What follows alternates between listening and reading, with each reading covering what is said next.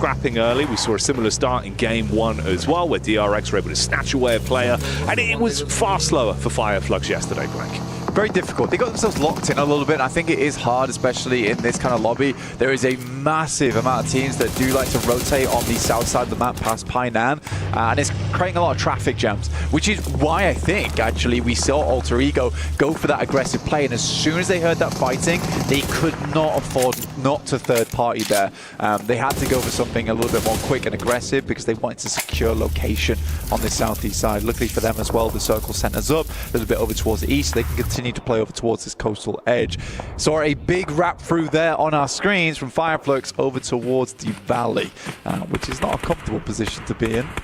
No, and it was uncomfortable in the rotate as well, losing 2 players now in total, and one of them being Scarface. Obviously, Sketch and Carface. Oh, hang on. That's the way you could tie it in. Kind of a jumble up of the letters. Ketch and Scarface were quite a lethal duo in how they were playing off one another. Instead, obviously, fragmenting that, you take Scarface out of the equation early. Ketch is still up, but I think you need both of them. The way they were playing off one another looked really good. The setups from distance. So we'll see if that comes back to haunt them. If the rough day from yesterday will begin to bleed into today's games. Team Secret here, nade on top. That's Sky from Hora kicking off the engagement. He's got one more remaining. Oh, close nade. A little bit late on the detonation. Team Secret find him. Already, Sky down and out. Shot back over. No fear, at least catches one. It's a weird engagement from Hora, honestly, getting themselves caught up in the mix of it. This is over towards the north side before they're crossing on that northern bridge to Hatin. I respect the teams that are trying to go for this more often. Yangon Galacticos as well found themselves a knockover towards Regnum Kyria in the midst of all that. Falak has moved down over towards Regnum Kyria, and Loxy replies in kind, sending a nade over his way, signed and delivered. Yeah, curious if we can get vision on that one. Obviously, the Team Secret fight still being elongated here. Bit of a spread bout between the two of them. But that is a bold dive in. I mean, it's classic Falak, right? It feels like if he's presented with an opportunity, he'll try and grab it with both hands. Instantly engaged on there by Regnum Kyria, though. You're tempted to take the high ground that sits over towards their western side. It's an okay spot. There is a lot of sight lines looking down towards it. And I think Regnum Kyria is just pulling themselves off from that angle as well. Now they know that the shot's coming in from the eastern side. It's smart from them. See if Noki's able to pick Falak up again. Regnum Kyria might just be baiting that knock. Meantime, Team Secret will go down with No Fear and Sleepy picking up those final members. Mernat, though, will stick his nose in. Falak finally will bleed out on that north side. Loxy picking up that Elim with the nade. Yeah, and I thought that was the setup there as well. Obviously, leave more time for you to try and run the risk of going to pick up Falak and then lose another player because of it. There's a lot of fighting going on down the side. I'm glad we actually stop in with DRX as well as E-Arena. E-Arena has been impressive. I think it's a team that we didn't expect a whole lot out of, but have actually impressed quite a bit. But Alter Ego are in front of them. This circle is disgusting. This is a really, really horrible circle for a lot of teams. The entirety of the river just encompassing here, a lot of unplayable space. Yes, there's the shallows. Weibo have a member set in stone over towards the island as well. This is grim. Yeah, majority water in the upcoming zones. You've got to get a move on and try and establish some kind of actual safe playground.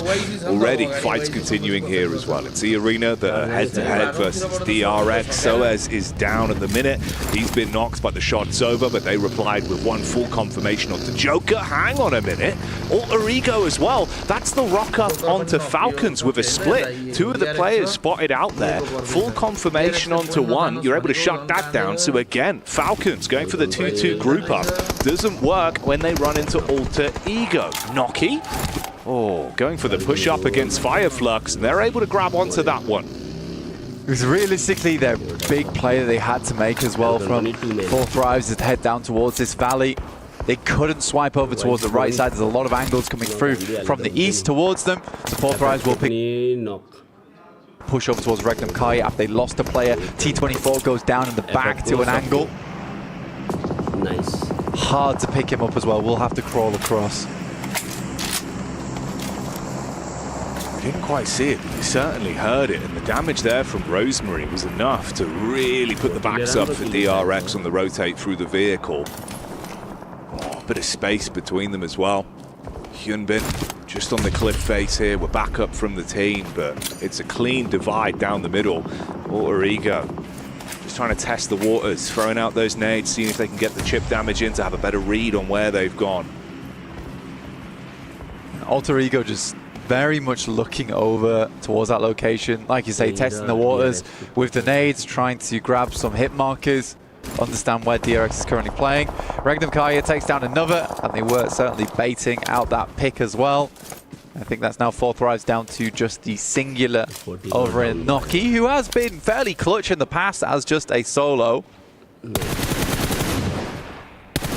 It starts to get very heated down towards the southwest side. Falcons moving through, Koa gliding up the hill right now.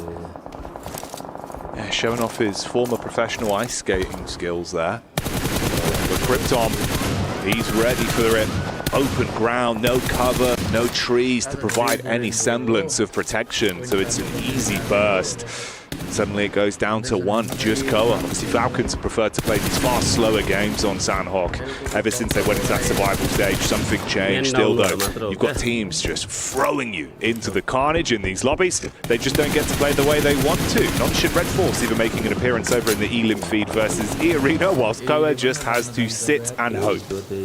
Yeah, Koa's going to get hard. And again, this is the big difference between Falcons and a team like Alter Ego, where the Falcons just took too long to make this cross. Yeah. Alter Ego was much more prepared to take the risk. And I think in the playoffs, especially with Smash ruling, you have to take risks on day 1 and day 2 if you want to make it through to the end. This circle actually pushes over towards Boot Camp, actually giving Nongshim Red Force an area to play on the coastal edge of Boot Camp. I think that is one player going down from Horror, actually. Weibo Gaming with he actually holding his own. Does have a teammate in Soup over towards the western side, so big split coming through from Weibo. It really is only a matter of time until Koa goes down, but you could see the backstab there at least onto Alter Ego, resulting in one player being knocked. So a bit of a stab up close and personal with a cook on the nade as well. Horror looking to get revenge against Weibo. They push their way up. Cheeky nade could be enough. It's a molly through the window. Set fire to the cover that he's got to work with. Shots in the back line. That's Yangon that are coming in from the side as well. They actually get that full confirmation onto he as he peeks and know about Sleepy. Yangon gets very lucky. Right, up towards the top side. They have had some good elims so far. They've been controlling the zone. That's 4th Thrives now out. But for Yangon, this circle is just unheard of, right? Doesn't happen very often, but it's giving Yangon way more time than they necessarily should have had here on a Sandhawk Northwest circle. And they just get to play it out as 4. There is not a small possibility that they're able to get across the shallows and start actually working the game here. Oh, the Wild West maneuvers coming in. Don't want none of this, brother. Run in this. They begun in this. And Hyunbin hitting like the Buffalo Soldier up close versus Nonshin. Red Force shuts down another one. There is a couple trades back, though, to DRX. Still suffering from casualties. And Nonshin, they have been very aggressive in the games we've seen. Even when it feels like they could opt to play slower, play passive, they get riled up and they take the fight to you. Sometimes it's been problematic. In this instance, it's working well. Now, often to their detriment, but here where it matters most on a chaotic map like Sandhawk, they're certainly finding success off the back of it. Yangon Galacticos making that cross on the shallows. Absolutely no one in position to hold them out. It's so funny to me. So funny to me. And with this circle, they actually have a top 3 possibility quite easily.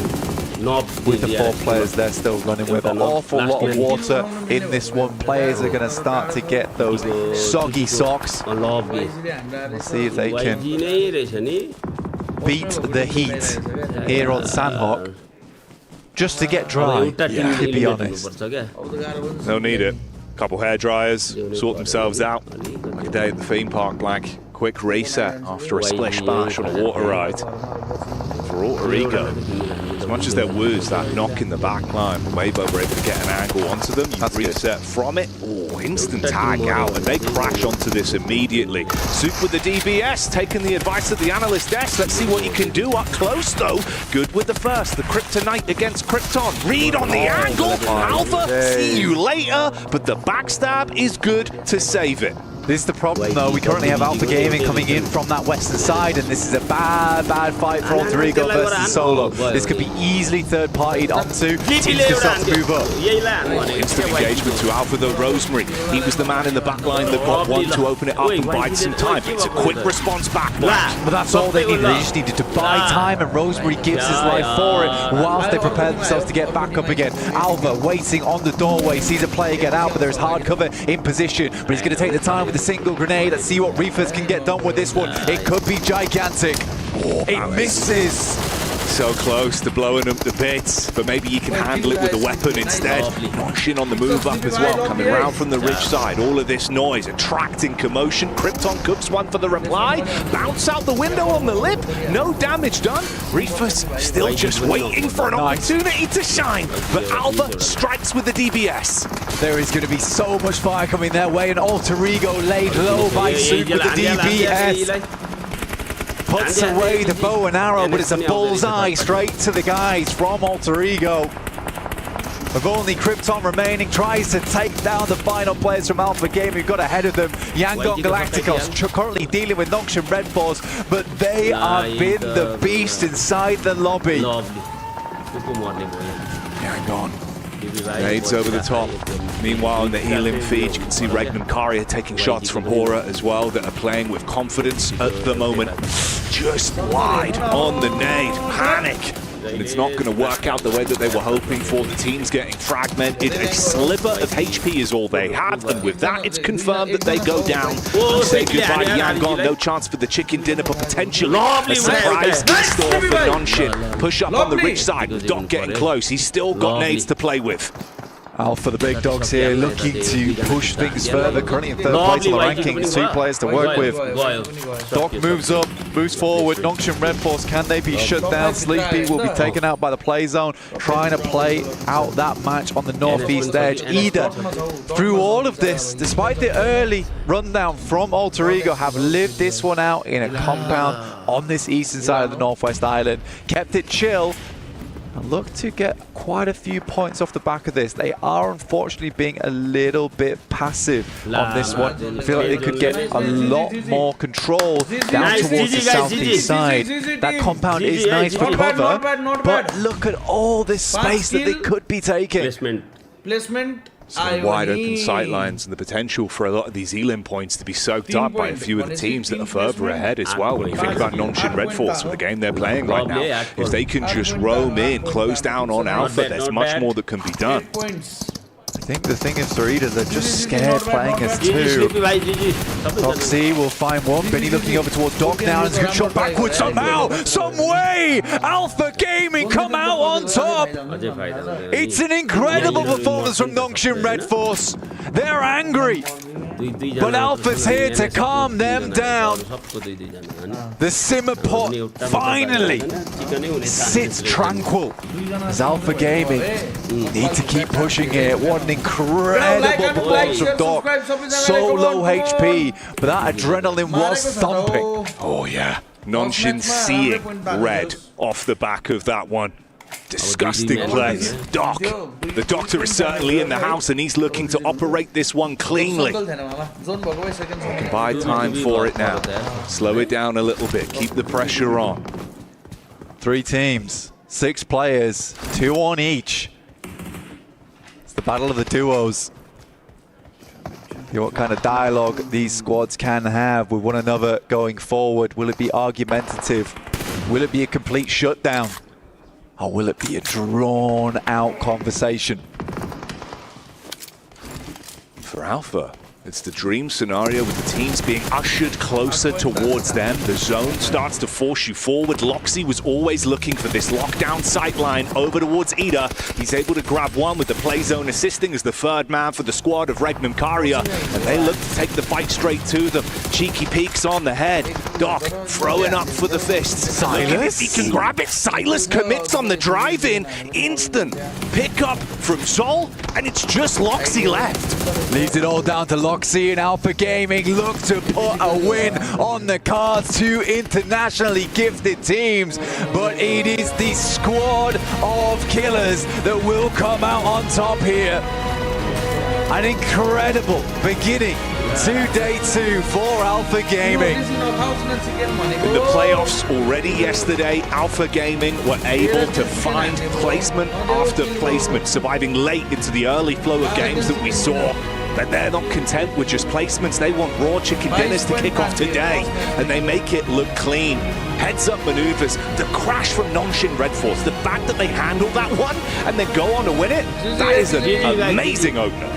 It's a team full of big egos on the side of Alpha. It's in the name, realistically, but the fact that the companionship looks so good on that squad right now, everyone's working together. Doc looks nowhere near as outrageous as he used to. He's playing hand in hand with the squad there to get big wins, especially like this one over on Sanhok.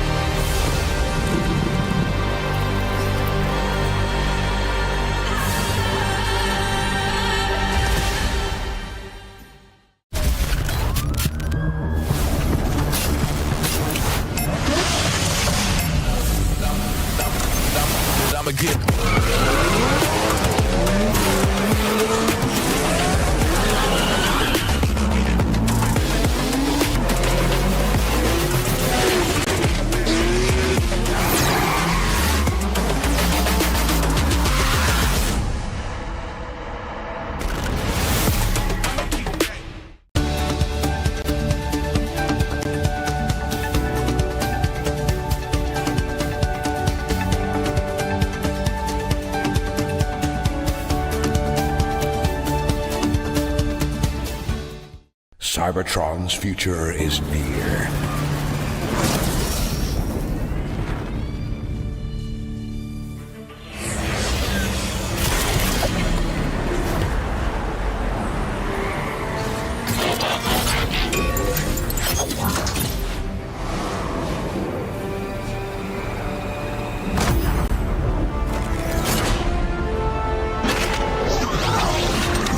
Autobots, roll out!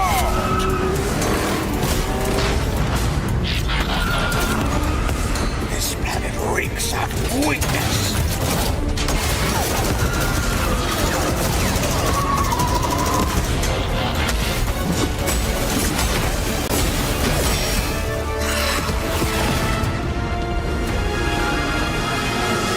Your courage reignites my spark.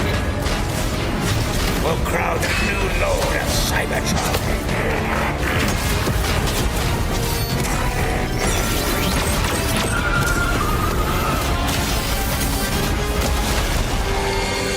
Roll for freedom. A victory for all sentient beings.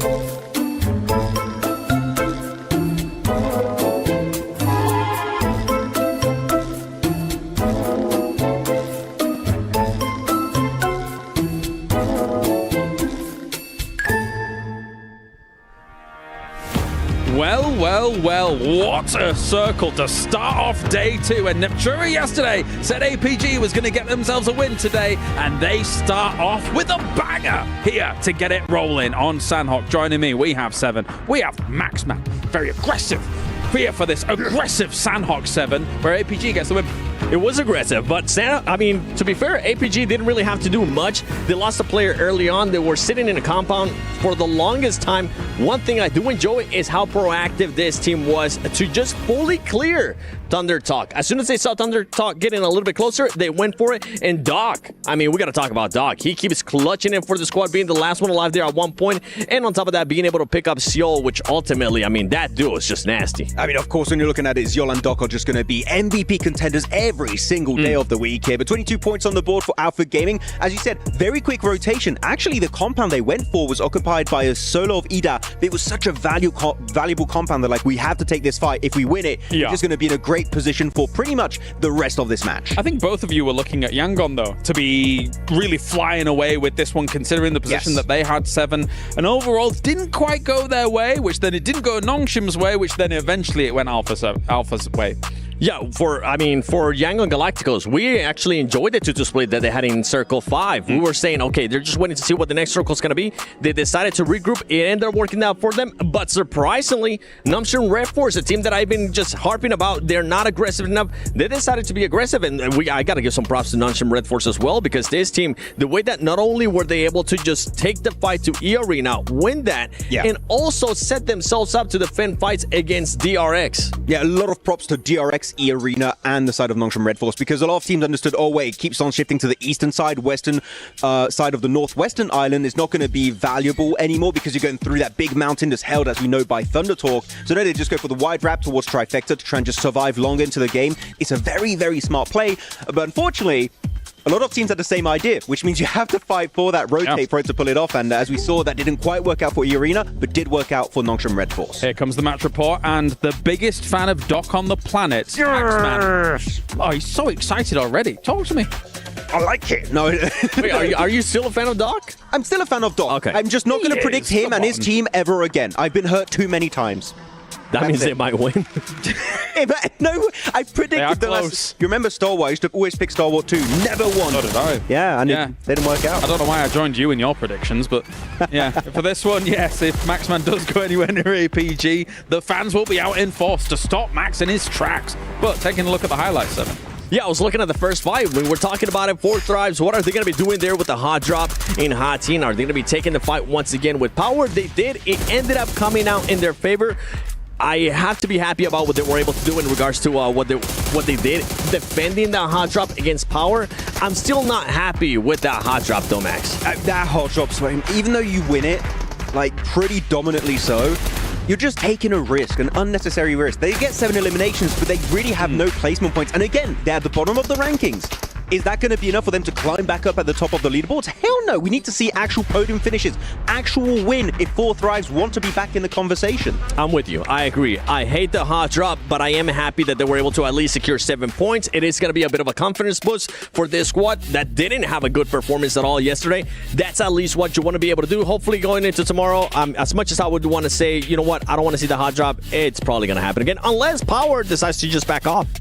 There was a world in that final moments of the game where Regnum Carrier could have done something about that. Obviously, they were sent towards in the cheat, but I was like, in the US, I was, where are we going? We need maybe a tree or some kind of cover there, 7, but nothing really materialized for Regnum Carrier. For Regnum Carrier, I'm starting to see a pattern here that what I saw yesterday, they're just playing a little bit too slow for my liking, and they're not scouting enough. Yesterday, it seems like they were just pushing into the circle late. It ended up working for them whenever they got the win because they were a little bit aggressive. I just personally didn't like the play. Let's take a look at the overalls then and see where this has put Alpha Gaming. Second place with 70 points. It's a huge leap here for Alpha. There is a little bit of a gap that's being created between 2nd and 3rd place right now. Again, you don't want too big a gap going into your last day's worth of play here at PMWC. That's going to be a bit scary because Yangon Galacticos were able to make it relatively far in this game. They do stay in contention with Alpha Gaming for that 1st place. They will hold on to it for now, but as you go a little bit lower, I kind of want to go back on the conversation of Regnum Carrier.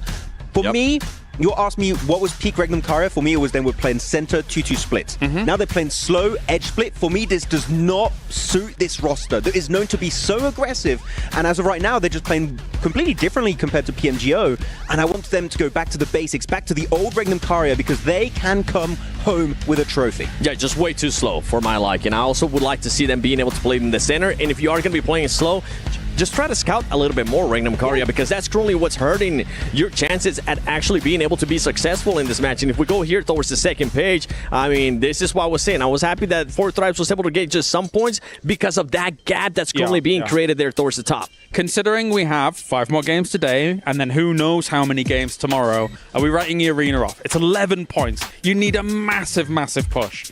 Done for me. You think so? I think every game going forward, I'm just going to start taking teams off at the bottom, just like you're out of the conversation entirely. Yeah, it's difficult. Well, we're moving on to Erangel. We've got 3 of them coming up here, 7. And so far, there's names up there that have had a bit of a harder time, but there's also some names up there that are doing really well so far.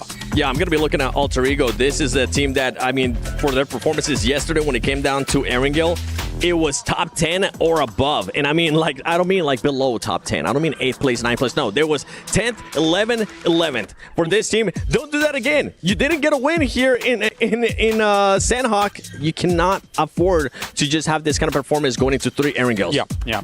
All right, well, you guys at home can be involved in not only watching PMWC, but also getting involved in the Airdrop Carnival that is currently going on. The PUBG Mobile Airdrop Carnival is now live, of course. Don't miss out on the final 3 days this weekend. Log in to summon your surprise airdrop. Collect 2025 Airdrop Carnival vouchers for more chances to win official merch, smartphones, BD partner rewards, permanent in-game items, and more. Every participant is guaranteed to win, so come and join the Airdrop Carnival. But coming into we're coming out of Sandhawk, but into Erangel here, Maxman. What are you looking out for Erangel? I want 4 Thrives. Back in PMSL CSA, that was their best map. They were doing so good on the map. They drop relatively center Ferry Pier. They can quickly rotate. They don't fight Alpha Gaming on the Western Bridge. Sandhawk, for me, it's a bit of a write-off because of the hot drop. Again, they can still get back at the top of the leaderboards, but we need to start seeing results right now. For you guys at home, make sure to tune into the map feed as well. It gives you so much information. You're able to think about those big macro plays. You might even be able to incorporate some of that into your game as well. There's no better way, from my opinion, than watching that map feed and see how these teams rotate, 7. 100% agree, and I'm just smiling over here whenever Max was talking about 4 Thrives, because going into Erangel, I'm actually going to be looking at Horror Esports. I want to see if they're going to continue with those 1-2-1 splits, with those 2-2 splits that kind of worked out for them, because yesterday going into Erangel, that was their best performing match. That's when they ended up getting 2nd place with 6 elims and also a 5th place with 4 eliminations. I want to continue to see those kind of improvements here in Erangel. What is a sadistic lookout? You're looking out for the team he predicted. He's looking out for the team you predicted. I just don't want to talk about the team from Nepal again. I'm playing it. You're trying to curse my team now? Yeah. Wait a second. This is all kinds of twisted. That's ridiculous. But yes, going on to Erangel, because there's 3 of them. Obviously, yesterday, I think for some of these games, aside from maybe the Potato Hill game, we saw a lot of compound favor positions, right? Metagaming, what goes on in Erangel, can be so easy for some of these teams at this level, Max, because they've played so much Erangel, so they don't want those compound finishes. Yeah, exactly. It's going to be your bread and butter here. You have 3 matches back to back to back. You need to get points on board on the grassy pastures. All right, thank you very much, boys. Time to get it going. 3 times Erangel. More action coming your way here for PMWC.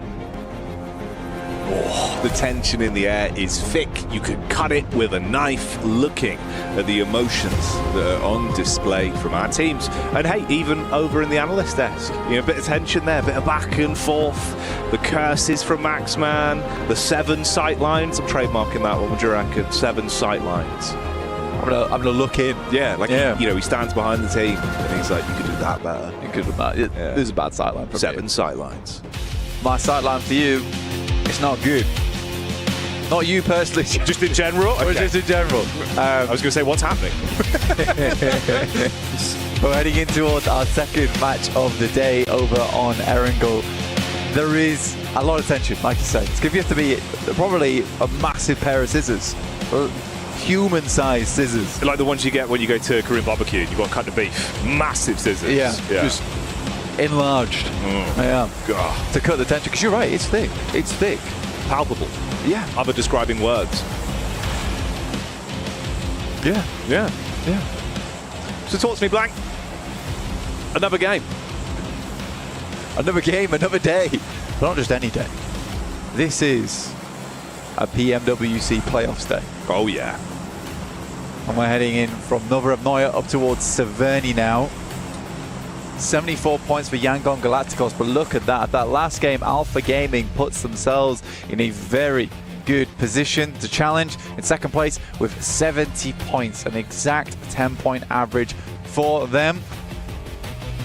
Alpha Gaming looking very, very good. Obviously, there has been some amazing plays yesterday just in terms of survival, in terms of grit, making their way through it, continuing to put that damage out. It's nice to see Doc performing at such a level, but not necessarily just on his own. I think that Alpha Gaming has come into their own with these 4 players on side of top. Doc, Zyol and Reefers, all incredibly well-known players representing their region. Down towards Sosnovka to start, but they have a long way to go up towards Severny, where the circle resides.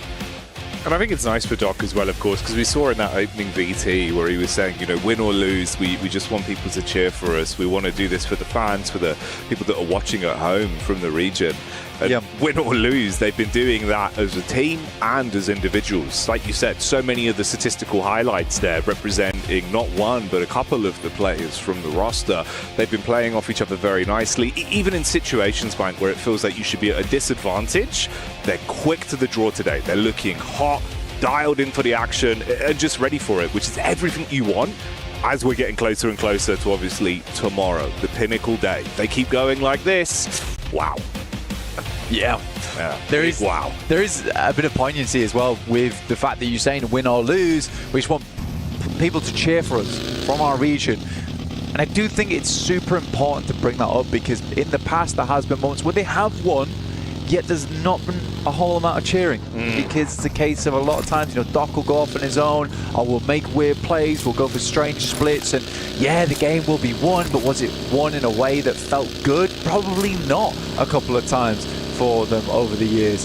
And I think that here it really does feel like when they lose together, and I think you can cheer for that, knowing that they've done their best, that they went for rotates that made sense, they were aggressive when it was needed, and you can cheer for them all together. You're not cheering for one singular player at a time. This is a team that has developed nicely as this tournament has gone on.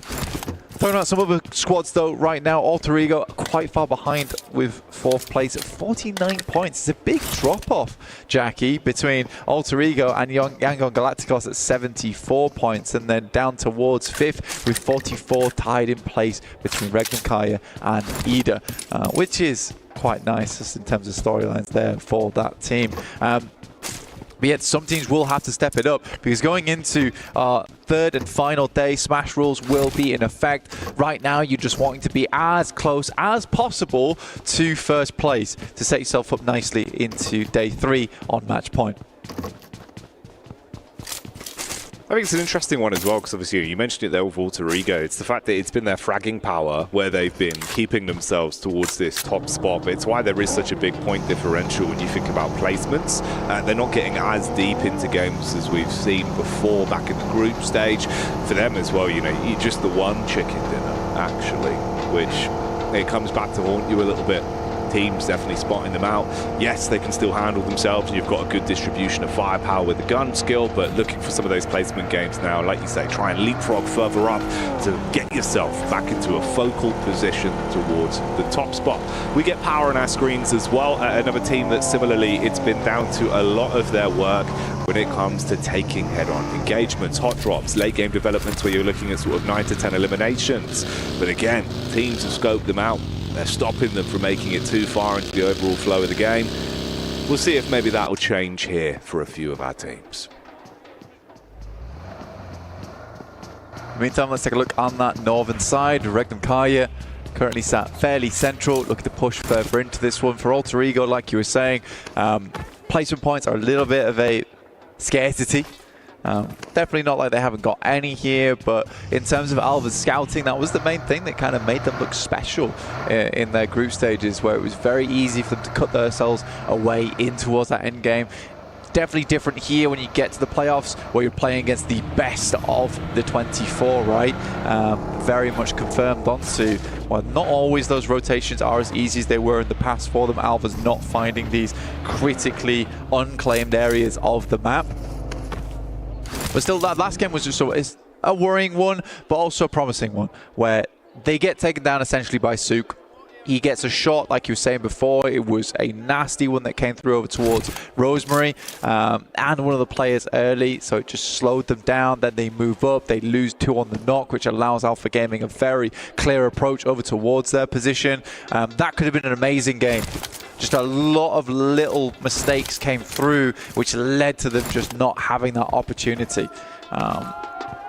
These sorts of things just can't really happen here in the playoffs, especially when you're playing 3v1 and you're losing 2 players on a knock.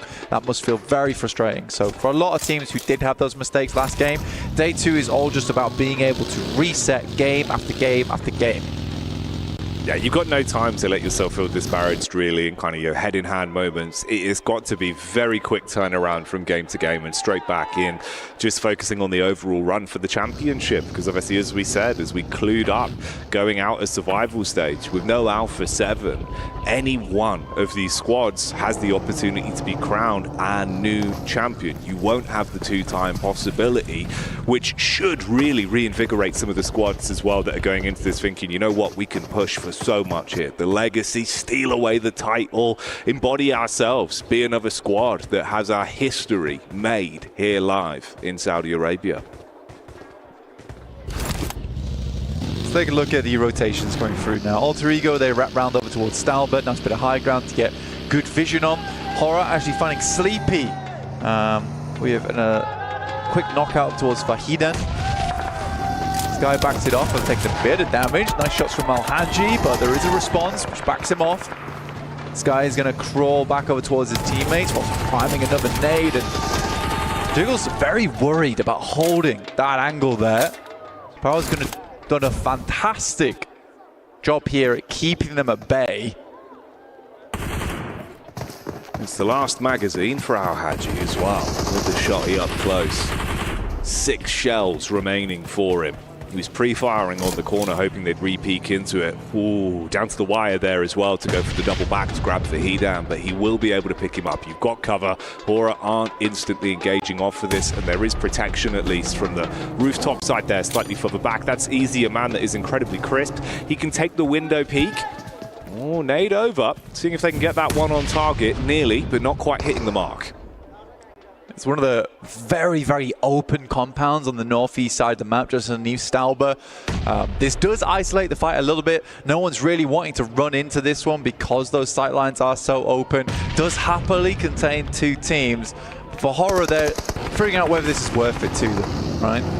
Is it worth it to continue this fight? It's likely not going to end up on this side of the map, and it does not as we shove over towards the western side. The good thing for Horror is they did position Power further away to the point where they could make a getaway first. So they're absolutely going to be ahead of Power in the coming moments.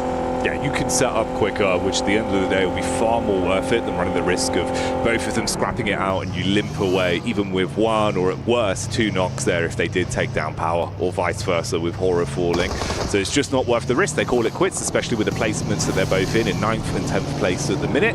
We also get vision of 4 Thrives again. Obviously, this is 4 Thrives that have really been struggling in some of these games. They took some uncomfortable early game exits back in day 1. They were able to upset Power on the hot drop here going into day 2's opening game. It's Team Secret that were near them, but you've got close grouping even with Fireflux that are moving down from the ridge side. A little bit of scouting from Scarface. Small amount being done there. Identify where teams are playing. It's quite difficult around this area as well because there is a lot of slopes. Does deny those sight lines coming through. Information cut off a little bit. Working in the dark. Find a flashlight to figure out the pathways through.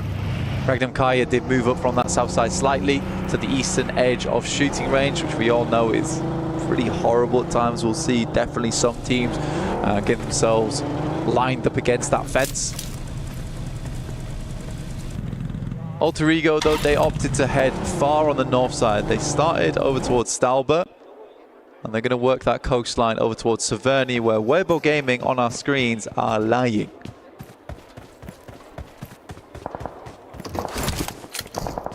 It's been nice to see, at least for Weibo as well, the way they've been able to play even when they're split. Even if it's a solo player, there's been some really good heads-up calls in terms of the impact they've been finding with the gun skill, which has been fun to watch. Obviously for them, you do need to try and push for a bit more, keep those points building. Potential to leapfrog a little bit as well with how close the grouping is there. All the way up from 8th place to just behind Alter Ego in 4th, if they could have a great day of it with some of the squads above, struggling at least into our game here. The gas on side, refueling, getting ready to go. Quite a bit of space on the northwest edge of this map, which is unclaimed right now, Jackie. Teams will probably have to move out from Rozhok soonish, and the island that sits between Yangon Galacticos on their lineup on that southwest side. It's a pretty awkward circle a lot of times for squads. There's few areas to really post up and stay for a long time, but we're centering on shooting range.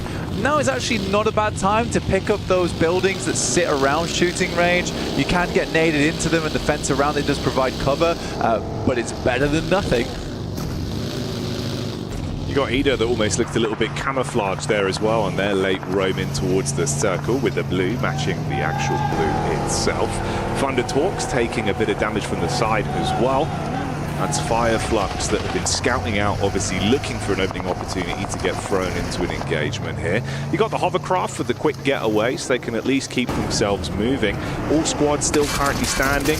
Only one player has been removed from the equation over on the side of Falcons. They're down to a trio, but we might lose some more players here. The close quarters crash comes in. They dive out of the back of the hovercraft, but straight into the forefront of Weibo. They're able to deal some damage.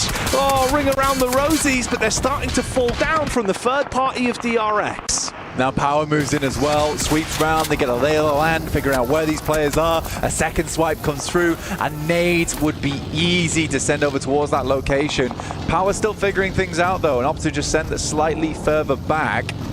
Easy has the 2 nades to work with, but it's not to go in. So funny that AJ just kind of throws that hovercraft in, hoping to catch a few of them on the approach, just squash them all. Doesn't get any, and then proceeds to sit in the hovercraft thinking about what he's done. Yeah, time to reminisce, and probably not memories that you'll really want replaying if you have that visual memory. Not ideal whatsoever, and that is how we say goodbye to our first team, at least here as well, with Thunder Talks now going down fully off the back of it. Alpha Gaming, Nonshin, Red Force here, right near each other. Obviously Alpha Gaming, and the difference is they've been able to make some heads-up calls towards the late game, whereas Nonshin, it feels like it's very aggressive PUBG Mobile, right? As soon as they catch whiff of an opportunity, they will dogpile on you and not stop. Nongsham's scary. I think that Seven was talking about on the desk how they looked great there. And I think that it's hard with Nongshim Red Force to figure out whether what they're doing is a great play or a bad play, because when it comes to those engagements, they look really good, but how many of those engagements could they have not taken and still found a good game off the back of it without having to waste resources, find bullet holes in their vests, and just move on looking a little bit more clean. Yangon Galacticos over now towards the southwest side. They've been working the problem, working the issue, and now they're holding out Ida, who did try and cross on the island. And I think they've done enough now to slow them down, to make their approach really, really hard.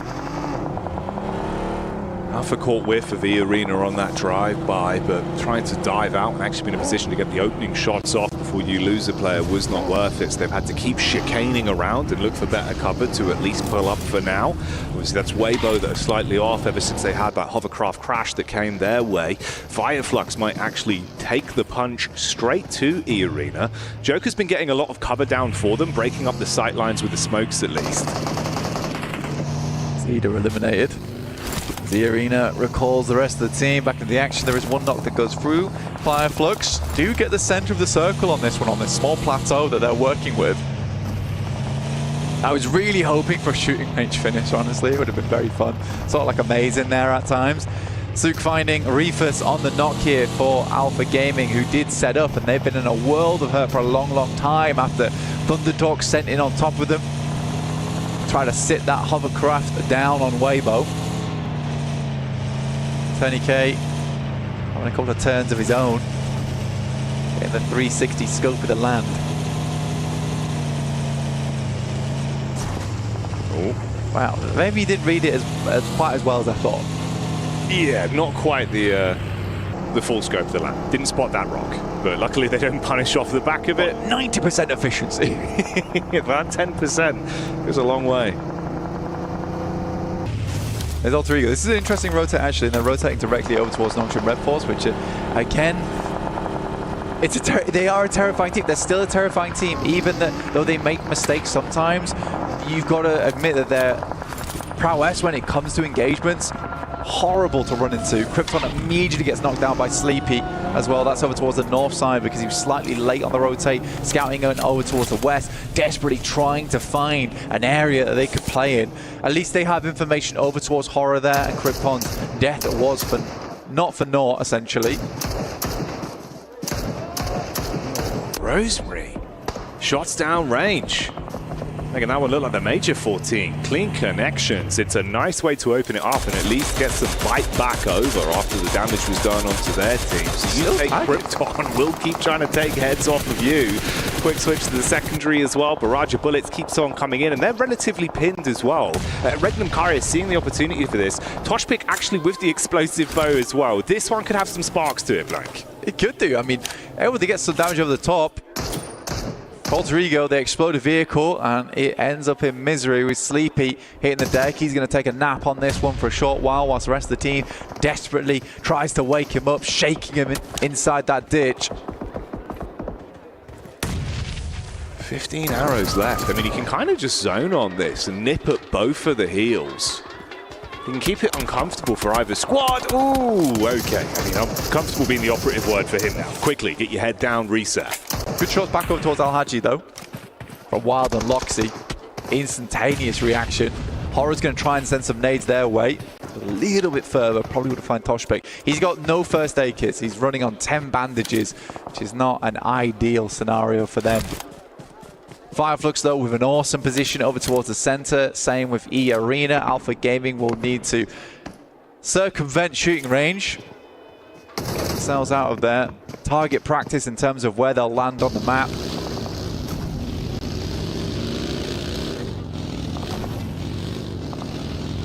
In a period as well, I was curious if DRX might actually try and make a bit of a move up towards Alpha, but instead you can see the shift around. Zone comes in as well. Fireflux has been in a great spot for quite some time there. It feels like they've always had the zone on their side. 4-5's again another team that's in a good position off the back of the zone shift. It's a nice compound to work with for 4 Thrives. It's going to be critical when it comes to holding out teams on the western edge, though, right? With that building control, you have to be proactive taking those shots. Regnum Kaya makes a dangerous maneuver because they'll have to move away. One of the teams that is the furthest away from getting in towards the circle, they are bombarding it directly over towards E Arena. Shots are being sent through as that's from Alter Ego, in fact, and Monman will pick up the pieces. Ooh, carnage being caused. Fireflux want to hold on to their good position and deny any entrance from Regnum Karia, with Rosemary in the back confirming shots. Bahora peek back up, and it's another one from Jiggle to knock Rosemary down onto his last legs. Meanwhile, you had that head-to-head versus Power and Alpha that was going on over towards shooting range, so it's kicking off in the north. It's all happening in the center as well. Yeah, Daybot sent away in a vehicle, was on pretty much no HP. Even one tank would take him out, and that desperate run comes to an end very, very quickly. Horror will have to move, though. 4 players all still alive is somewhat surprising from this position, and they make it work. It was an uncomfortable spot to be in, but they laid down in the dirt and finally brushed themselves off and attempt to make it further in towards this circle. Nongshim Red Force challenged them down towards the south side of the map. Your DRX have made like a nice little rotate, I would say. It's been slow and steady from that western side. They've been very careful of teams around them. They do find a spot to work with. Yeah, with some of the opportunities they've been presented to potentially engage on third parties as well, I think they're just thinking about placements. They're playing a more strategic game on this one rather than being baited into anything. Power, though, have been pulling no punches. They took the crash down towards shooting range on Weibo. Now they kick off another instigation here versus E Arena, but Fireflux are right there on the precipice of being able to clean up on this one. Fireflux has always had an opportunity to take fights over towards this side. They're never committing too much into the push though, constantly just going for something a little bit crushing in terms of teams beneath them, adding a little bit of a casualty in there, and the more teams that go down around them, the more secure their position becomes. Alpha Gaming finally makes a move of their own though. They've been up towards shooting range, they work their way through, now looking over towards E Arena as Joker goes down first, Turn EK stops off, but you can't stop for long. Redox in a 1v1, I believe, with Nongshim Red Force. And it's a bit of a smorgasbord of errors as well from both the Falcons and Nongshim Red Force, with the self-knocks that have been coming through, making it a bit uncomfortable in the head-to-head there. One for either side. Koa gets gatted down as well, with Sleepy getting vision. Nongshim Red Force out in the meantime. Oh, shrapnel everywhere. He's been eating C4 for breakfast, and you're not breathing anymore. Just Redox behind the tree. All bark and probably no bite. The initial nade was very well played coming through from Horror. Still have all players up, by the way. One is knocked, but they are in the process of picking him back up again. Circle moves back down towards the southwest side. And this is definitely one of those games where if 4 Thrives cannot convert on this for a chicken dinner, you're counting them out. Like, this is a massive opportunity for them. DRX, potentially a big opportunity in this exact head-to-head versus Alpha as well. It'll be a squad you want to take down, make it more uncomfortable for them. Uh-oh, the fire and flames burning down Reefus, but top trade straight back with 2 clean tags over on the DRX, keep him pinned in position, pop up from Yunbin. This is the man that can do so much. A bit of a king in the game in PUBG Mobile, but what's he got for us here? Nice nade, bowls out. Rufus goes down off the back of it. Follow up in as well, rolling downhill. Chip damage on the dock. Meanwhile, Fireflux thrown into the head-to-head versus Aura that they're going to walk away with. We're accelerating things big time right now with the circle pushing in over towards Alpha. M79 to drop those smokes quickly and easily to create cover for DRX to reset on this one. They still have 4 players, but not for long, as Top once again re-engages the Mini 14 at distance. This guy is deadly. Fireflux, like you said, great engagement over towards Horror. Kind of sad we missed that one, as it was a clean sweep from Fireflux.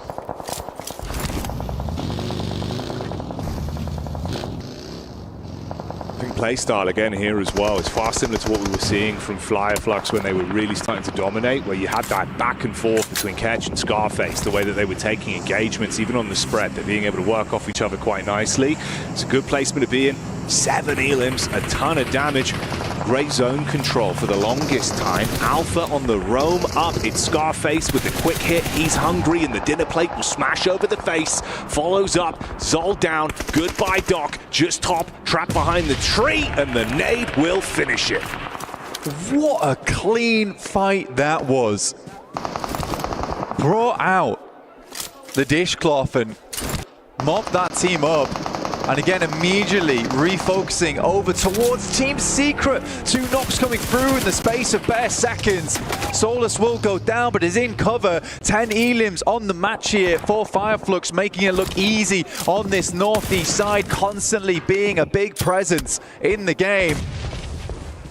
So weird for Fireflux as well, because you see these games pop up now and again where they just look indomitable inside the lobby. And what can you really do against them? But we need more of this. We need this to happen so much more for Fireflux. It's a lot of times where you see these games and you think to yourself, they're a shining light within inside of this lobby, and other times it's just quite dim on their side. And I think it's those 2 players that really do bring the lumens to them. It's Ketch and Scarface. And at the minute, they're both still alive. That could be the differential factor that could help them out. And you look at some of the squads that remain. I mean, the battle of attrition is far better for Fireflux. Regnum Kara is just one man. It was Wild that was able to actually survive the push through Fireflux ages ago. He's had to keep himself down in the dirt. Hyunbin as well, trapped in. Zone shift, though. Ooh, for 4 Thrives, they've been waiting for so damn long. And it's Yangon that are behind them as well, Blank. So this could cause some infighting. For 4 Thrives, that compound is really quite good. Circle actually headed over that way. It's hard to get 4 Thrives off because not only does it provide you a lot of cover, there's a huge amount of high ground control you can get from that position, which makes it so difficult when you get to the end game where it's quite a flat space on this region. The Circle cuts out every single building, does not keep a single one in the next circle, and Fireflux have all the control on the eastern side here.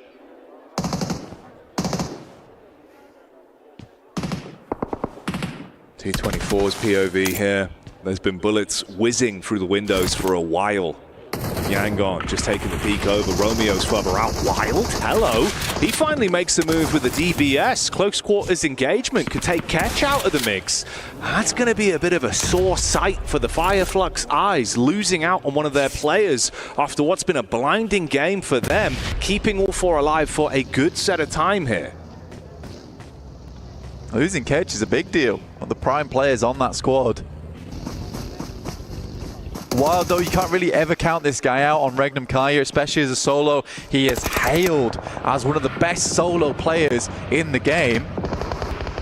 Mini 14 as well as a DPS. He's got long range as well as close range on lock, but it is IQ to find that shot. Hyunbin now waiting in the wings here between them and Fireflux, and they have no idea. Oh, Hyunbin. Belly down on the ground, sneaking up towards him. No one's got vision.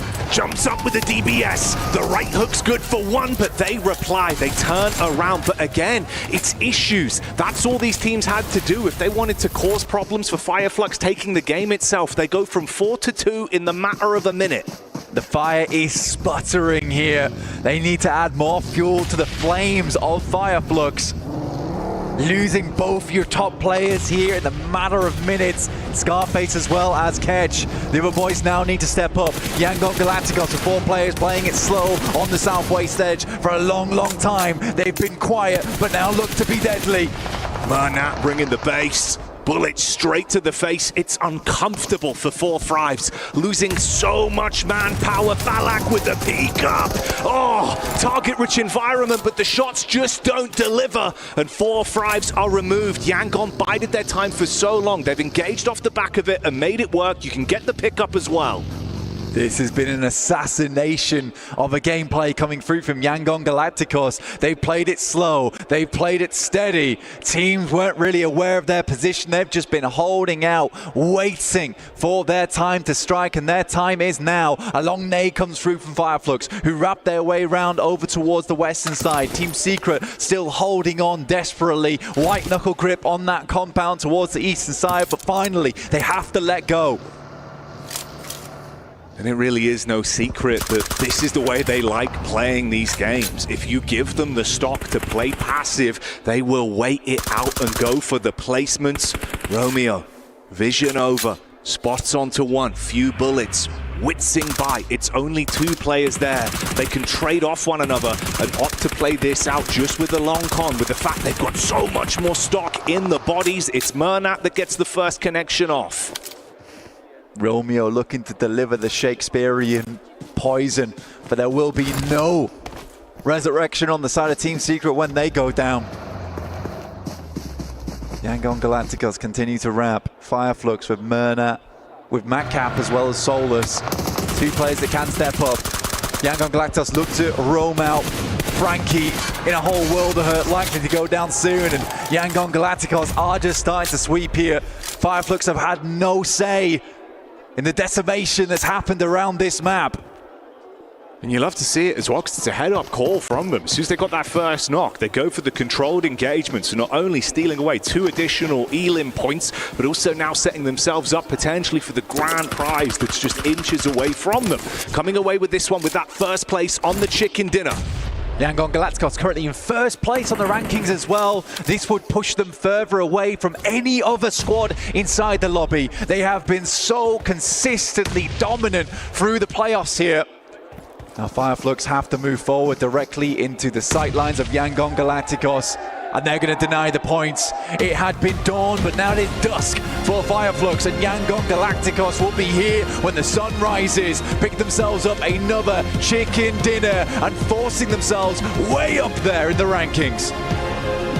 A team that had to fight for survival, keep themselves focused game after game, but as soon as they've made it to the playoff stage, we have seen the true potential of this beast, this unit of a squad. And I think if this doesn't start to silence people thinking potentially, is it a fluke? Is it going to slow down? I don't know what will. There's a lot of doubters here for Yangon Galacticos. But we're just inside of their galaxy right now, and they continue to take ship after ship down here. Lasers are blaring from this team. It looks fantastic, it looks good, and it doesn't look like it's stopping anytime soon, Jackie. No, not at all. And they embody it there with the celebrations. They wrap it up and silence the competition. Another huge win. The Galacticos is reigning supreme.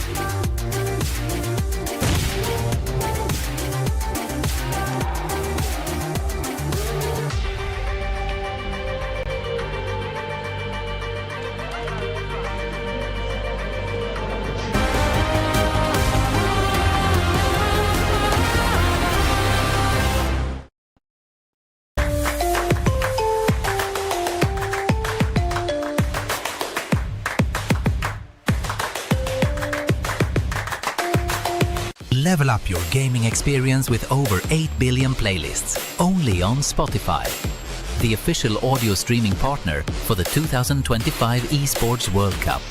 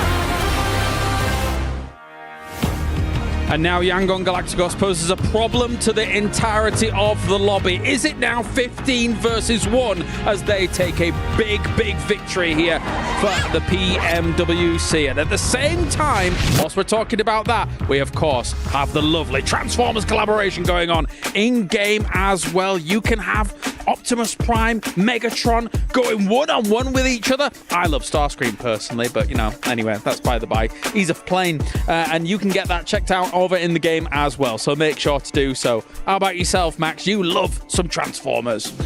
You've got I love the Decepticons. I've got the prize part. Yes, I do. I need to play more games to actually unlock it at the end, but I do have it purchased. I'm gonna be Optimus Prime in game. Fantastic. But let's talk about this game, right? You got Yangon Galacticos here, 7. Now with another win on the board. They were already in first place, and they're pushing it even further.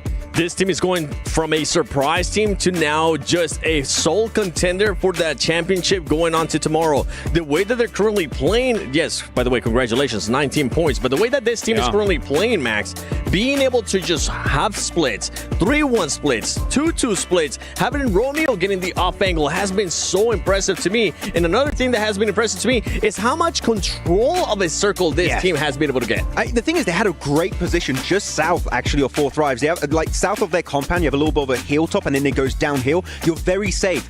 The thing that annoyed me is not the way they played, is that no other team tried to take it away. That strong position over to the western side. They pretty much were given a free tick into the late game, not because it was easy mode, just that no one else wanted to fight them because, again, their position was so strong. And we said it, they were already looking good in the leaderboards. The fact that they're getting a win now, it's very scary when it comes to how the finals could be set up in day 3. I'm going to be looking at some of these teams here towards the end. Non-Stream Red Force, I was hoping to see a little bit more out of them. I was impressed with what I saw out of them coming out of Sandhawk.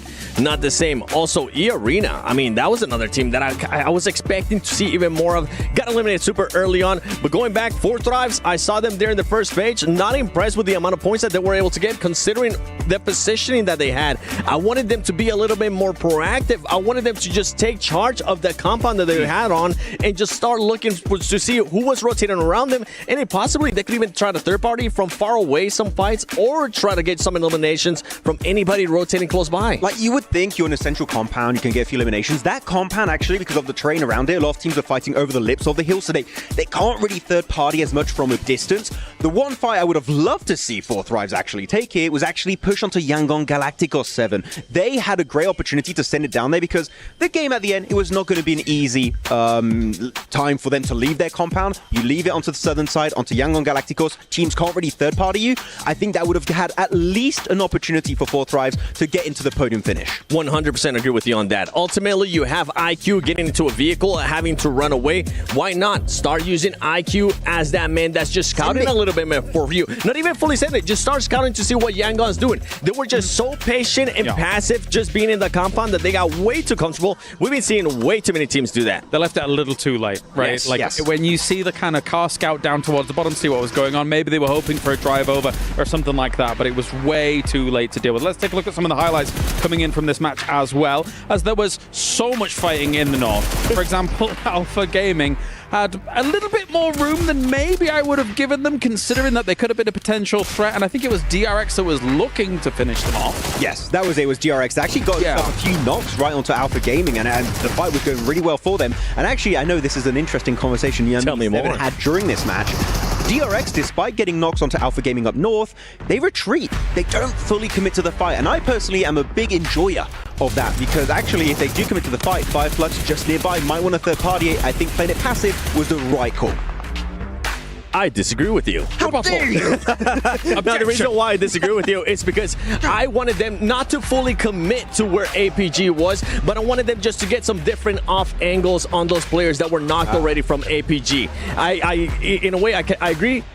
You don't want them to fully commit, but just continue to get those angles. You know that Fireflux is going to be nearby. You know that you already have them in a bad position. Try to finish those eliminations for DRX. I got to give props to DRX, though. I enjoy the way that they were playing. I enjoy those 2-2 splits. I enjoy the way that they were being a little bit more aggressive and not just what we saw yesterday from them, which was just pretty much sitting in the compound, getting blessed by the circle.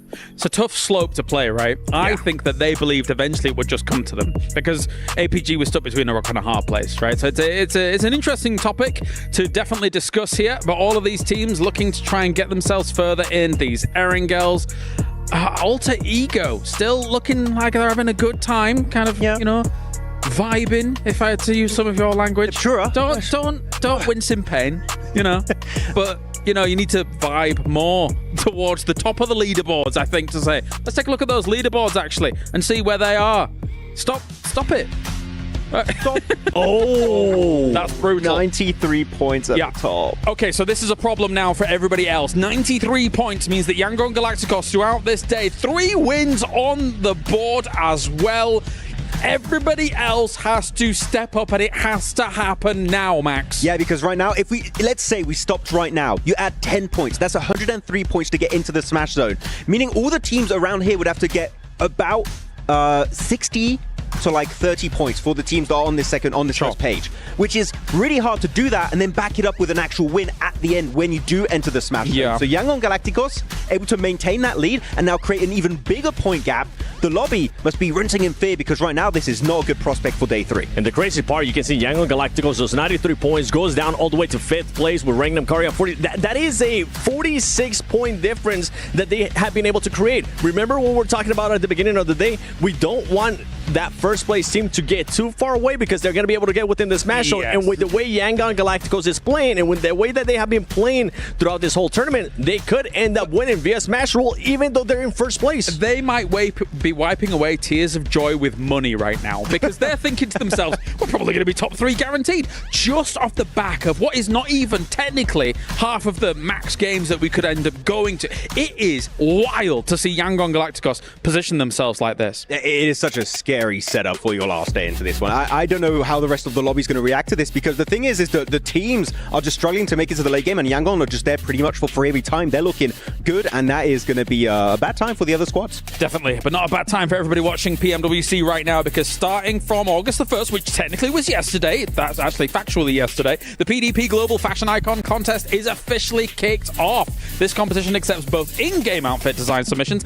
and participating by showcasing real-life outfits for you to wear. So use your sense of fashion to influence the world. The top prize pool can reach up to $120,000, which is exciting. That's a lot of money. To participate on view details, please visit the PDP section on the official PUBG Mobile website or follow official social media accounts. Well, thank you, boys. We're going back into the grassy pastures. Can anyone stop Yangon Galacticos? No.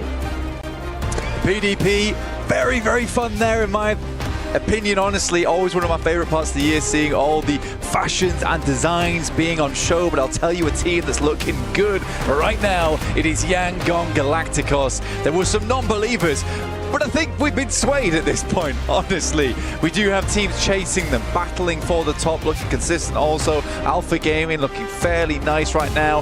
Fireflux is a team that concerns me though, Jackie. They have these moments of pop-offs and then it just slowly goes awry in their other games. They need more consistency and I think that is the thing that's hurting them. No, I agree. I agree. It feels like that team genuinely has so much firepower, a great dynamic, but the problem is there's 2 big heads on that 4-headed beast. And when you lop them off, it feels like the stock, the communication, the power level very quickly begins to scale down. And it's terrifying because, as we've just said, right, even for the non-believers that are maybe now starting to be enlightened by the power of Yangon, wow. With them playing like that and some of the other teams that are bubbling to a brim blank, looking like, they've got the boxing down. They're able to hit you with a... You've got to be scared. You've got to be worried. You can't be on the back foot because they're going to knock you over and KO you.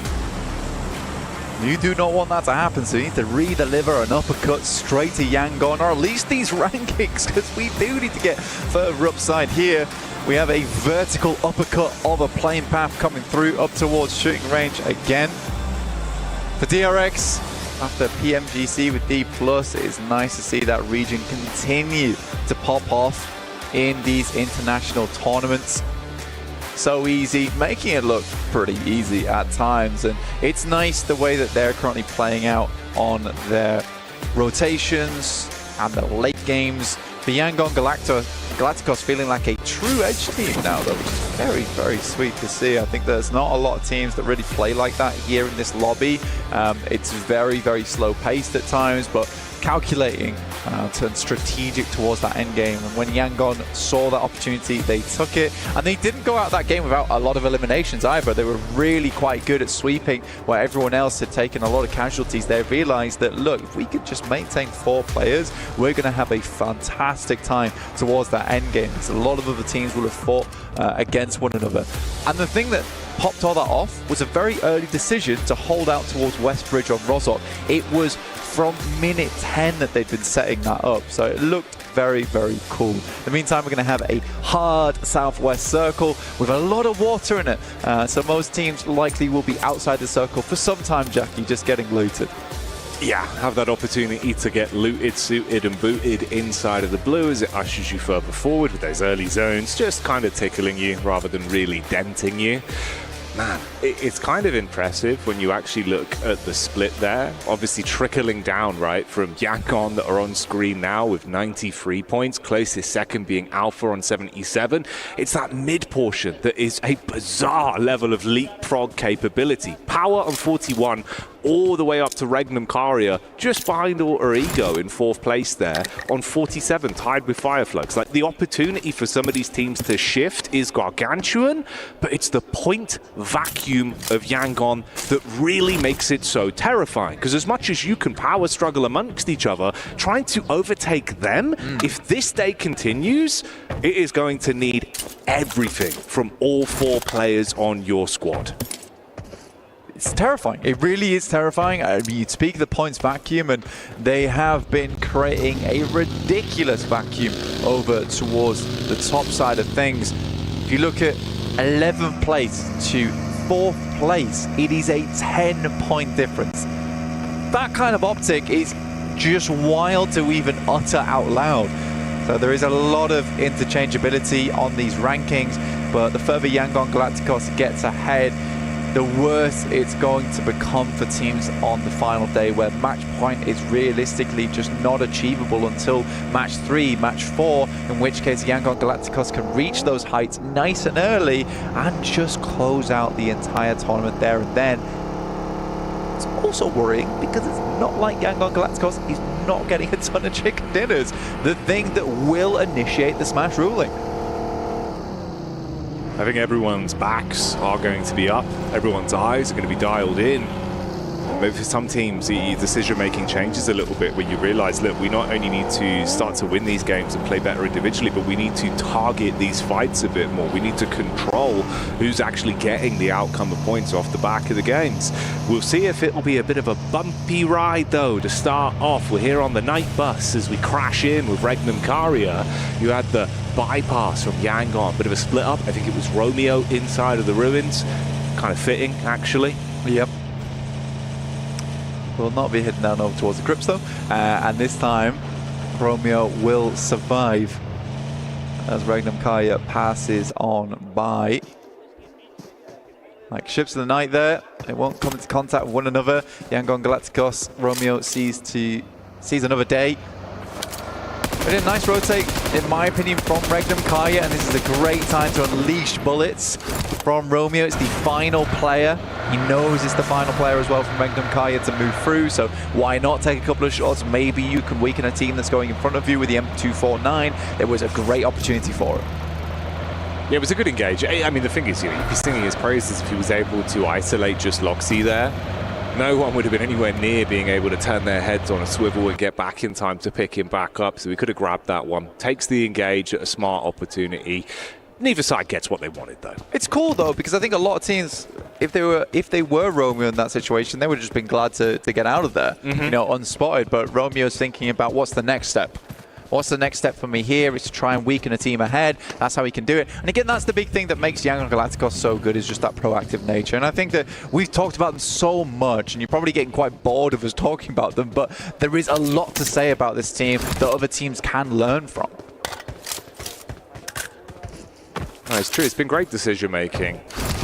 And I think that's the nice thing as well, because it feels like all the individuals have had their moments, whereas, you know, we've seen some of our squads where that's been a bit of a bigger issue, right?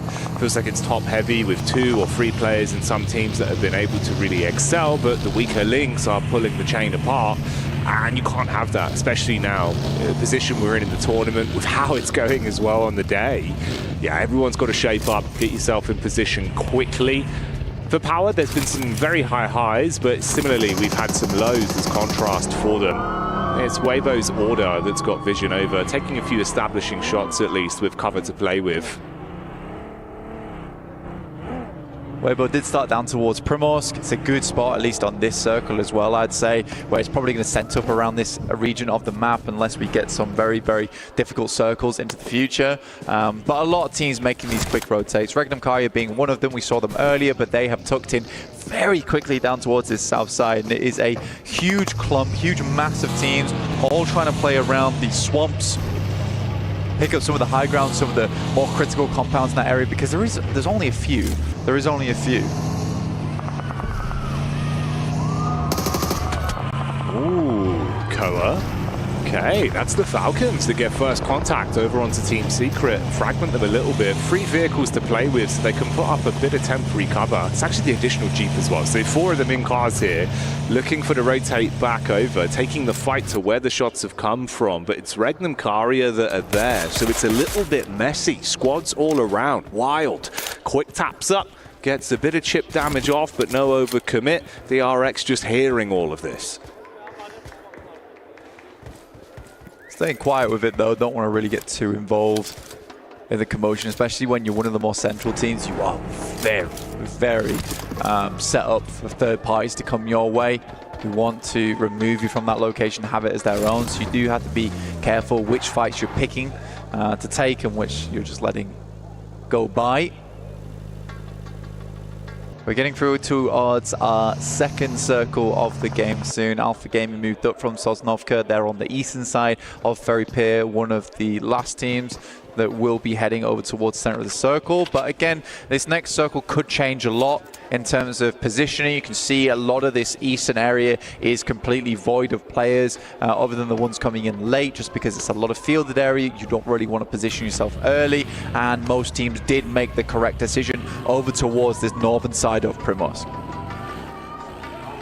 I was curious on the rotate if we'd see Hora run into Alter Ego as well. They caught whiff of one another and immediately bailed on it, so instead go for a bit of a wider wrap on that. Could get funneled slightly further down towards Fireflux though.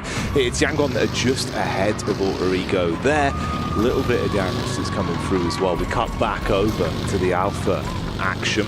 See what they're up to. Bit of a rotate. Thunder Talk's not far off. They got a bit of a free roam into the zone.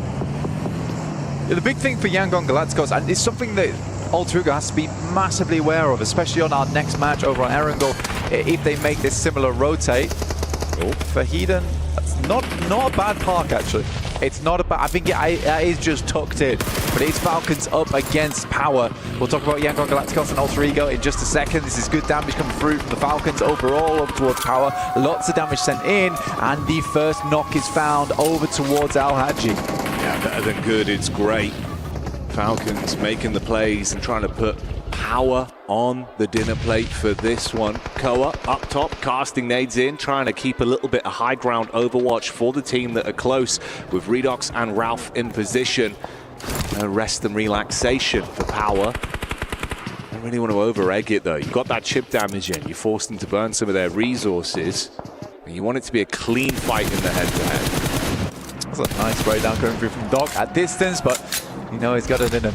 If you look at that, you're talking of resources. Power is struggling. I didn't think I saw too many first aid kits on board. They're just running on stims at the moment to keep themselves nice and topped up with bandages as well. Falcons find themselves in a good position. They are completely surrounded by teams, and this is a position of the map that they like to hold for their own, but it's order from Weibo to find Ralph at distance. This is from inside of Quarry. This does put a halt on this one. A little bit of respite now for Power. Ooh, Valo. Incredibly low on the drive around. He gets himself into cover at least, so he can't be shot in the backline from Weibo, like you were saying. Obviously, they had the full lay of the land on this. Order got the read on power when they pushed up, so they know what's happening here. In this downtime, even though it's been limited resources for power, they've been able to reset themselves from the initial chip damage that was cast out. So they're not in a horrific spot. It just depends who's able to land the first punch. Difficult for Falcons. I wonder how many nades they have remaining, and like you said, it's very hard for them to even step out and get those nades in because Weibo's watching. Weibo is watching. Loot crate being dropped off as we head over towards the next circle, which will confirm over towards Quarry. Very interesting ending on the circle here. DRX is going to look for the high ground compound that's down towards the south of them, which is a very nice spot to play around, but we'll wait and see of where those next circles go. A lot of prime position to be taken. And this is one that doesn't really benefit Yangon on their very much edge playstyle. It is hard to come in from those edges a lot of time, but E-Arena's just not moving at all. They're just happy to sit out on the beachhead. And this is really movement for absolutely everyone. Obviously, Power and Falcons that have been trapped in position for so long. You get the move up from DRX, Fireflux that were there at the spot. All Regn and Kari are hustling and bustling as they try and bypass all the commotion that's being caused. So it's all getting quite intense. A bit of a hell in the cell matchup on this one. Scarface up close, trying to get the bullets on target as they chicane in the vehicles and keep them guessing with the crosshair placement. Meanwhile, it's he that gets the shot back over onto Toshbik. Yeah, Regnum, this is a bold push from Regnum Kaya. We have to say, I mean, I know where they're coming from because what they have been angling towards every single game so far is just aggressive pushes, take center. We know we play center very well. Personally, in my opinion, trying to just brute force it over towards the center of Quarry, it's not a great idea, okay? It's just not the best of ideas. Yes, you might have found a small opening here, but you know there's going to be so many more teams nice and central earlier than you. Okay, so this fight that's been going on for so long finally kicks back off, and it's Power that literally handle it with ease. I mean, sideline shot from Regnum Kari is really the only beneficial thing that comes in to slow them down. But Falcons, you run into a brick wall of Power on that, just shot after shot. Power just kind of wandered in. With the rest of the Falcons sent out and two players left alone on the backside there, and for Power, they were a beast cornered. They saw that slight opening and they quickly shimmied through. And they know they've got the firepower to make it happen as well. Fireflux still roaming in vehicles. There's a position to play for them as they come further down from that north side. Yangon Galacticos as well as Alter Ego playing it safe and slow on the north.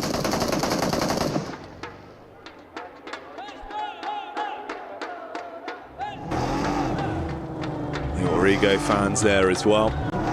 Flying the banner. Currently in 4th place, all 4 players alive, 51 points to their name.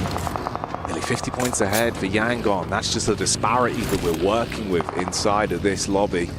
Nonshin just playing on the ridge here, upwards hill fight for them towards Hora that have just been scouting, looking on the periphery to see if there is an opportunity to actually take a clean fight to this. Cover to work with Doxy at least having a bit of protection from the hovercraft. Circle shifts out over towards that western side. Eda's got a great position, by the way. A lovely spot to work around with. It does cut you off slightly in terms of sightlines over the ridge there, but in terms of safety, very, very nice. The only problem will come into effect when they let teams get too close because suddenly you become very nadeable, and that is a possibility over the fields, but not until much later in the game where we start cutting out a lot more teams. So right now, Eda's got a very, very strong position to play from, which is promising for their late game. Not so promising for a lot of teams over on the edge. They feel like they've been lied to on this circle. Will have to slowly force their way through pretty rough terrain through Quarry to get over towards this western side, and even then you're heading over towards the swamps, over towards fields. E-Arena in fact gets themselves a very nice position on this beachhead. They can play over towards the plateaus to sit on that western side and drag this game out.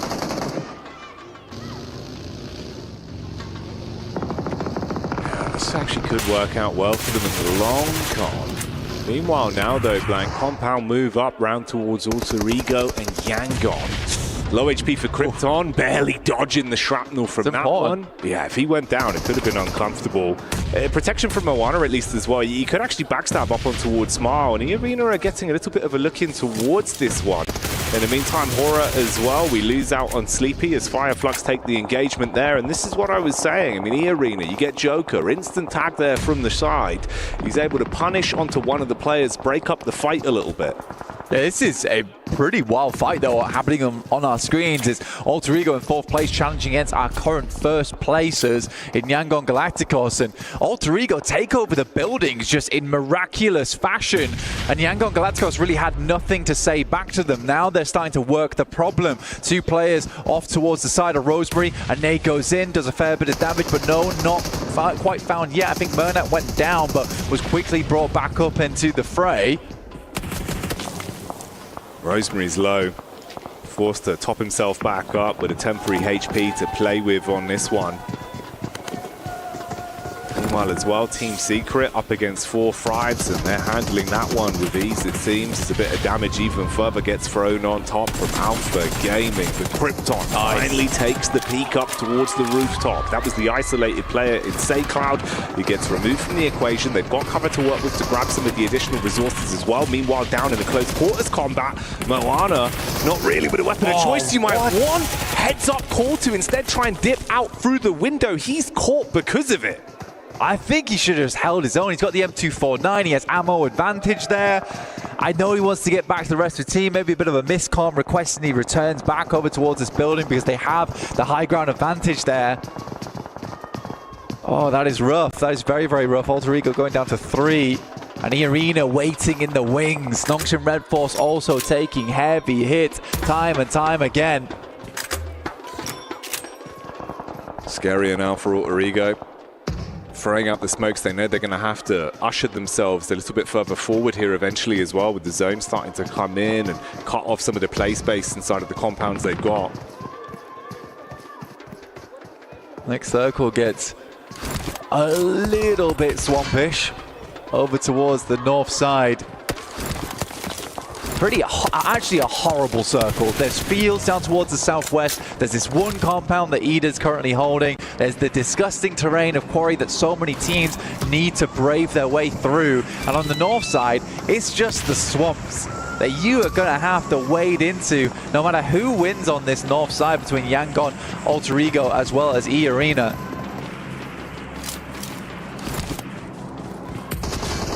Ego fans still trying to hype them up, hope that they'll walk away with their heads held high on this one. Like you said, the longer it goes on, the more uncomfortable it feels, with E-Arena just sort of perched up, looking for an opportunity to play. Romeo with the spray on the dive over.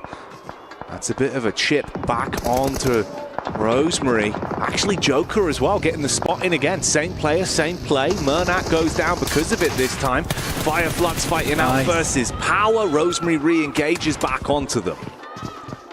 They lose Krypton. It'll be hard to get him back up from the position he's playing in, and Romeo will just take him out. So it's Alva and Rosemary, 2 players that we have touted a lot so far, but E-Arena is making this so uncomfortable. It's a heads-up call to move up towards this north side. They know there's going to be barely any teams around this area, so they can just continue to put the hurt on both Alter Ego as well as Yangon Galacticos. It's Team Secret up against Nongshim Red Force, and the aftermath that came through. It's 3 separate teams to put the hurt on over towards Nongshim. Rosemary with a quick starter step on the peak with the DBS, hoping that he'd be blessed on that one, but it's not going to work from distance. Quick barrage of bullets straight to the face, so low on health. Single tap's all they need to at least convert that one and guarantee the Eaglin point off the back of Rosemary. E-Arena just edging further closer towards this, feeling more and more comfortable. But now's the time to just go for it. E-Arena very much emboldened by these plays. A good name from Turney K, who now looks to send the shots through the building. Romeo goes down, leaving only Alva now for Alter Ego, and he should not be up too much longer. Doesn't really have the close range potential. It's the SMG instead, good for 1, but he's left out in the cold. They trade back onto that and can get the pick-me-up play on Joker as well, so they'll still remain as a 4-player squad. And we are cutting teams out left, right, and center down to 9, but only 28 players at the 20-minute mark here. EDA has just been laughing their heads off. This has been such a comfy game for them to play through. Super relaxed, taking a spa day right now. But Weibo has been dominant over towards the south side. From their cutout from Primorsk over towards Quarry, they have slowly backed things up, just the 9 teams out towards the eastern side of the map. That is not what you want to see. I think this is a nice call from EDA, but it's slightly messy, put it that way. I thought this is an incredible call from EDA. I like the fact that they're pushing out here. I mean, it's the time to go for it realistically. With Sakura in this position, if they could at least build off the back of it, a bit uncomfortable with the vehicles, but hey ho, let's see how it goes. That's not what you want for Emre. Nate straight round on the side. They're not tagging him from HP. You're right, man. They're just not getting enough to engage from this. Need to get Emre out of that. I mean, he's not getting back up. They might have just fed across one elim to E-Arena, and now they realize that actually we need to go play back in these buildings. They do slow E-Arena down at least, and they're hoping that the remnants of whatever comes out from Quarry, it is going to be a case of those are 3-man, 2-man squads. But with how dominant Weibo's being, it's likely they'll be leaving with not only a lot of eliminations, but also quite a few players still on side. It's a clean line of sight down onto 4 Thrives, and they're so broken up as well with the placement that Valak just can't assist on his teammates, so Weibo are able to grab that one with absolute ease. Now you're pinned in position as a last man solo there. They've just had great lines of sight up on top of this ridge for so long. All the teams that have tried to move out from any kind of cover have just been taking so much damage from it. The only team that actually did get out was Power, that again here show up to finish off Regnum Karia. Power, they've had a bad time. They had a bad time in those warehouses. The fact that they've been able to continue to push through on some difficult timings is really nice to see. Weibo taking out the remainder of Thundertalks here. Suk with some fantastic aim on side with the signature bow in hand too. And Thundertalks just could not make that cross. No fund up, no talking, just bullets from downrange. DRX, 2 players again here as well. Hyunbin still standing. His brother in arms taking a bit of a hefty hit from that one. It's Valak that's kind of just belly crawling up to see if he can get any kind of impact or potentially just keep his nose clean. Nice nade thrown over, barely off target there. Shots from the side and a quick swipe that comes through from Valak of all players. He will finally be taken down, and Weibo continues to just rack up point after point after point. 8 elims now held on side, and Fireflux with consistency, which is great to see here for them. We were wondering if the bonfire would start to die down after that last match, but no, they are still here to play here on our angle. He even spotting vision back out onto Ida. You are pinned in position as well. E-Arena looking to clean up from the first man that they took out so long ago with Emre on that kind of flubbed push they went for. So they're scrapping amongst one another inside of the compound. And Weibo, heads on a swivel really, like 360-degree vision with a lot of the fights that have been going on, with opportunity to steal fights. 2,000 total damage in the match as well is nice. They've had a lot of impact here. Again for Ida, that's so cool. Sending over towards the north. What a fun game this has been. For Ida, it's a case of Emre going out too far. His off angle is way, way, way too much. Yes, they missed the nades on it, but he was never getting back out of that situation, right? They had to full commit there. It's a great nade that gets sent in by Eren. The follow-up from the DBS is good as well. The nade to establish it, shotty to blow the legs away. Mormon in panic stations now as well. Luckily, heads up call, dips down to the ground floor, able to get out and stay away from the nade, but they roam into it. Mormon replies, close down onto Ida, but look who's here, waiting to strike again. He could very well be him if he's able to find the follow-up impact that they're looking for on this one, with E-Arena reeling to recover. Fireflux looking to make their setup here, taking shots down the side. Scarface looks for the long-range engagement over towards Weibo. E-Arena cowering over towards the buildings on the western side. And Power, through it all, is still in this game. Still running, not quite on empty. The Power still spiking on the meters. To put some more points up here, currently down towards 9th place, but we said before those points are incredibly interchangeable. You could find yourself up in 4th easily off the back of a chicken dinner on this match. Yeah, the potential to jump up is there in full force. And the potential for some explosive plays from Sook could very well be coming our way as well. Right now, he's just zoning towards E-Arena, keeping those shots going one after another to make it uncomfortable for them. But Fireflux sees this opportunity to get a little bit closer. More cover to work with, block off the sight lines from any power maneuvers, and instead cause carnage up close versus Weibo. Soulless goes in. Quick burst from the damage. 2 players on low HP. One of them converted as Sook switches to the shotty. Doesn't need the bow as he's quick with the secondary as well. Down towards the basement right now. Quick heads-up maneuver coming through from Fireflux to just send down, but Sook's already done quite a bit here. Really has ruined the health bars of Fireflux. He immediately drops to the deck, and this might be a Power game. Going uncontested for them. There's no need to fight. They can just wait. Everyone else has been scrapping amongst one another, so they're just sitting pretty for the opportunity to even play the game. And after the back of that commotion inside of the basement, it's just E-Arena and Power that are left. Goodness me, E-Arena, who started the game down towards the beaches, now find themselves in a rough scenario like Sand. And the Sands of Times are running out here as Power starts to move forward, finding damage over to Mormon as well as Turney K, who was not quite able to pull himself out of that position. They have angles on them. Vahiden starts off with one over towards Turney K, and it's just Mormon as Power starts to descend. And we would need to see more man from this man, as right now he's trying to get bullets down Rage, but Vahiden's got him spotted, and Power bring the punishment. A game where they were allowed to play slow. You forgot about Power, but they live up to their name and take the chicken dinner on that one. It's a great performance as well because it shows that they can play slow, they can play it passive, they can play it patient. Power isn't all just about those big elims, those big plays.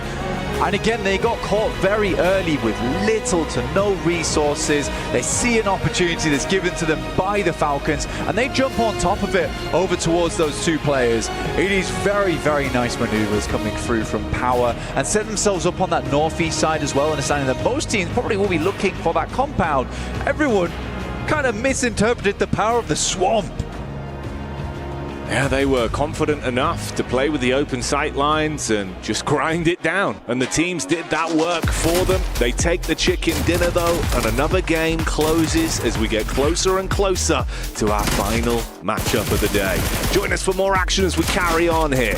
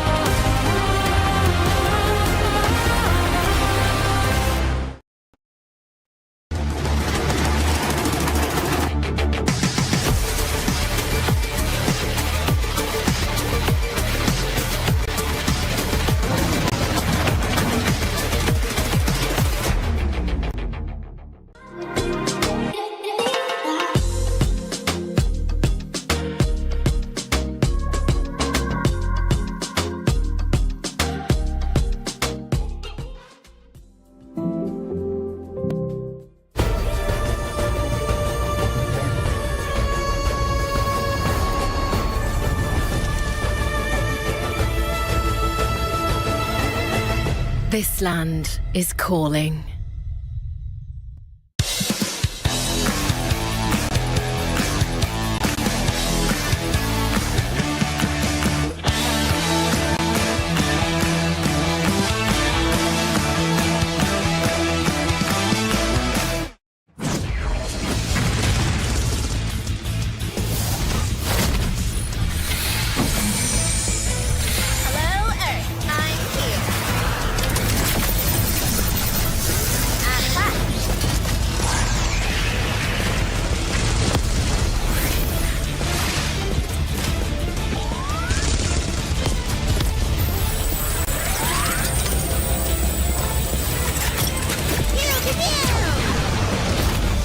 New Pulsar Legionnaire available now. First outfit with special head animations and voice lines. The Pulsar Legionnaire set comes with its own super cute voice lines that can be toggled on or off. What happened? Bye, friend. Hello, Earth. I'm here. It also features the upgradable Hyperion ship DSR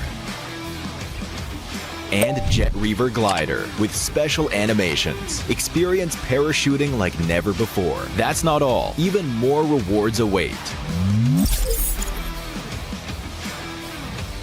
Event period, July 25th, 2025 through August 26th, 2025. What are you waiting for? Get the new Guild set now.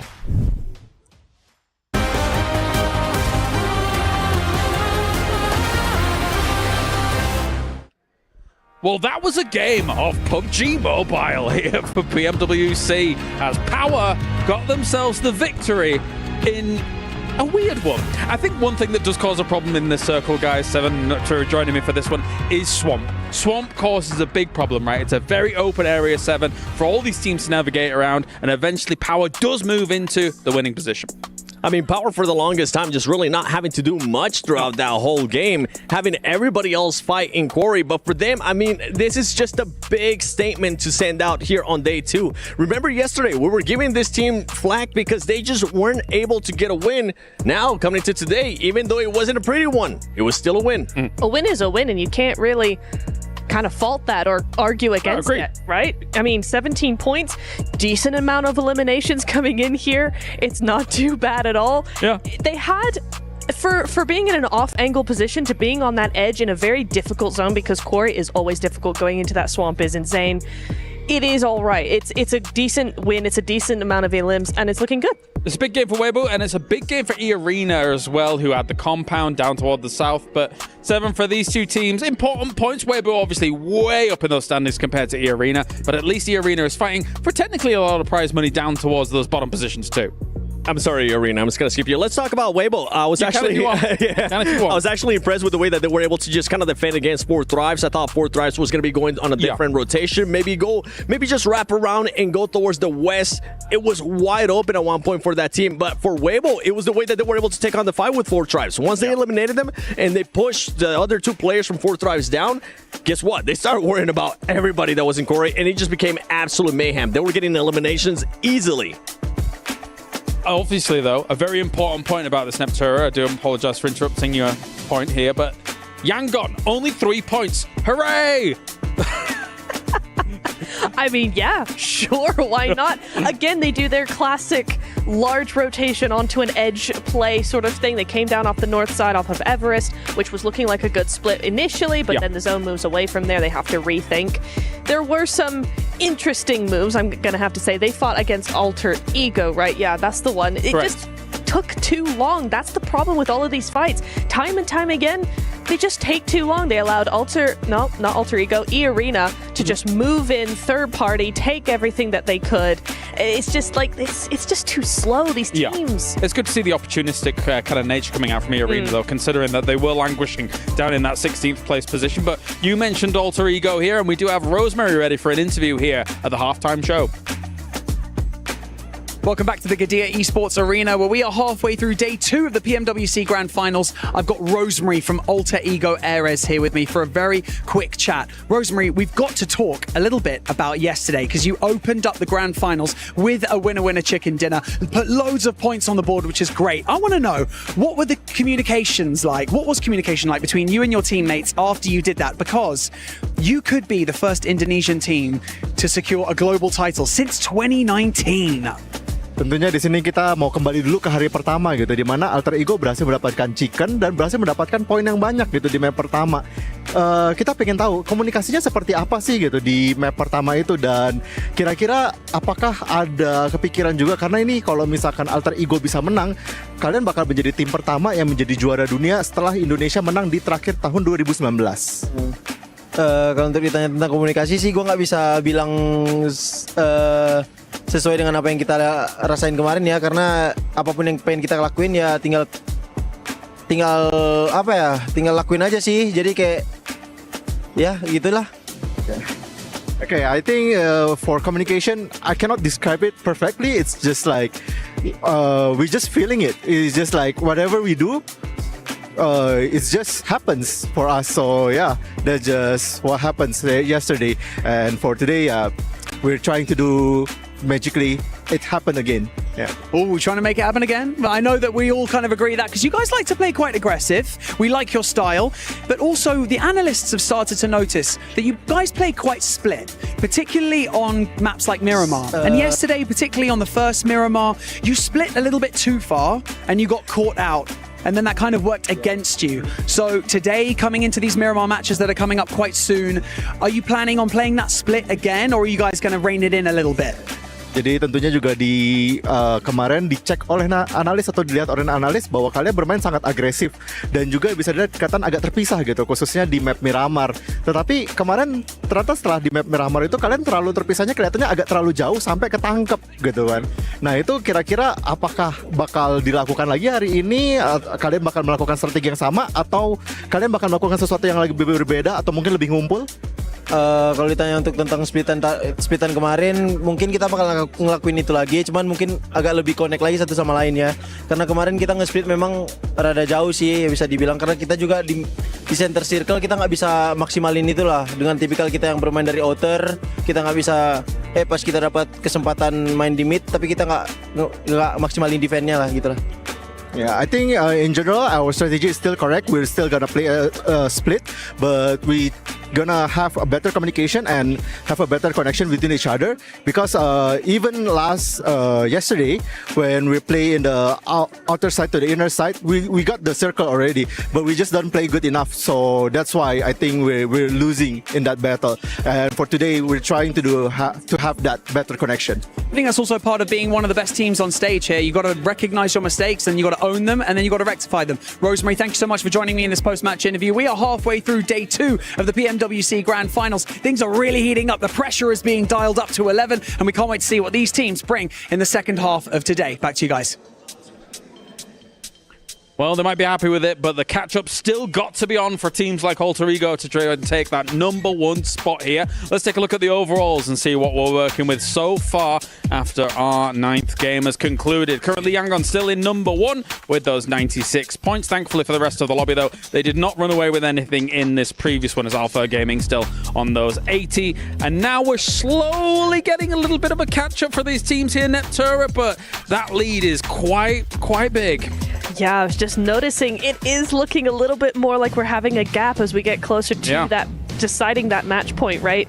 That is not ideal for any of those teams in 3rd place and below. I will say only 20 points between 3rd and 8th place, right? But that little bit of a gap, it's starting to get bigger and bigger as those games go on, and that's exactly what we were talking about before. Yeah, I'm going to be looking at Alter Ego. I don't know what you're happy about. You're currently just so far behind in regards to 1st place. I want to start seeing them being able to win some games for Alpha Gaming. I also kind of want them to have just a dominant performance that we haven't really gotten a chance to see out of them. Yes, we're getting a chance to see a win out of you guys. You guys have been able to maintain yourselves there in contention to only 16 points behind. But I want to see the Alpha Gaming that a lot of people expect here with a dominant win. And one team that I do want to talk about real quick before we go to the second page there was Power. Power, outside of that win, only 4 placement points. Please follow up this win with just more placement points, at least a minimum a top 5. The Arena is going to try and challenge some these teams down towards the bottom, but even with them doing so well in this previous one, still only tying Team Secret for that 15th place spot. And now, with us having ourselves a little bit of a reset, hopefully for some of these teams, like the Alter Ego situation, right? If you're going to make these splits happen, it's a fine line between looking like a genius and not having it work completely at all. And in some games, they do look like a genius when they take those splits, but it's about knowing when you can get away with those splits. It is. It's all about knowing where the zone is gone, what the other teams are going to be doing, what the terrain looks like when you're in those spaces as well. It's all about that map knowledge and knowing the other teams around you. If you know that you can get away with a certain split that's a little bit risky, but based on everything else, it's going to do well, then cool. But the problem is when you don't know those things, or you just go for it without any sort of information or any sort of backup for that, that's where it all falls apart. And, you know, he was talking about a little bit, Seven, you know, that communication, they want to have better communication. If you're going to make big splits like that, it's so vital that you actually have good communication for that.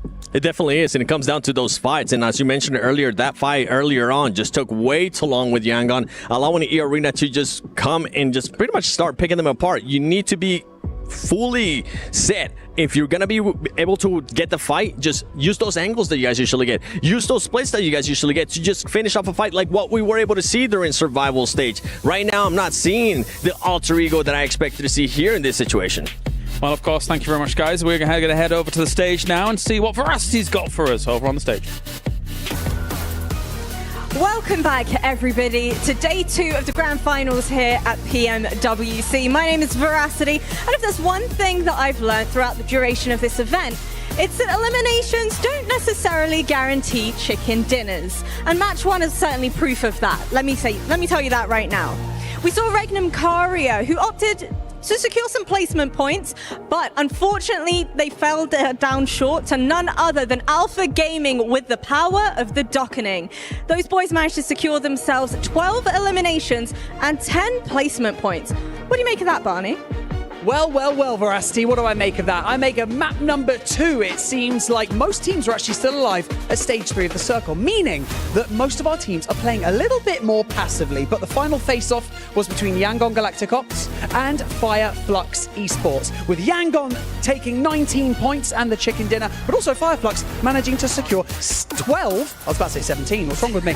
12 elimination points as well. Map number 3 was an opportunity for teams to climb that leaderboard because the top 2 teams were eliminated fairly early on. So DRX had an opportunity. The duo, they fought valiantly, but ultimately they were taken out. And Power Esports, our local heroes, they managed to secure the chicken dinner. GG's all around. You know what, Veracity? It's day 2. The birds are chirping, everyone's singing, and players are getting gunned down left, right, and centre, and I'm loving it. You know what, Barney? I'm absolutely here for it. So without further ado, let's go ahead, dive into match number 4. We're good, and get the show on the road.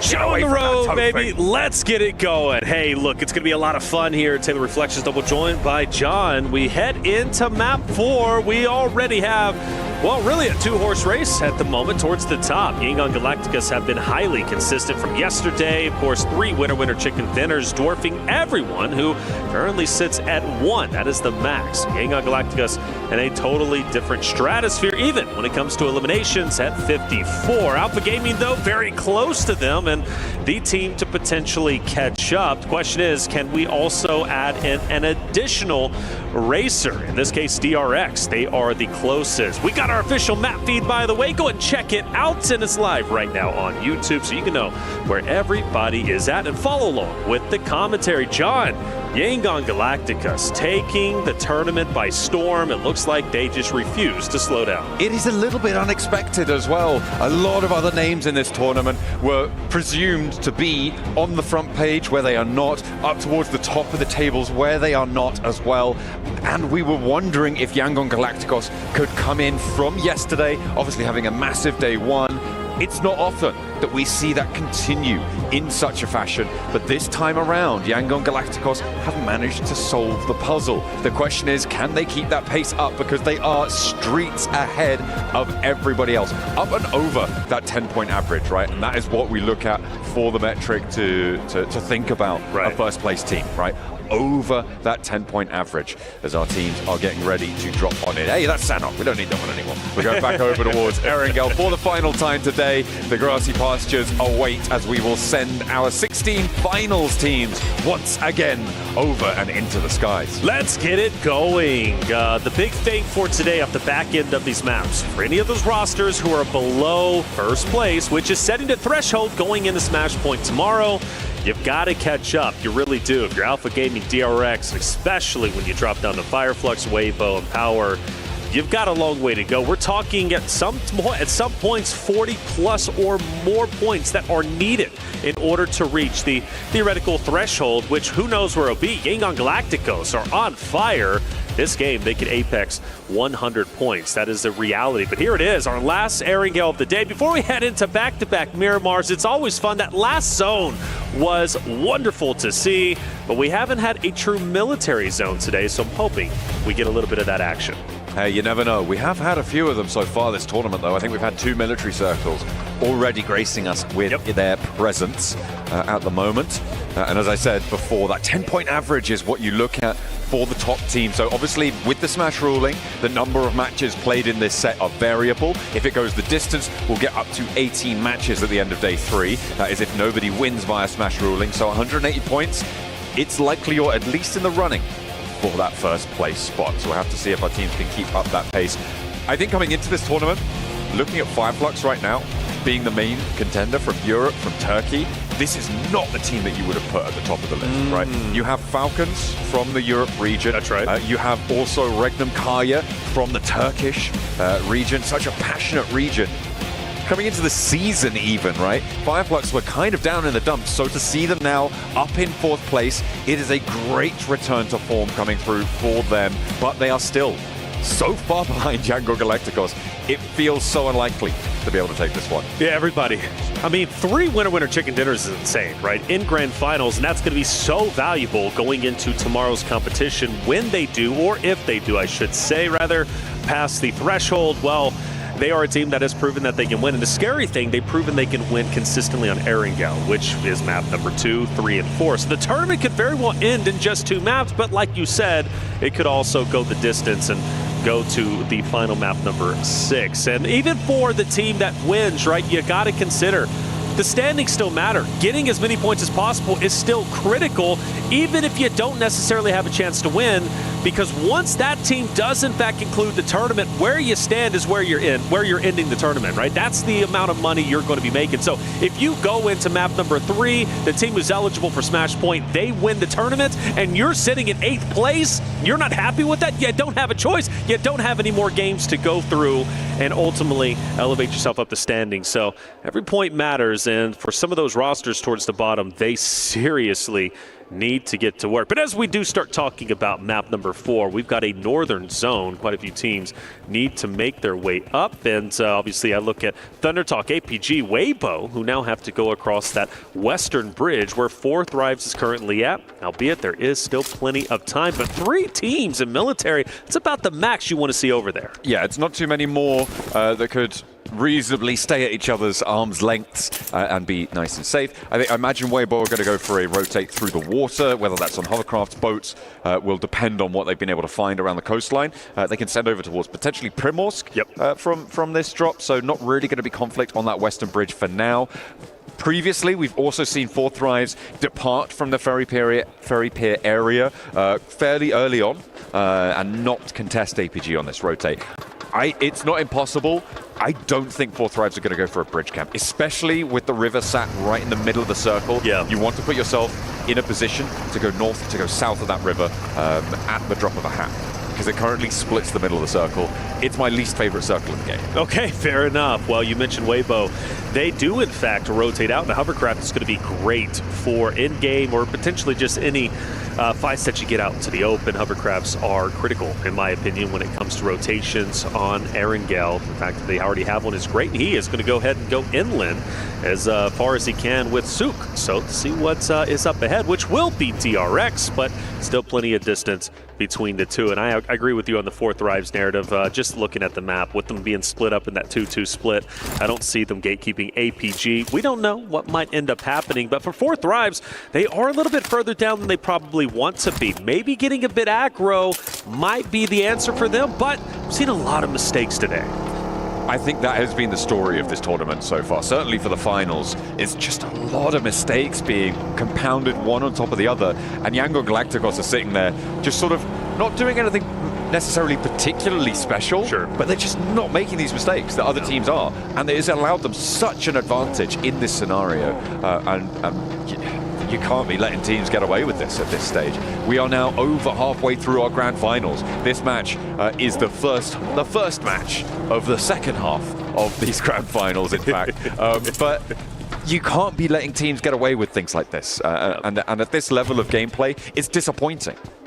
I think it is, and we came into this tournament thinking it's going to be the most competitive finals we've seen, and so far it's been great. We've had plenty of wonderful moments, but these back end 3 maps, I want to start seeing those rosters who are maybe, honestly, at this point, even Fireflux down, start to get active, get involved, and get busy. Let's get aggressive and let's start playing like your tournament life is on the line, which it is. You want to make sure you are the champion. It's wide open. Alpha 7 are no longer here.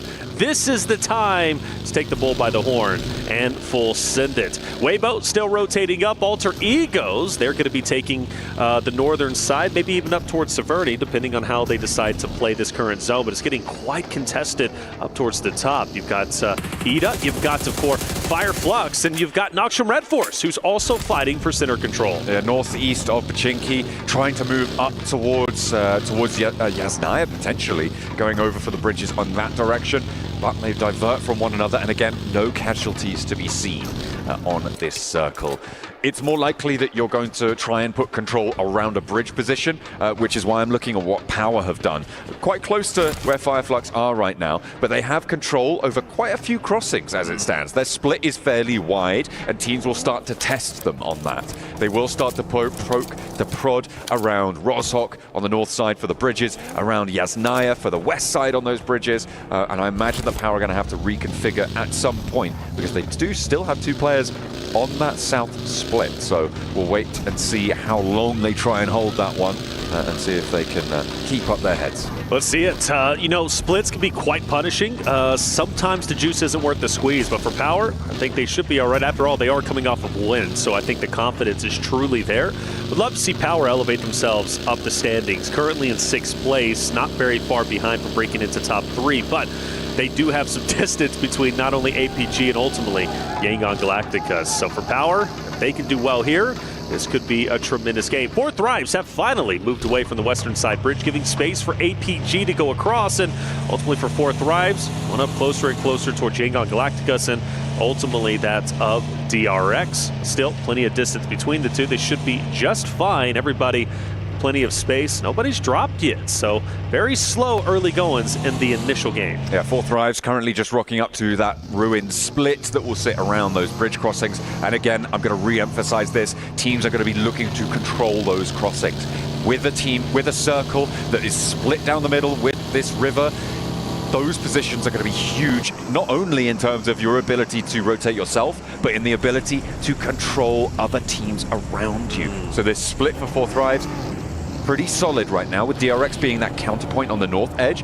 The west side is starting to get really difficult. Next circle pops in. This is nasty, all the way up to North George. I love it. I really do. And look at how many teams now have to rotate to the western side of the map, get up top. The whole northern parts, shooting range and above, completely free, but maybe not for long. We haven't lost a player yet, but John, I think we're about to lose our first. Oh, these bridge crossings are going to get brutal now. DRX, they're moving away from it, which might allow 4 Thrives to get on through nice and quickly, but the first knock comes on through. It's over towards Noxium Red Force. This is over by Fireflux as well, in school, in apartments, and you could see that Fireflux do not want to allow the team from South Korea to get out unscathed from this area. They're on the long side of the circle. In 20 seconds, it'll start closing.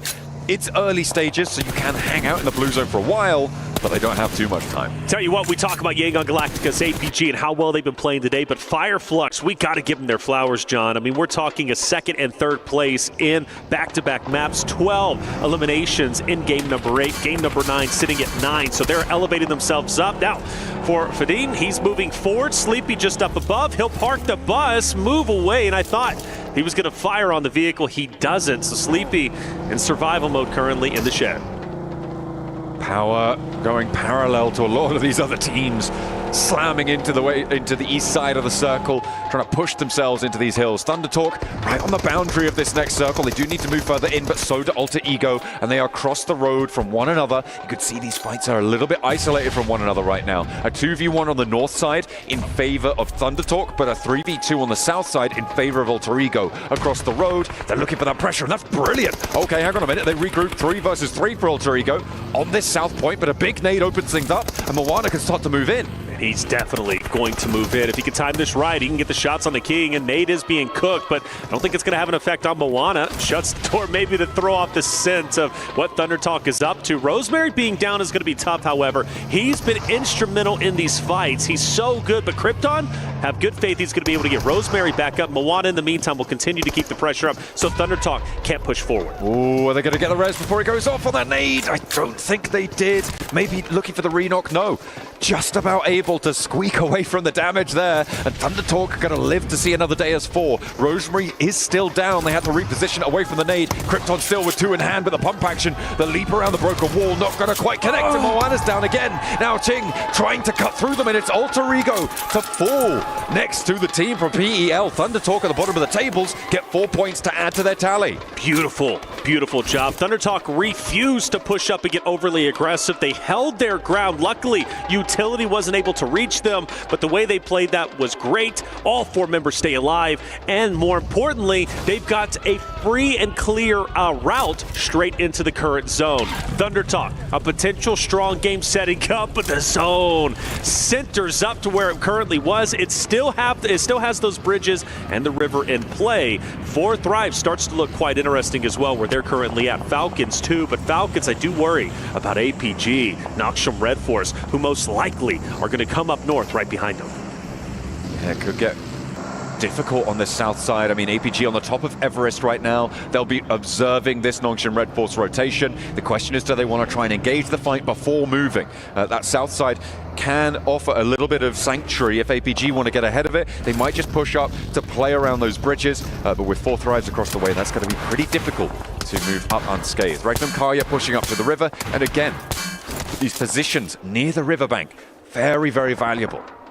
DRX choosing to keep Regnum Karya's heads down, but the more shots they fire, the more activity they potentially draw in. Team Secret, Ida, Fireflux, she's been very aggressive off the back end of the 2 games. Thunder Talk also moving in. So for DRX, they should be just fine, because I expect those edge zone teams to maybe fight each other, or at least keep each other at bay. So in the meantime, DRX will continue to apply the pressure on Regnum Karya. APG though, Falcons, remember APG coming from the outside, now choosing to challenge that of the Falcons on the southern zone, and the nades are detrimental. They're not going to try and hold on the top of Everest. They descend, and immediately the southern point of the Falcons is dispatched, and this 2-2, it feels like they didn't even expect another team to be on the south coast. You can hold this if you're just facing off against teams towards the north, but they are just isolated on that 2-player. There's no chance that Redox and Ralph could have even gone in to help there. Right. I just have to question what the Falcons are thinking here. It feels like they are crumbling. I agree 100%. Falcons have not been soaring high, and it's quite disappointing being the home team, being who they are, and knowing their potential. The finals just simply have not gone their way. They lose 2 players, and now you've got the players on the shoreline who are forced to keep their head down. Meanwhile, we transition on to Weibo versus Power. Power coming hot off of a big win, potentially elevating themselves up, and this is a critical fight, and the reason why Weibo Power are neck and neck in the point standings. Trying to push one above the other right now. And Power with the inside track to this one. Remember, Power rotated all the way from the Yaz Bridge split that we saw earlier on. So they found themselves on the west side, on North George. Noxium Red Force actually rotating in behind Weibo as well. Remember that long rotate that we saw earlier on, where they rotated around the south side of Everest. So potentially a 3-party fight in North George as Noxium actually cross. Not unscathed, the blue zone has been taking them down, but they can chill out for a little bit because Weibo do not have sightlines. And also Thunder Talk and Ida are going to be fighting on the northern side. They start to get active, which might include Fireflux in just a little bit. So 3 teams converging and clashing up towards shooting range. Zone will rotate down. That forces Power to rotate in. But like I said, Ida, Fireflux, Thunder Talk. As Thunder Talk reposition, Jing taking a lot of damage. Scarface down low. You got to favor Fireflux in this moment. They've been hot. They've been slaying out. And they are looking to get active once again to catch up to DRX in top 3. Thunder Talk somehow managed to sail straight through the middle of them, and Scarface actually goes down for Fireflux. Not really in the best of spots either, fairly isolated. Thunder Talk looking to disengage, get ahead of this rotation and get in towards the next circle. The slow pickup there may cost them a knock. As Xing hits the deck behind the rock, there's still pressure from behind. Fireflux looking for the res as well. And Ida's in hot pursuit, mind you. They are not going to back down. They want to third party this, and they want to take advantage of the hillside where Rita is currently at, and Aaron, of course, and the rest are starting to move through. And now you've got Fireflux in this bowl. This is not going to be good for them, and most likely Ida is going to be able to pick them apart piece by piece. Aaron on the hunt now, looking to try and capitalize on a downed player for Fireflux, but it's not quite come through just yet. Solus now is on the deck right next to Scarface. He's going to kneel up, go for this res, and then backed off the angle. Matcap putting lead down, putting pressure over towards the hillside, and that is going to allow this res to come through. I am shocked ETA did not fully capitalize off of their location on the top ends, but hey, maybe they know something we don't. They look as if they're going to reposition straight into the zone, potentially to just stay ahead or maybe even disengage completely from this Fireflux fight. But even still, Aaron getting tagged up, and he's forced to retreat. The straggler left behind. Still fairly low elim counts across the board. 15 teams remain, the highest being Thundertalk with 4 elims. Of course, against Alter Ego, they're able to get a lot of value there. Their path is still treacherous. Whoa! And the Fireflux are going to ensure that. A slam straight in and against the rock. There's only one player now left standing. With Solus down, though, Fireflux, are they disengaging from this? There's no way. Why would you? We already witnessed ETA disengage. Now Fireflux does as well. Even though Thundertalk is a down player and only one with half health, it makes no sense. I mean, there's teams off in the distance. Maybe they're looking to try and keep themselves safe from the third party, but losing 2 players, they're going to crash straight on into the middle. Scarface wants a little bit of an off angle here, but Regnum Kaya, they spin him out. They crunch him on down. That nade actually did quite a lot of damage to Regnum Kaya, but Silas is there. There's a assistance from across the way. Catch. No way did he take down Regnum Kaya here. No way did they let this happen. Catch, good connection.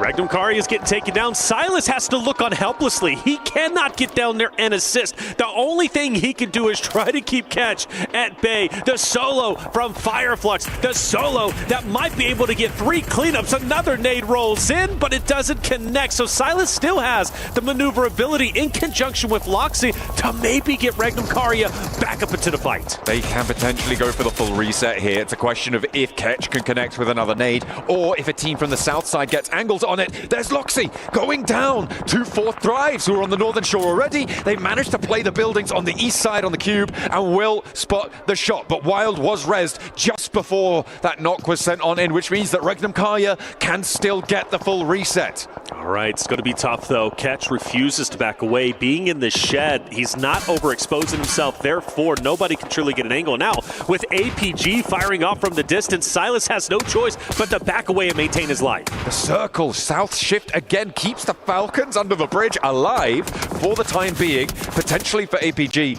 A nice little turn up. Nongshim Red Force, they've been trying to push their way in behind this engagement for a while. They have 3 players left standing with Weibo in their way as well, with 2 players on that roster, and Power off to the north, playing as 2 themselves. It's been scrappy in North George for a while now, and nobody's really looking to push all the way out. I think Weibo closest to it. Yeah, when the zone shifted, I knew these 2 teams were going to have to clash eventually, and unfortunately for Power, they've lost a lot, and they're going to continue to lose even more. Ragnar, who I feel has had an off day, the last one standing for Team Power. Noxium Red Force, they want the final elimination, and there's nothing that tells me they're not going to be able to get it. Noxium Red Force, a team trying to work their way up, currently in 10th place, but their tournament run is not over with just yet. Power finds a way to disengage and get out of there, but only for a little bit of time. I mean, Weibo most likely going to see him if he runs across the field. And Yangon Galacticos across the way, very happy to be on the turret, overlooking the exit from North George right now. They've got control over a lot of this circle. Regnum Kaya, that sits out to their east, have that ridge line where Silas was hunting out towards the riverbank there, but that could potentially be challenged depending on how this fight on the north side concludes. With So Easy on that ridge, they're looking to try and take care of the arena, and they need to try and fight it out now. Well, Eda's fully eliminated. They were the ones getting into a fight with Fireflux and Thundertalk on the northern side, but even though they're gone, it doesn't mean the northern side is free and clear. DRX, E-Arena, fighting currently for the hilltop control. Of course, they still have to move their way in, and when it comes to E-Arena, they're taking some heavy damage. Joker, barely able to stand up, finally dropped. This DRX continues to push up, continues to slay out, and there's no reason why I think they're going to lose this fight. Unfortunately, though, DRX have a knock on their backline and potentially off, oh goodness me, potentially an off angle coming through from Team Secret on their western side. This is dangerous. This is pretty tricky to navigate, but they do still have the momentum advantage. Nongshim Red Force, by the way, eliminated over in the northwest side. So were Power. So only Weibo going to have a chance to get out of North George there. Another nade sent on over, but look at the angle that Silas has. This is brutal oversight onto this fight. Here it goes. They're clashing. They're up close. Now it's a CQC fight. Hyunbin, great shots, but also takes a little bit of damage himself, and through the smoke he drops. And look, Silas with the off angle, just peppering shots on anybody he possibly can. It's even going to be Toshpik taking down a DRX player. And by the way, update, Regnum Karya does manage to recover, get all 4 members up. They still have great legs in this map. Definitely a lot of opportunity here for Regnum Karya.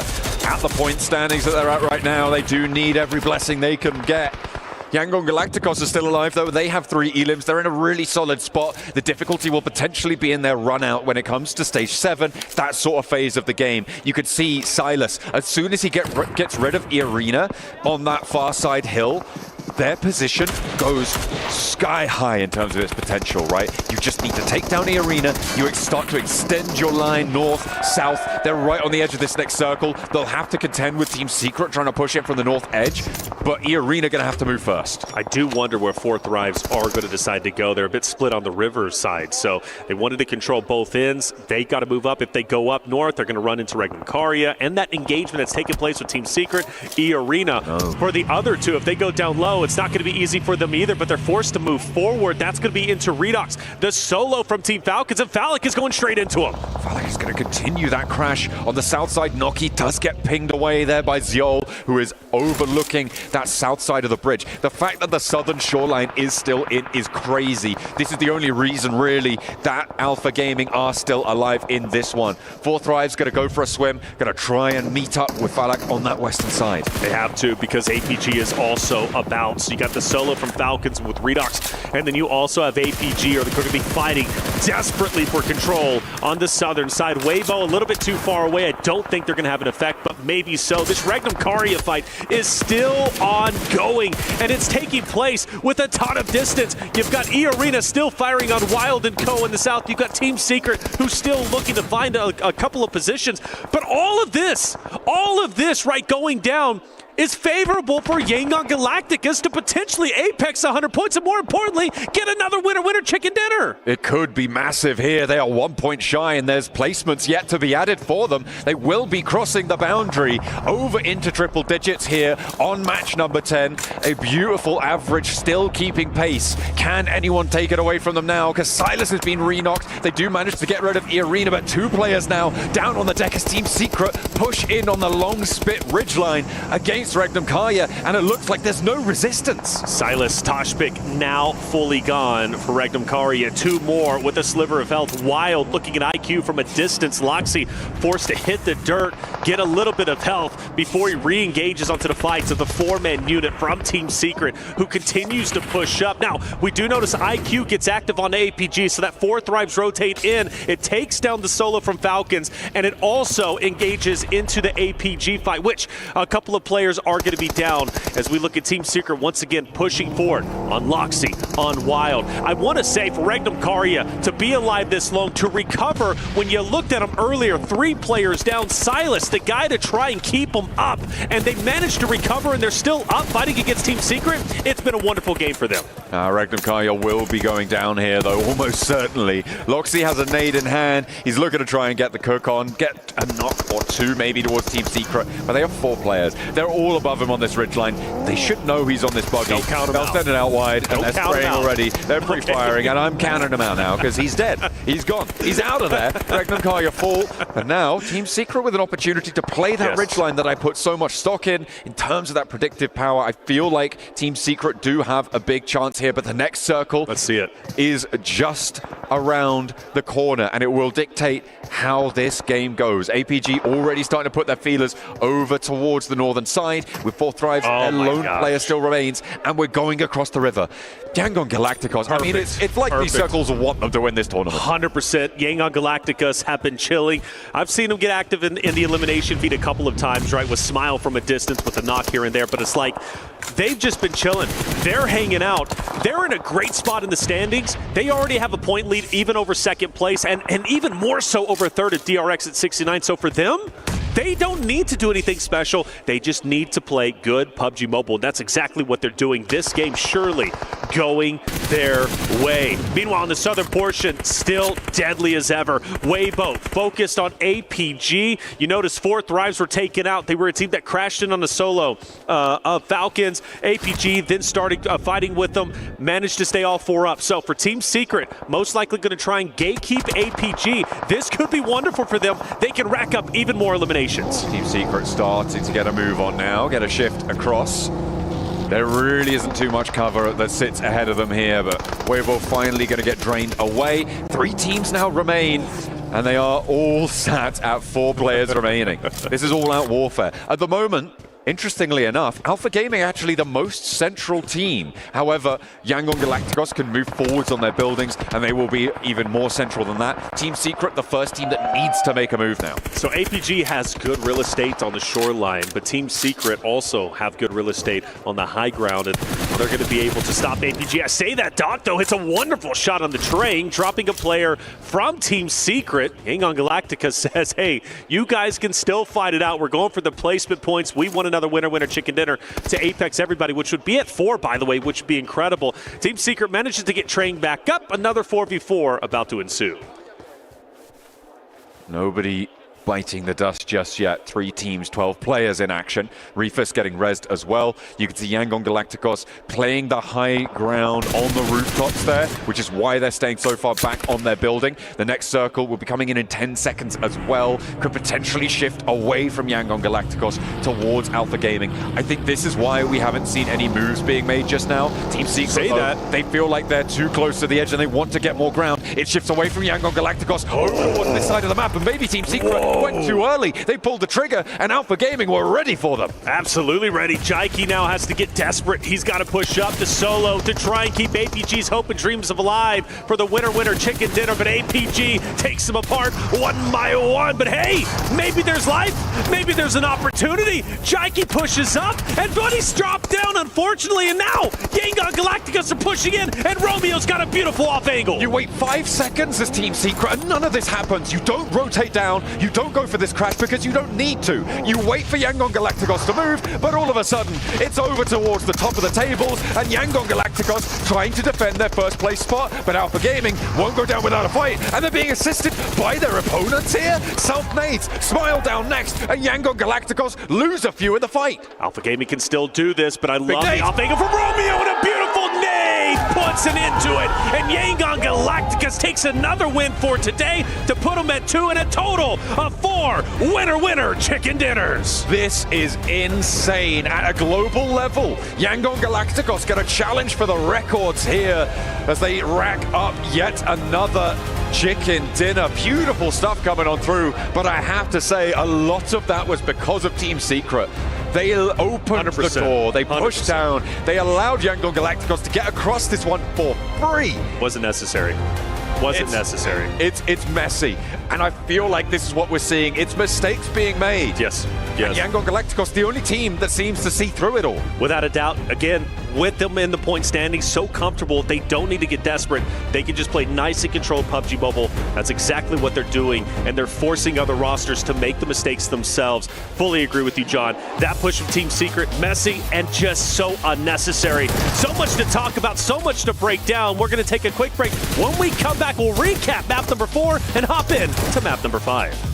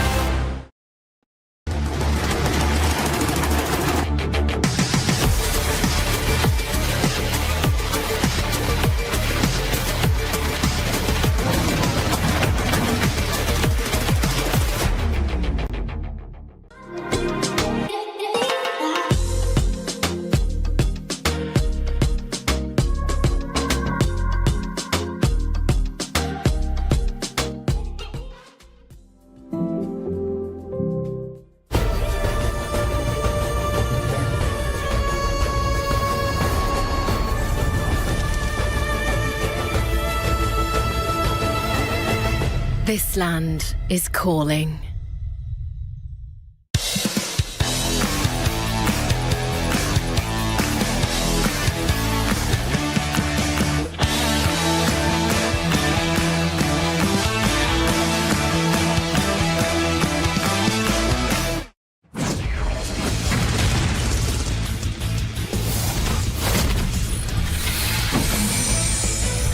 Hello, Earth. I'm here.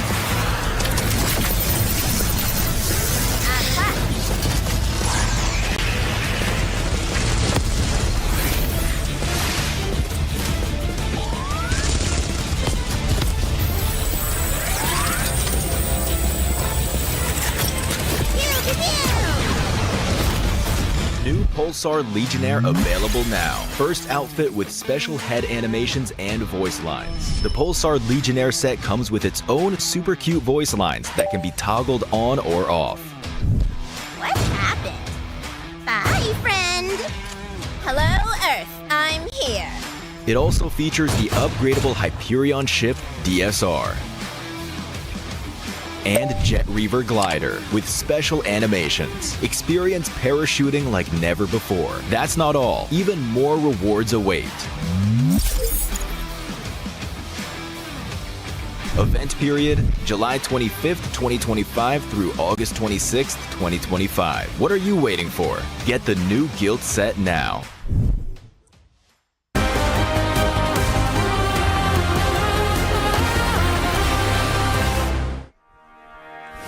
Yangon Galacticos, with only 10 games down, 4 wins under their belt, they are inches away from that trophy. Of course, everything can happen when we get into the Smash Zone, but right now, they are making waves. They are creating a typhoon, never mind waves. This is ridiculous. I was concerned about how they were playing this out overall with the compound, but then the perfect push out. Oh! Neptura, 7. Neptura, Yangon looks fantastic. Don't they just? It's so nice to see. I mean, you could say time and time again, yeah, they get a lot of compounds in the central zone. The zone keeps going to them. But what really impresses me about this team is the timing. Yeah. I mean, we were all saying it backstage, right?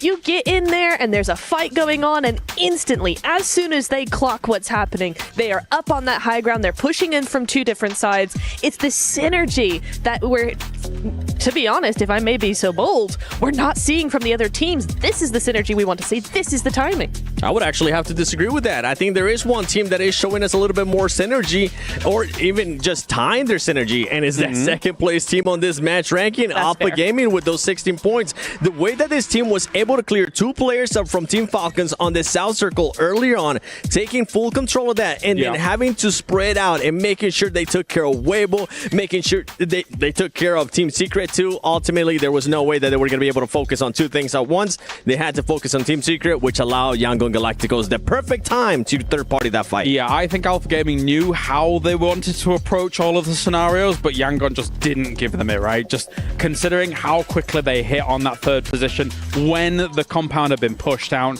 Team Secret at the same time, able to dispatch of where Regnum Cario was in that dip, and then move down the way that they moved down. I think that Team Secret played this well, as well Neptura, considering the harshness of the terrain overall. Yeah, this was a very difficult zone. It's not one we see often, so it's not one that these teams actually get a lot of practice on. I do agree. I think they took their time to clear that north side, but once that was empty and free for them, Team Secret were able to just move down really, really well, take control of that high ground, sweep through Regnum Caria.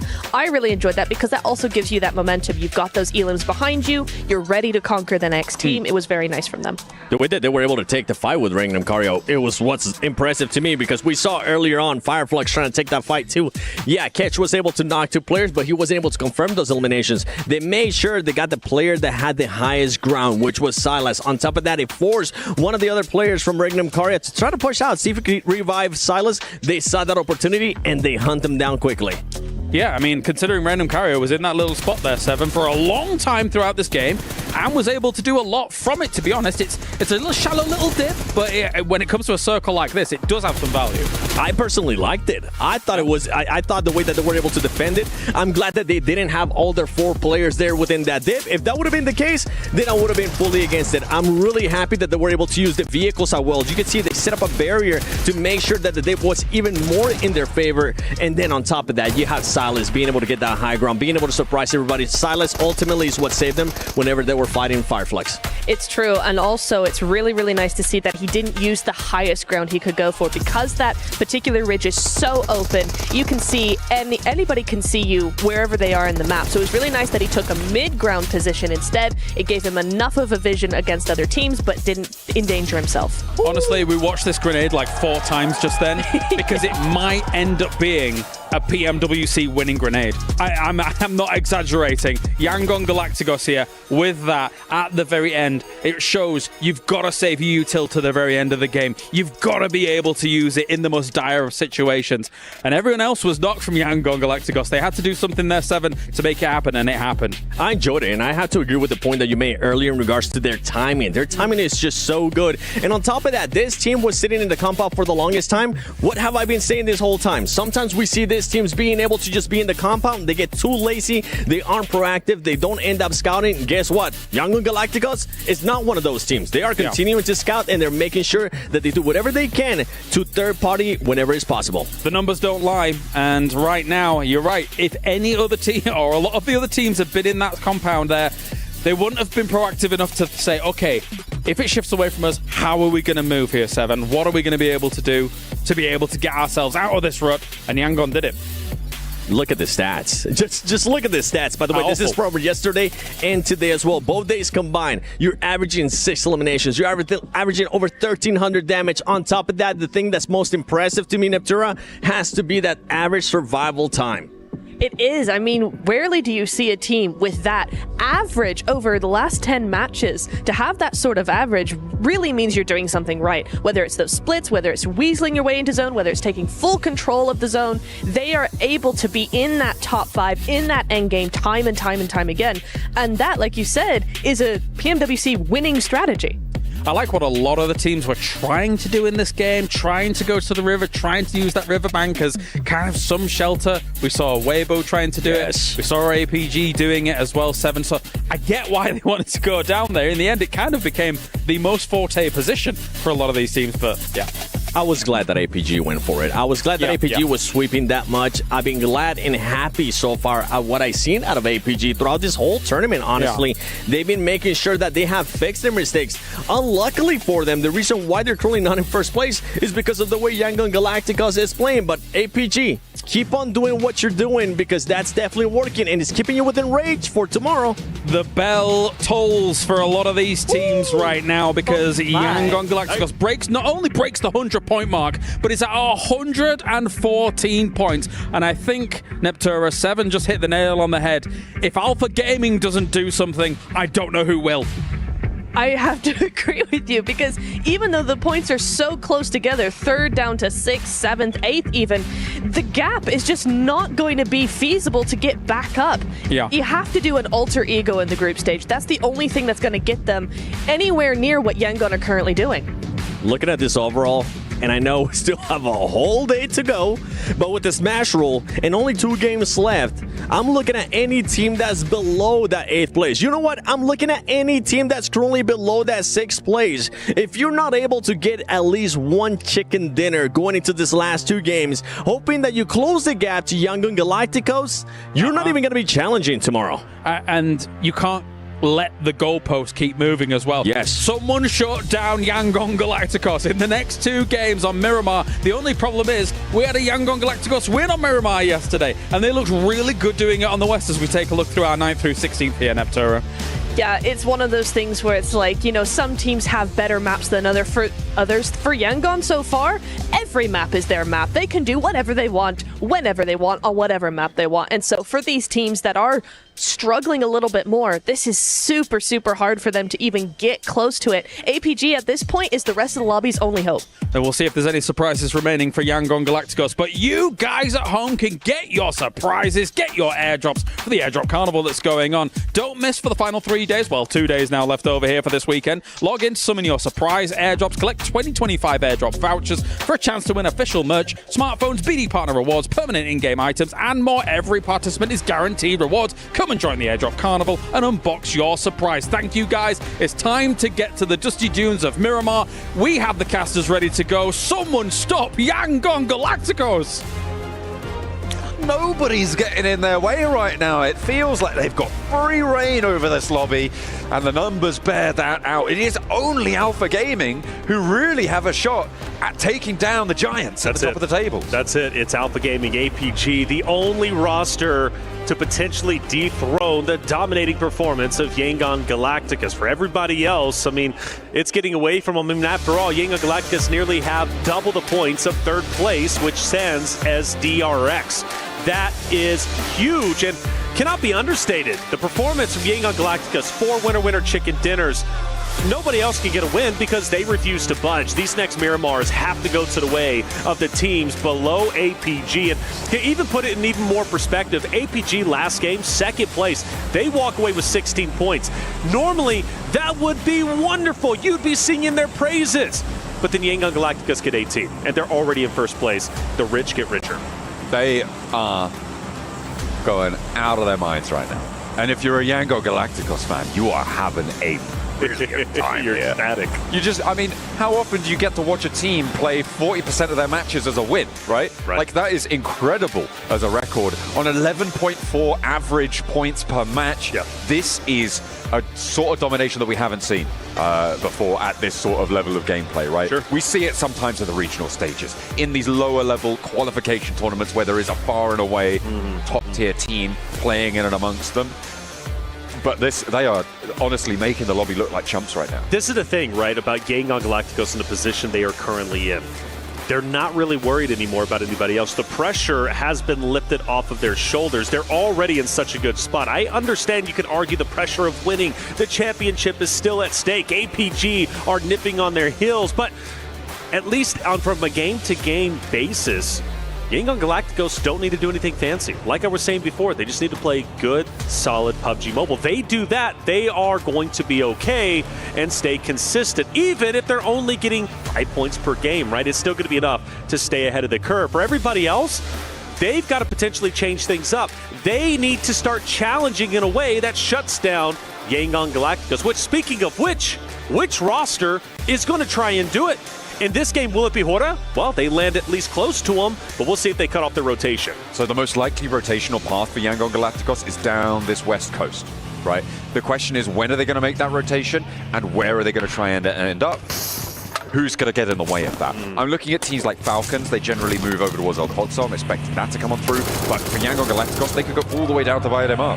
There's actually Loxley picks up the first elim of the match. A nice clean elim there, added to the tally for Regnum Kaya over on the middle side of the tables. But I'm expecting Yangon Galacticos to potentially push down all the way to the south of this one. Get over towards La Riera, that Via de Mar area, potentially. And I don't imagine that too many teams are going to get in their way immediately. They could just stop off over towards Trailer Park, though. That's right. They might just loot early and get on in that way. Well, one of the things Yangon Galacticos does on Miramar that we've been hyping up over the past couple of days is they stay in blue zone for the longest time. So it's going to be hard to even see them until maybe stage 3, where they finally decide to get within a zone. And if I'm Falcons or Hora, I'm going to constantly keep that in the back of their mind. They have history. They are the teams who have been trying to gatekeep Yangon Galacticos in our previous Miramars. So most likely, those are going to be the 3 teams to clash a little bit later. Like I said, though, unless Yangon Galacticos does what they normally do, and that's stay inside blue for the longest time. Now, for Alter Egos, revenge is needed. You got Regnum Kari. They just took down one of your teammates. The question is, how much do you want to commit for the challenge onto them? a little bit later on. This zone, not too crazy, not too exciting at the moment. Everybody has their own real estate. Everybody has kept their distance, but my eyes, once again, goes up towards the northwest between Yangon Galacticos, Hora, and Falcons. Maybe even throw 4 Thrives in there. Eventually, that's going to be spicy.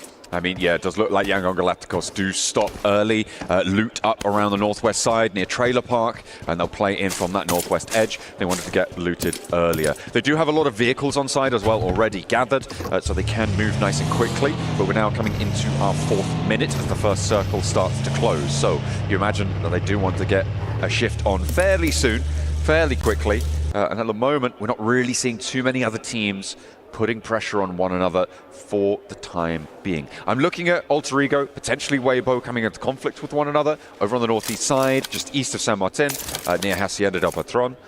On that edge, but it looks like Eren may be under threat from Nongshim Red Force as well. This is much, much closer to the middle of the map here, just out north of Picardo. And Weibo's a great shout, by the way, a team that has performed decently well on previous Miramars in this tournament, more specifically here in the finals. Weibo, a team that is very, I mean, what is close? It's all relative, but at least close enough to break into top 3, maybe start challenging the top 2 teams of APG and Yangon Galacticos. The opportunity is there. So for Weibo on these Miramar maps, I do look to them to kind of be the front runner, in my opinion, to maybe start shaking things up in our top 3 run.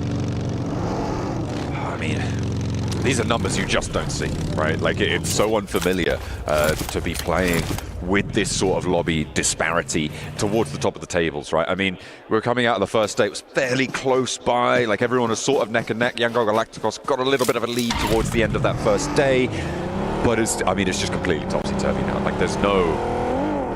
I don't think there's precedent really for a tournament situation like this. Yeah. And for Yangon Galacticos, they've got to feel real good about themselves. Team Secret on the southeast side, just out west of Impala near La Bendita as well, taking shots over towards Regnum Kaya as they try and move on the east side. Wild has taken quite a lot of damage, and another tag sent on in as well. This is dangerous. Trang could potentially get a shot or 2 sent his way as well, but Wild just about escapes with his life.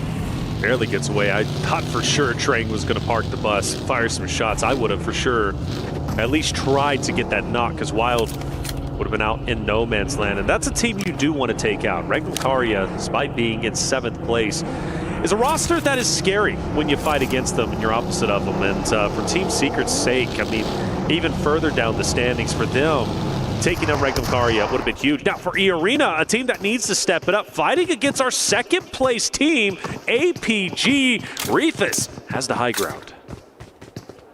Rufus on top right now. For APG, of course, one of the very few teams, and by very few I mean the only team that is within even thinking distance of Yangon Galacticos right now. Mormon takes himself out, and that's going to be an easy pickup for Rufus. Very happy with that. E-Arena, fumble, not good, especially when you're in 15th place. You can't let that sort of thing happen. Rufus on the outside, he's all too happy to take this fight. And the backup's coming through for E-Arena, but getting up and challenging him is so difficult. And now Doc is on the ground floor, Top moving in from the sidelines.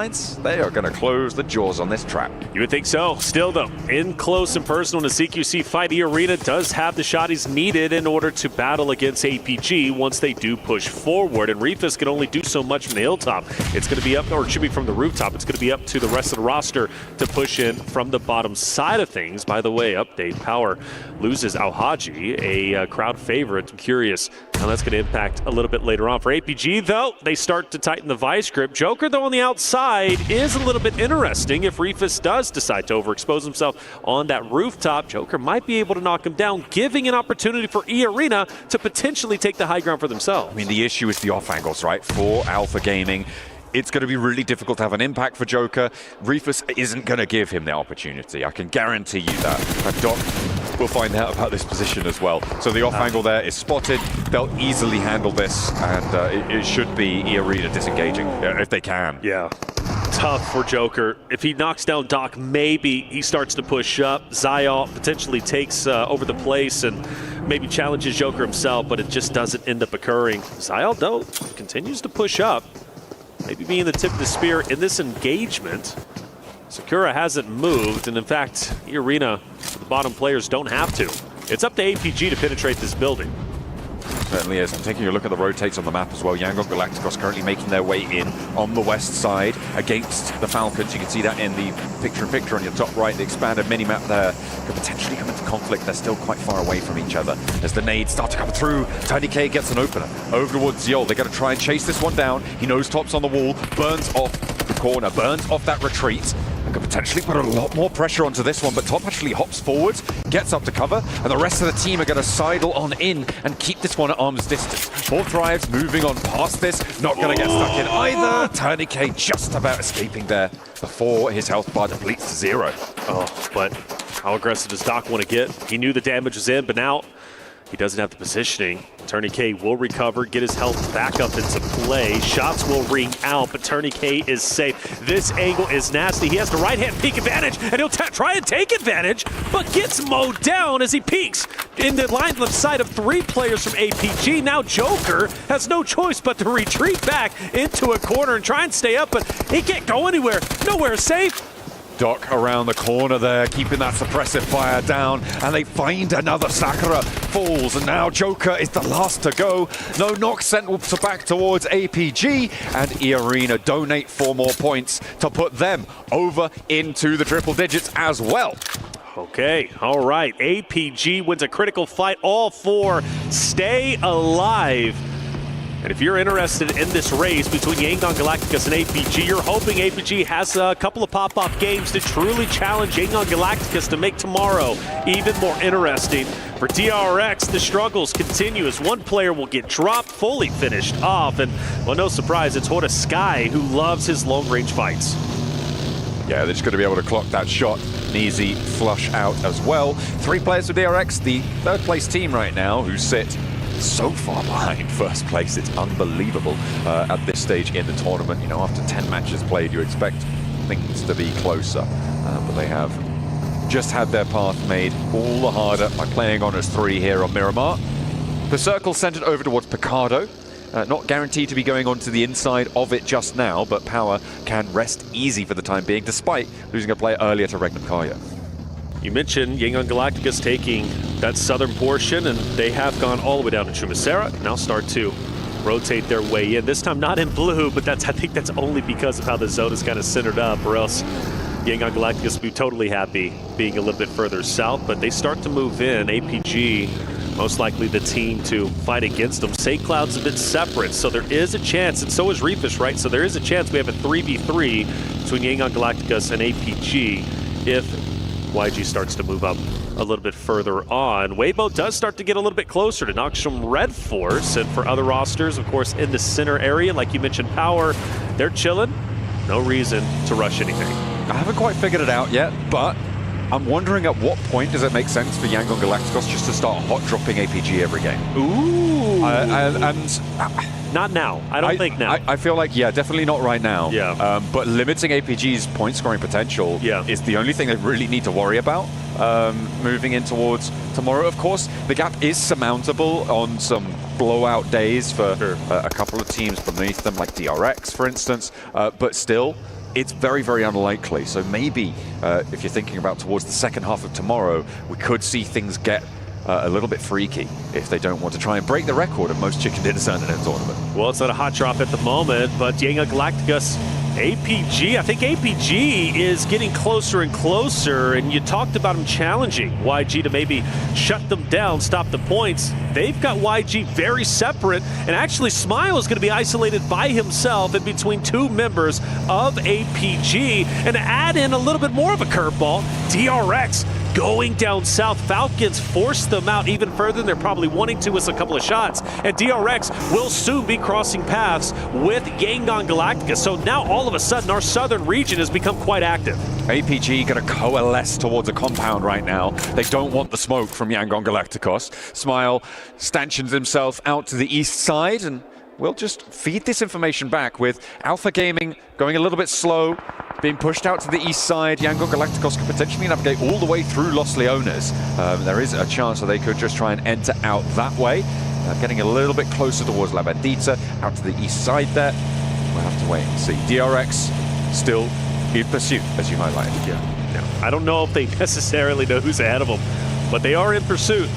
When they see that team in front of them, they might be forced to fight it out. Now, for Fireflux, I wonder if they're aware of everything that is going on just south of them, because they do play a gatekeeper role in a way. With this 2-2 split, they've got a lot of options. Magnum Caria just to the north of them. To the west, you've got Falcons and APG, who are now getting dangerously close to themselves. So from APG to Yangon Galacticus, APG now over towards Falcons area. The question is, how deep do they decide to get into the zone? And for DRX, how quickly can they get up to Yangon Galacticus? APG still holding down a hardcover POI as hard as they can with Falcons up ahead. Yeah, they slip back out to the western side, and Falcons now going to be the team to try and take them on. Of course, the hometown heroes here in Saudi Arabia. The organization has a lot of fans out there, but they have been underperforming expectations so far. Their calls have been slightly messy. Their confidence definitely knocked here.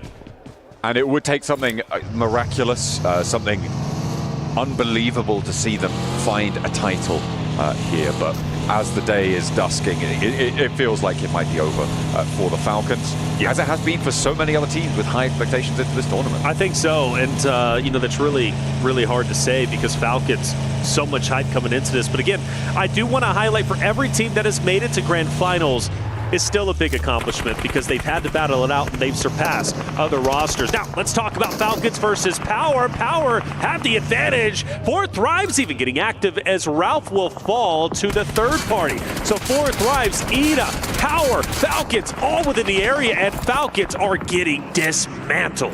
Redog's the only one to stand now on the inside. Narvalo down and can't really go for the cross cleanly here. Trying to slam into the east side of Picardo. I mean, it's not ideal, right, in this scenario. There's this big hillside that sits in the middle of the circle, but it's really exposed out to the east edge right now. Once the circle shrinks a little bit more, that ridgeline will start to gain power, similar to how we saw on the ridgeline to the north of the river in the previous match, start to gain power once the circle closed on towards it. Very exposed before that, but can gain momentum. Yangon Galacticos going to be playing on that east side to potentially take shots out that way. Yeah, DRX finally made their way up. They had to go deep into blue through the south. Once they finally got up into the northern side of things, they run straight in to Yangon Galacticus. A couple of shots are exchanged. DRX takes a little bit of damage, loses a player, but still relatively healthy. But for them, they've got to worry about alter egos because they're collapsing. Alva was the first one to get active onto the DRX members, and now the rest are going to join in. We've got a fight over here in the factory, and Moana is down. Going down first there on the engagement, DRX wanting to rack up a point or two if they can. Nade over towards another, and Alva goes down next as Rosemary, his point is picked up by DRX, but Yangon Galacticos get one of the points on this engagement, because why not? Why not? They need more points, I'm pretty sure. That's right. You can always use more points. The question is, actually, chat, let us know prediction. How high will Yangon Galacticos go in the standings, at least points-wise, by the next 2 games, this game included? For DRX, they successfully win the fight, but they can't stay here. They've got to move forward. And with it being said, for Say Cloud, he's got the forward position. So DRX, maybe a northern rotation is in the books. For Yangon Galacticus, things do start to get a bit spicy. We've got Team Secret who's up ahead of them. Fireflux to the left, DRX to the right. So at a certain point, there is a real chance Yangon Galacticus get into an engagement and then ultimately end up being third party, either from DRX or Fireflux from a distance. Nades in from Nongshim Red Force as they try and put pressure on from the north side of the compound towards Hora.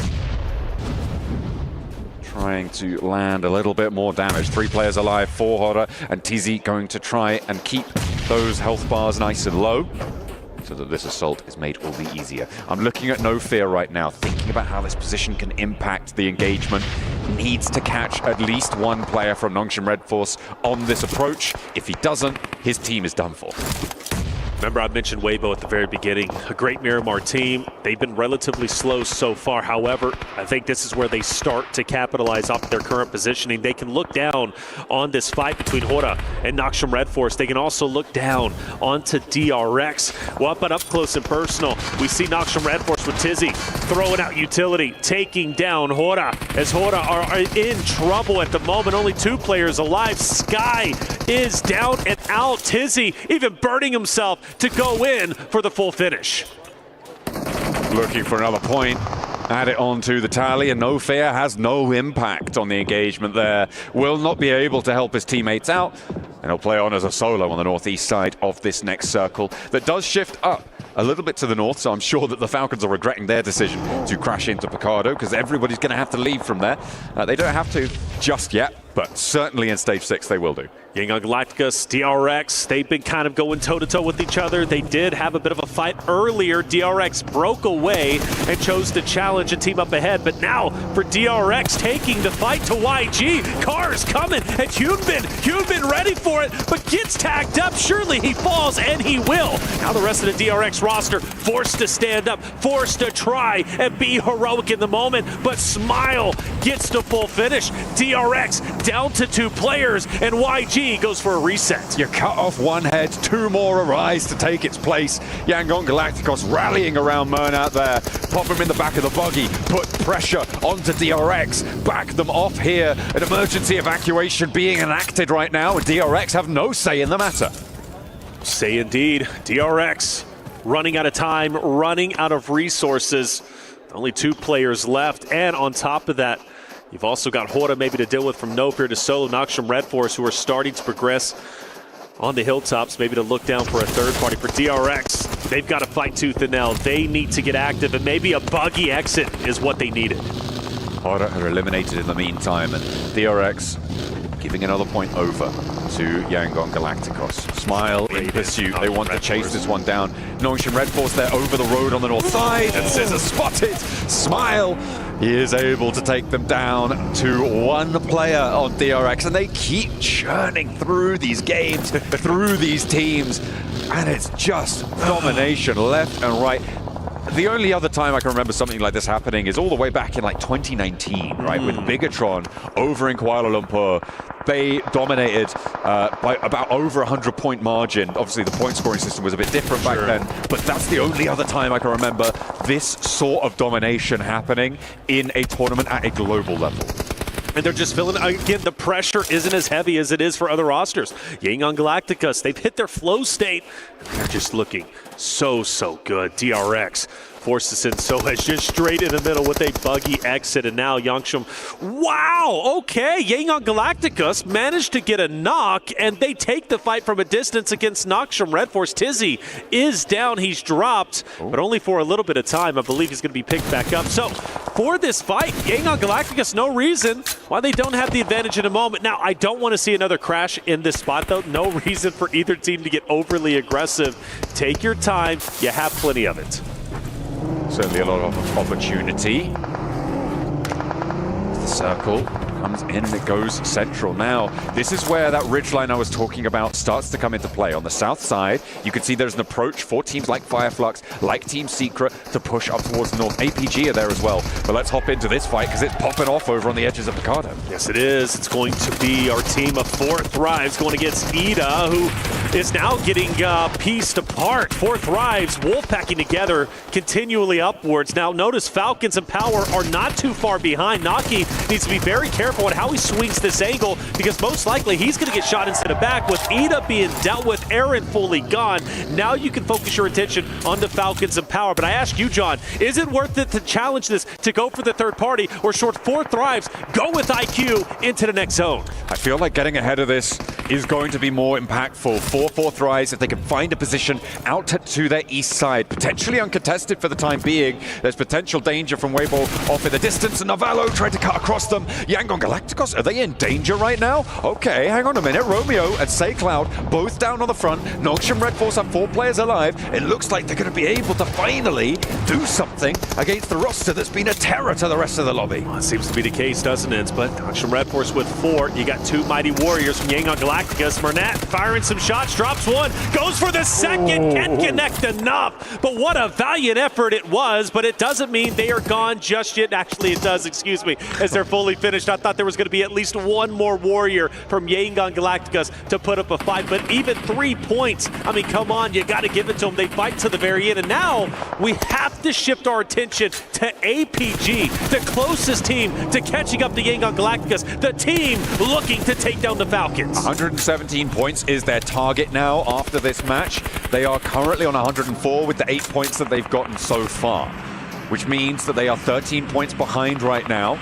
So they still have quite a way to go if they want to catch up. But this is brilliant news. Like you said, the opportunity now to draw level with Yangon Galacticos, which is something that could only be dreamed of further down the tables. That's right. This could be a massive game for APG, but Fireflux, they want to stop them. After all, Fireflux, they still got skin in this game. They're in 5th place. There's a lot of money still to be earned in a championship potential run. Solus up close, gets mowed down. Fireflux left with just one more standing. But for how long? Well, Madcap says, I've got this. Boys, I'm going to take the cake. I'm going to push up. 1v3, no problem. APG, not like this. Oh, they are going to push Madcap back off the angle, though. He has one more hurdle to jump. He will go for the fire. Reefus keeps them together. The full reset potential, but Narvalo could also change things around. The Falcons moving on up with their last player. He's not going to be there in time. He's just trying to get a little bit further forwards onto this circle. So Alpha Gaming now up to 11 eliminations, 10 points behind Yangon Galacticos. Ooh, okay, so a potential 21-point game. Who knows, maybe even more if they get eliminations, which would put APG in 1st place. And you mentioned Narvalo, he's gone. Falcons are eliminated. For APG, this is their game to take. They've got a lot of great competition. They still have to fight for zone, maybe even against 4th Thrives. I'm assuming Noxium Red Force, but APG have already put up one hell of a game. Weibo on the north side are a major threat. Last player from DRX could change that around if he doesn't get spotted by them, but you imagine that Weibo are going to be able to spot that one out. You hope so at the very least. So on the northern side, they have a lot of control. So easy. I think he's been spotted. No. Oh, that was in reverse there. Hang on a minute. They're going away. They might leave into his own devices. So it stays alive just a little bit longer. Weibo finally starting to fire a couple of shots, I believe onto Phallic. IQ will try to alleviate some of the pressure from a distance. Weibo have a lot of utility here. Soaz will stay just where he's at. No reason for him to fire off. He's going to be a sneaky beaver as long as he possibly can. Actually, I do start to worry about Weibo now as he might get gunned down. Oh no. Uh-oh. Oh, no, he's right there. Surely he checks the angle.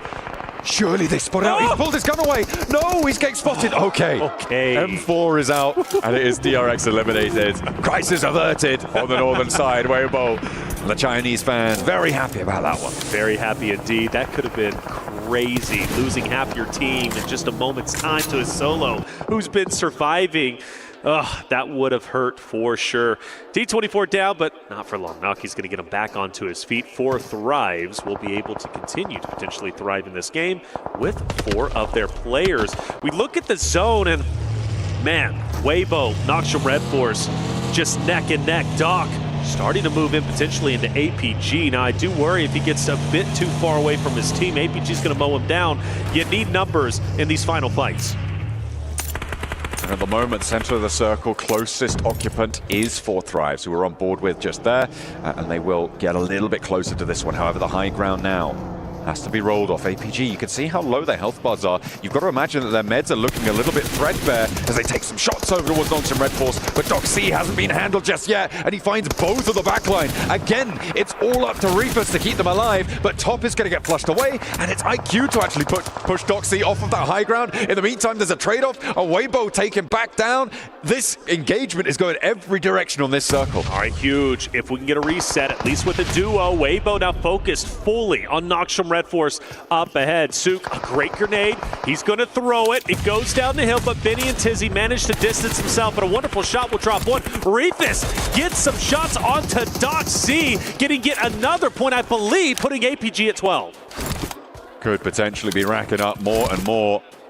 Haven't quite got that flush just yet, so the 12 elims, they'll try and add to that tally. Falak nade over the top. This looks good, and it will find the knock of the 33Z. Weibo's sidelines now are opened up a little bit, and he manages to get back as well behind that Molotov. Really timely retreat. The old ducks behind the headland just in time. Gotta favor 4 Thrives in this moment. A team that was so incredible. The dominant roster throughout group play, struggling when it comes to grand finals, but a chance to step it up. Reefus is down a solo. Last alive for the team of APG. Sayal also taking damage himself, and Alpha Gaming will in fact be eliminated. But good news even more so for 4 Thrives, who have a dominating position and they have dominant control here. I don't think they can lose this game. Weibo try and find Bini in the ditch there, but he's in the smoke. A little bit too hard to find this time around, but the spray downs, the shotgun puts him out of the business. 4 Thrives now with 9 eliminations, trying to convert this one against Weibo. They've crunched them in. Look at how they sit on this circle. We're on to stage 8 now. It will close dead center, and 4 Thrives should have this one on lock in a 4 versus 3. Nade over the top from T24. Falak's gonna be up on that off angle now. Sook should be next on the menu, and you can imagine he's gonna bite down something hard. Falak able to nail that shot, of course. Well done. No chance he doesn't. Now it's a 4v2. T24 pushing closer and closer to Order, and he down below. T24 finally looks like he starts to fire a couple of shots. Order most likely dropping in a moment. He as well. Is this the game? Will we see it won from 4 Thrives perspective? Only one more player remains, and I just don't know if it's enough. 4 Thrives will take game number 5. Much needed points going their way. Pushing themselves up towards the middle side of those tables. Obviously, a little bit futile to hope that you could get up towards the top, but it is money that you're earning. As you ladder up on those tables, there are big pay gaps that you can cross. So beautiful news for 4 Thrives. Coming into this, one of the highest point scoring qualifiers from the group stages. They needed to keep things back under control, and you can see maybe a little bit despondent about that performance, but either way, they take the 10 chicken dinner points. And you know what? You got to give credit to APG. They closed the gap even further onto Yangon Galacticos, who were eliminated earlier than they wanted. So for APG, making it very competitive. But for number 1 and number 2, they still continue to distance themselves. A great game for 4 Thrives. One more game remains. We're going to take a quick break. When we come back, the final map coming your way.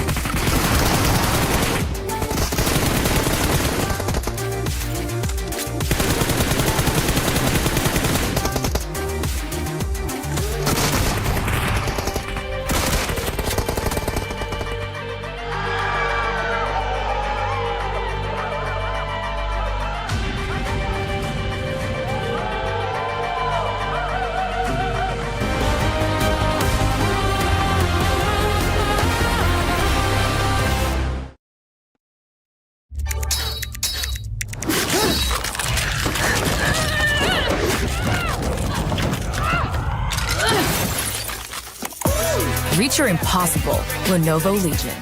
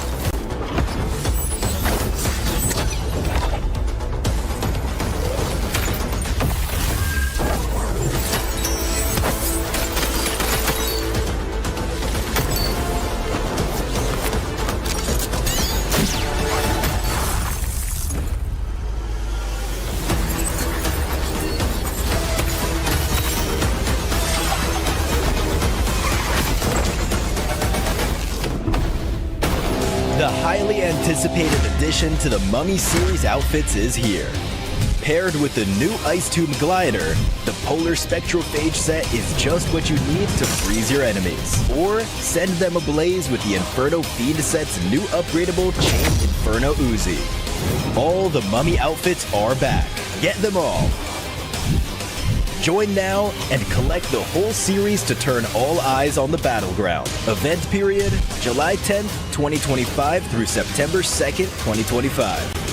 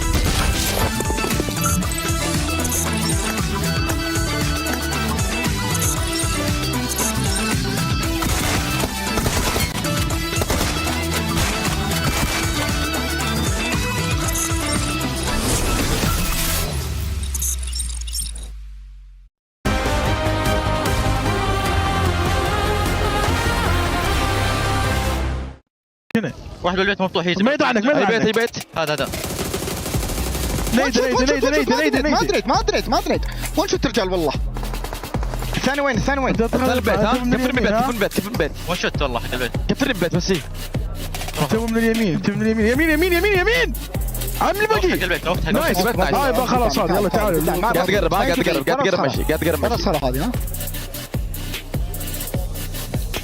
لا تنوق انا اوبن هات نايس يا نايس كمل يا عيال يلا جيجي ضيعنا قبل نكمل قبل جاي يلا The fight is back on from the rest of the lobby, and you too can endure the final true battle that's going on inside the game here as PUBG Mobile meets Transformers. As we have Optimus Prime, we have the Decepticons, we have everything going on. Check it out in game right now, but we're checking out what's going on in Miramar because 4 thrives on the fight back. Neptura, they get themselves a win finally, yes. I'm so happy about this last fight. I loved everything about it. These two can attest to that. I was going crazy. Screaming in the green room. Because finally we see something from all of these teams, right? You had 4 thrives coming in from Picado, completely taking them out, moving in, right? Then you got WBG on the north. You've got who else? Nongshim Red Force kind of on the east side. You got APG on the south. 4 thrives able with Falak on the north, able to push WBG into Nongshim Red Force. You had APG doing the same thing to Nongshim, pushing those 2 teams into each other. The minute that happened, APG go out, which just leaves 4 thrives able to just move in through the entire zone, take control, and just wipe the whole thing clean. It was good. Chef's kiss. Yes. Wow. No, this is definitely a lot closer to the 4 thrives we hope to see going into this one. Was the circle a little bit favoring them? Sure, a little bit towards the end, but the way they take the fight in Picado, eliminate a lot of those teams trying to exit Picado itself, and then actually go to the little dips over to the east of Picado, which is a very good position to gain time, wait for the circle to move in your favor, hopefully, and then you can take the win. I think the terrain knowledge there was on point from 4 thrives. Is it a bit too late, though, because they were at the bottom of the rankings? Maybe, but still nice to see a Pakistani win.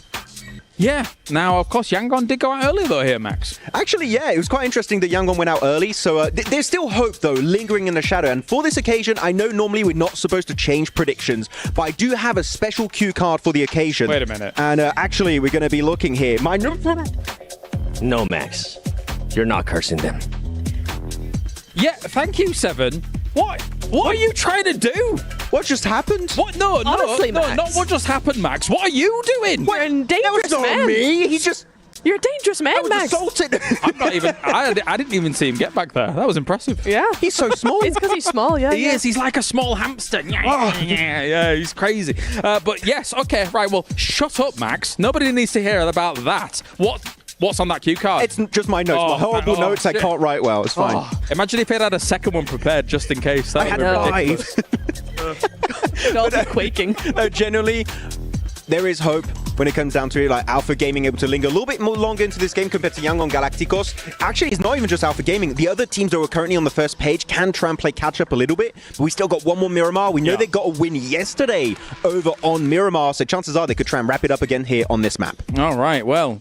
just keep predicting Yangon, I guess. Let's take a look at the overalls then and see what happens, because there's no way that they are not going to be able to outdo this curse. 117 points. Look at that from Alpha Gaming, though, jumping up to 112. The barrier that they are slowly creating here, Neptura, compared to the rest of the teams, is absolutely nuts. I'm just going to say, welcome back, Alpha Gaming, to be honest. Yes. With one win, they're able to get 112 points, right? 75 eliminations, Max. We're able to see so much of them come back. This is the Alpha Gaming we're used to seeing with that high of elimination count. Currently in the top 8, they have the most eliminations of everyone. I mean, we were talking about it earlier a little bit, Neptura. Reefus is the man just saving this day for Alpha Gaming, which is surprising when you have 3 global MVPs in Zyol, Top, and Doc all on the squad. So Reefus, really the unsung hero for APG. Yeah, I mean, he is really the alpha of the group stage, I think. He's that one player. Oh, he is, though. He's the one player, that support player, the off-angle player, that's doing so much for the team and setting up his fraggers. What a huge jump from 4th Thrives, though, moving into 6th place here, Max. GG. Yeah, 4th Thrives definitely going to be happy about that one. 65 points. They need another banger, if I had to be completely honest. We need another big game for them. But you know what? I want to go on to another team outside of 4th Thrives. We already talked about them a little bit. Weibo, able to actually reach the late game, able to jump up here in the podium finish. 78 points, about what that's going to be 30, 40 points away from our top squads. Technically in reach of a first position finish if they can try and wrap it up in style here with this last game of the day on Miramar. They've been playing a little bit better. I like the speed at which they rotate, but on the second page here, a lot of teams, again, we don't expect to see here. I would say definitely Neptura, a tough drop from Power and Alter Ego coming down here.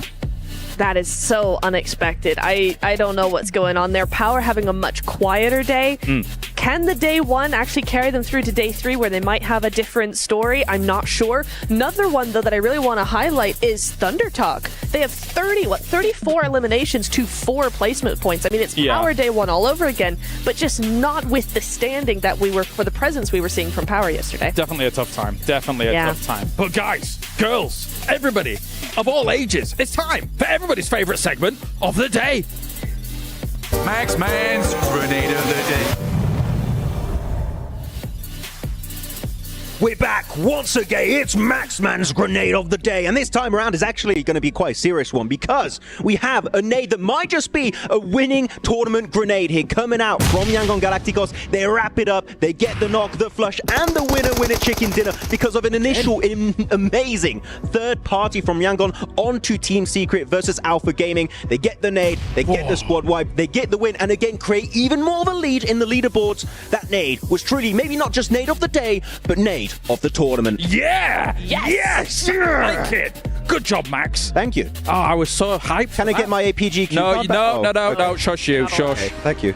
Nothing more from you now, Max. Okay. You're banned from talking. Neptura, let's talk about this next game. Yes. One more Miramar for the day, and of course, everybody is looking towards, not Max Man, Alpha Gaming currently being able to somehow make this kind of lead up from what we've seen from Yangon. I think it's spectacular what we've seen from Alpha Gaming. It's so nice to see them back. I think there's been so much concern over them. Finally, they're stepping into what we're used to seeing from them. So really, really good to see them back at it again. Can they win this next game to just secure the top of the leaderboard before we get into day number 3? Before we find out what our smash point is going to be? Can they be the one to set that standard, or is it going to be Yangon at the end? I don't know. The +10 tomorrow will be big, of course, here. No, we're not getting anything from you, Max. I can see you mouthing something. Shut up. It is now to head over to the commentators. Thank you very much, Neptura, for everything here. Not you, Max. It's time to go into our final Miramar of the day. Over to the casters.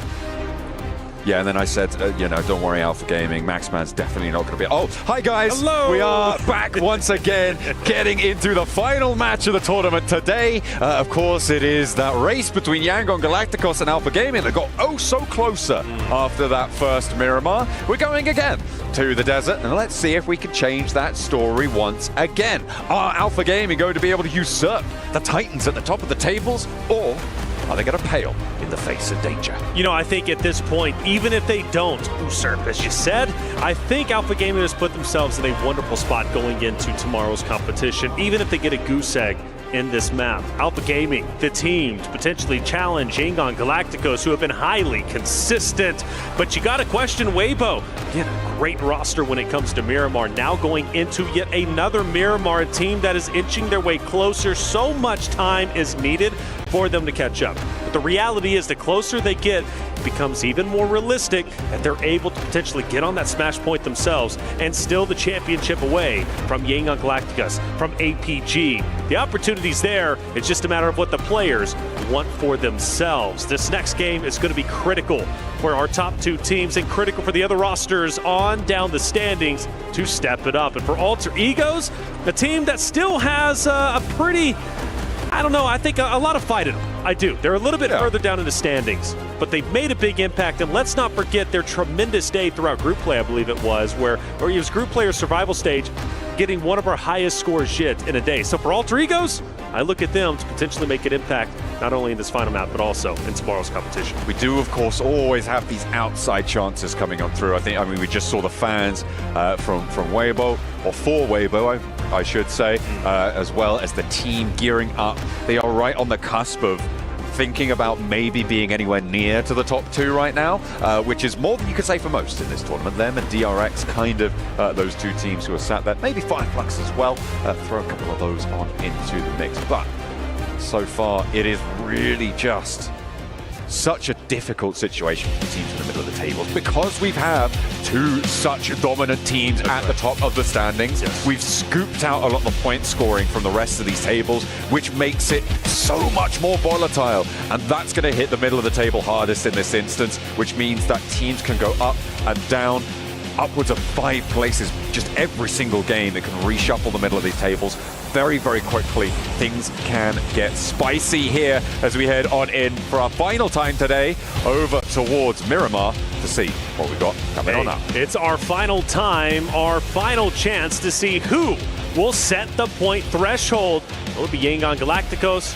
Will it be APG? Those are going to be your two front runners to set the threshold going into tomorrow. 10 points would then be added on top of that, and that will be our smash point. Don't get too caught up in that, though. I know we'll be explaining it tomorrow, but at least as this game goes, this is the final opportunity to get as many points as possible to set yourself up nicely going in to tomorrow's competition. And I do hope, at least for the sake of a lot of our rosters, this zone isn't too crazy. But if I know anything about Grand Finals, if I know anything about PUBG Mobile, they love to throw some wild things at you, some wild zones. So honestly, I'm kind of feeling it in my bones. Where are we going? Ooh, okay. Give me something spicy. I mean, the spiciest circle on Miramar, as we all know, will be that East Island circle, right? That we saw at the end of the global stages at the end of last year back in London. That was nutso, and it was really, really dastardly. Not going to happen here, though. Don't be ridiculous. Stop bringing it up, Taylor. I have to try. I've got to try, man. I need something spicy. One day you'll get an East Island circle. One day. You know, I didn't get my military zone. If I would have got that, I would have been perfectly satisfied with normal, okay? But this is going to be all right, and it's going to be great for those teams who just like a standard style of gameplay will most likely, actually, Yangon Galacticos not going as north as we're used to seeing them. They're going to be a bit more south, which doesn't change up too much necessarily, but still could be a little bit weird for their competition. For 33Z, Weibo Gaming, come on. We look at you to be the front runner to break the top two, and you already lost one. They haven't lost them yet. Not just yet, but just yet. We'll see. Very certain that they are going to lose it very soon, but not yet. They're going up. They're trying. Oh, no, they did push back. They're all in one vehicle. We know this is not necessarily a good thing. I hate it so much. Stop that. Thank you very much. Goodness me. Alter Ego, hop out of the vehicle, dropped you off, and they haven't actually confirmed this flush just yet. So, looks like they're not even going to try. Just going to get away, get out of there. I mean, disengaging, maybe a good idea. It seems like Weibo Gaming, they're going to be happy to play on the score. You know, if I'm Alter Egos, I want that point. Right, I'm a little bit further down than I want to be going into tomorrow's competition. Even with a heroic game this time around, it only breaks you up into maybe 70 points. And still not close enough, at least. Not as close as you would want to be, right, to the rest of the others. But they get back in. Oh, maybe a trap has been set. Oh. They forgo one. Oh, excuse me, Alter Egos fire back onto Weibo. They forgo one clean. up, potentially getting 2 now. I see the math. It's working out. Hey, look, he's still down behind that rock. So now, let him send in a third. Let him send in a third to get the other 2 up and take down 3, and then do it again and take all 4 down. I reckon they'll fall for it again. They'll do it. They'll be like, oh, yeah, let's do it. Yeah, for sure. They're actually leaving. No, they're just leaving. I mean, they've already lost both of the press. They don't want to press it up. No point in getting stuck into this one further. So, Weibo down, split to half of their roster. DRX now, our major hope for maybe catching over towards the top side, but Yangon Galacticos fairly disengaged. Shumasera was the drop spot for Alpha Gaming, and they are again fairly uncontested in the zone. Ooh, a little bit of a drift off the side of the road. Mernat. It looked cool. It did look cool. Yangon Galacticos not only in first place, but also getting style points. I don't know how those points factor into the overall standings, but we'll figure it out. We'll have a discussion with the TO on the back end. Mernat South, that most likely is where the rest of the trio for Yangon Galacticos are going to be heading down, potentially rotating over towards maybe APG. I don't know. I mean, that's the team, right, who's kind of been gatekeeping them several times. They have history, and, well, even more so now, being 1 and 2. So now I bring up the conversation you set up just the last game. When does APG decide to truly challenge Yangon Galacticos? Now, obviously, you brought it up in an initial POI fight, but in this case, for APG, there's a lot of distance. They don't necessarily know where YG is currently at. But if they do see them, shutting them down this game and challenging them, especially with the lead they have over Weibo, who's currently in 3rd, could be worth it.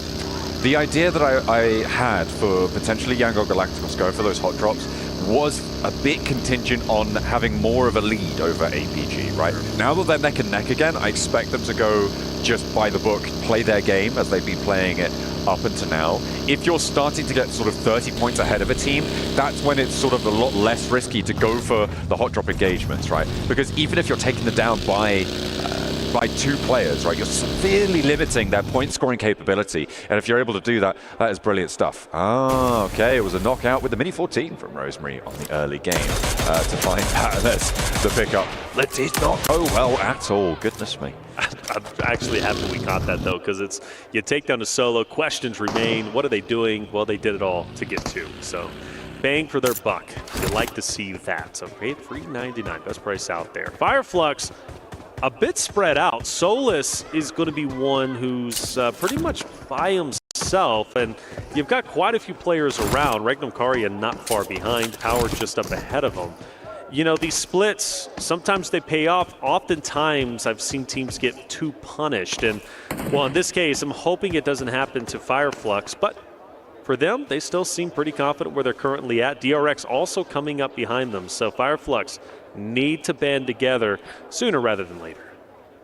I'm looking at the northwest side right now, and it seems like our observing team are too. We're going to hop over towards Hora, over by the Crater Fields. The Falcons close by, right on the northwest edge, fairly isolated from any other team, really, so not likely to see any third parties on this spot, but you can see close by to one another. Potential for things to get involved now between these 2 rosters. In 12th place and 14th place, Hora and Falcons respectively. They need something. I mean, they need something big, right? And unfortunately for them, they're not too far behind, sort of 3rd place at this point, right? They are within striking distance, and that's what I was saying in terms of the volatility of these tables. It's just so crazy what's happened with Yangon Galacticos and APG that sort of ruffles a few feathers in terms of the typical conversations that we have at this sort of stage of the tournament. But it's definitely very, very movable around the middle side, right? If you get a big game here as Falcons, you get 22 points on the board. All of a sudden, you're up at 64. Right. You're in the running for those podium positions. You never stop fighting until the very end. Until the tournament is done with, you continue to fight for every position you can possibly get. And for Narvalo, he's going to do exactly that on the high ground. And more importantly, yeah, he'll get a couple of pop shots, but speaking of which, ought to no fear, but he's also calling out the exact locations of where Hora is at. Airborne, hits the shot on a sleepy and takes him down. Super surprised he's still alive. Hey, you can take the Falcons to the sky, but those guys just fly out of the way, you know? They're dipping, they're diving, and Koa's on the business. That's right. With the pump action there. Hora now busted down to a limited supply of players on 2 now remaining standing. Redox is circling again, giving them an aerial display as they threaten to take down Jiggle. Koa pumping into the smoke with that pump action shotgun. Nade over the top, and Jiggle should not be long for this game. Another nade over the top, and the airburst is good.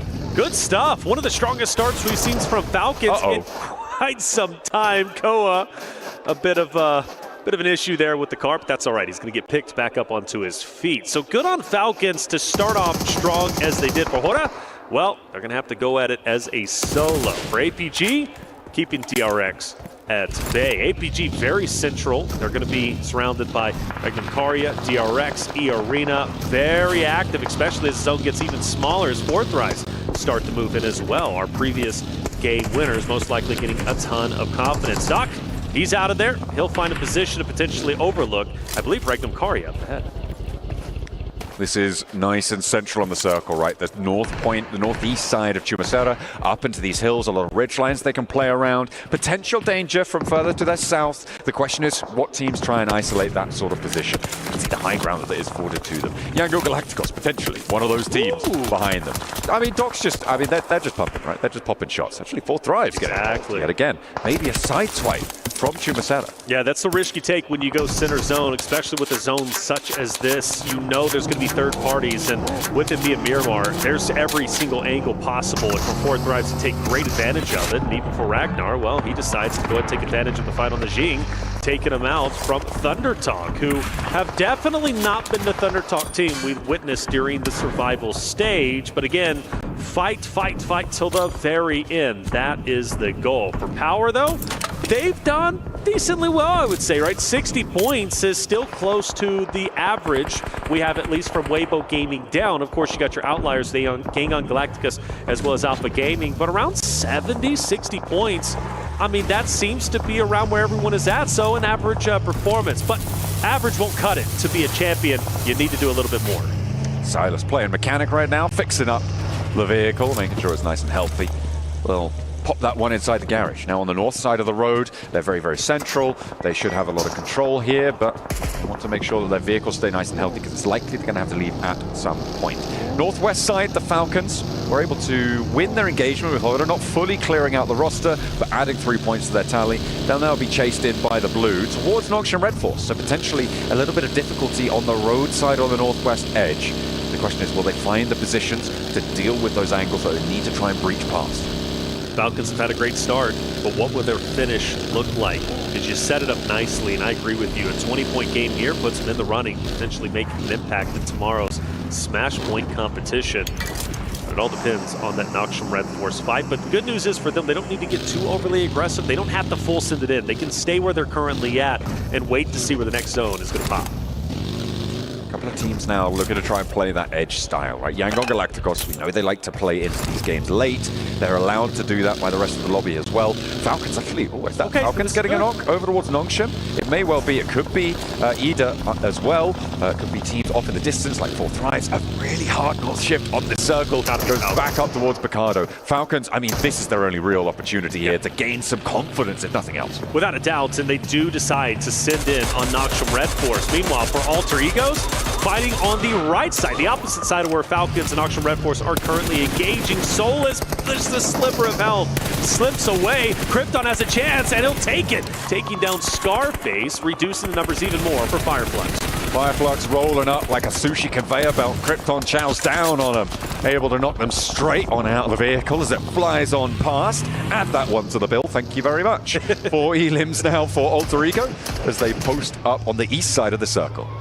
Good job, Alter Egos in a great spot, fully effectively pushing Fireflux back opposite of Power. Meanwhile, for Falcons, we knew this fight was going to take place. Noxian Red Force was their only other enemies. Now, Falcons win this in good fashion with all 4 players left up, excuse me. They're going to have this compound area to themselves, which could be incredibly valuable depending on where the next zone shifts. So a critical fight for them to take with Tizzy in the smoke. Falcons need to keep their head on a swivel and not just blast on Biome. That UMP is going to knock them out. Nade in from Koa could find Tizzy if he gets the bounce right. He knows there's a person in here now with the damage tag, and Koa immediately able to put him down there. Again, that's the warehouse now controlled. The longhouse is next up. These are a lot harder to take control of than the warehouses. But the question is, do they need to right now? They've got control of this warehouse. The Falcons, not really too many teams contesting them in this area. Could potentially be third-partied by a team like Yangon Galacticos. And the longhouse still has some teeth to it. Don't necessarily need to push just yet. Need to keep Narvalo up. Going to be very difficult to do. XCY forced to retreat now, and that should give an ample amount of time to get Narvalo back in the fight, which Redox is going to fully commit to. And Noxian Red Force knows this. Nade's going to be cooked, and it might have a chance to connect on Koa through the doorway. Good. Just misses. I thought that was good for sure. Just a little bit too long on the cook. The one side of the wall does catch the damage that they were looking to put in towards Koa's health bar. Now Yangon Galacticos could be a back angle that spots out Nongshim Red Force, because they've been playing on the far side of this longhouse against this push from Falcons for quite a while now. Weibo as well, with Order moving in, could also find angles with Falcons in their sightlines. We'll have to wait and see, because they have drawn the attention. The Sharks are circling, and that is one great white off in the distance. And I worry about Ralph. I loved his off angle, but now start to question, will Mernat from Yangon Galacticos be able to hit the shots needed? But the pressure's in, the commitment has been sent, and Doc C down to a sliver of health, and in fact he's going to be fully dropped off of that. And Falcons look to win this in full fashion with all 4 players last alive. The question is, what can the last remaining member of Noxian Red Force do? Circle counting them in on the edge of the circle as well. They're going to be happy to hold this fight for a little bit longer. XZY on the outside though, spots Koa, looks for the flush as well. I think he was denied and gets cut down by Narvalo, who was rezzed earlier. Putting that import onto that res really pays off for them. The Falcons now losing only 1, meaning they're fairly safe from Yangon Galacticos. But Yangon Galacticos do not need to take this fight right now. They can just try and get ahead of this and keep the Falcons on the edge of this circle. Which is what they've been great at, and that's why they have been so consistent. They're not focused on crashing in, being aggressive. They're focused on pacing and positioning. And you'll even look at, well, we look at the map, right, for SayCloud, where he's currently at. He already has a great off angle and a good position to gatekeep the team of Falcons, who are very aware of where he's currently at. And if they can't take him out, they get tunnel vision on SayCloud. You then got Mernat, who's getting an off angle himself just behind the Falcons roster. YG are closing the vice grip, and Falcons need to be acutely aware of where they're currently at. I wonder if they're aware of Mernat on that off angle. And he is going to be devastating if he catches someone trying to push up that ridgeline towards where SayCloud was playing. Retreated off now, by the way. Then it could be dastardly. But Falcons are going to extend further towards the north side. With 2 players left remaining on Weibo, those are the 2 players who will be playing on the angle. Koa will spot the players inside the building, hear that vehicle rotating. He'll know that there's a bit of a regroup onto that Weibo compound. Yeah, Koa Redux just trying to fill out where Falcons can go next. They know it's an option to stay put where they're currently at, but they need the information on their next rotation. They wisely retreat back. Redux will stay just above that of Team Secret to get a couple of pop shots, maybe a knock to where Falcons could open up a door for themselves to maybe push in. For Power, though, opposite of Fireflux, who had some early engagements. They lose half of their roster, but still set up very deep into the zone. So for them, they're okay at the moment, but you do have a couple of teams, maybe Power. I'm honestly looking at Alter Egos to maybe be the next roster to push up, and I think that was Alter Egos who took down the 2 members of Fireflux earlier. They're on the east side for Alter Ego right now. They're fairly isolated. A potentially difficult push. They might target Fireflux. You can see Matcap, Solus trying to hold out their coastline. Well, their sidelines, rather, as they will be aware of Alter Ego's position. Not willing to peek too much and wait for this next circle to come on through. 40 seconds remain on this phase, and we'll figure out where we're going next, as our teams are starting to quiet down and wait for that pop to come in. That's it. Where do we go next? We know Falcons are going to have to move. Yangon Galactica since Smile, by the way. They're actually starting to come back in and set up around Falcons once again with SayCloud and Smile. Falcons are back to square one. They know to their north is going to be Team Secret and Weibo. and they know straight ahead is going to be YG. So for Falcons, this is going to be a hard rotate depending on where it goes, and I assume they're going to have to move forward. There's no way they get blessed by this, right? Well, let's see. It's going southeast. Okay, so they're going to have to leave from the northwest side. Again, there's this big hill ridge in the middle of this circle with Ida as well playing on the compound there that sits out to its west. Regnum Kaya down on the south side, playing in a fairly secure spot as it stands. The high ground on the south side of the road, that's going to get dismounted.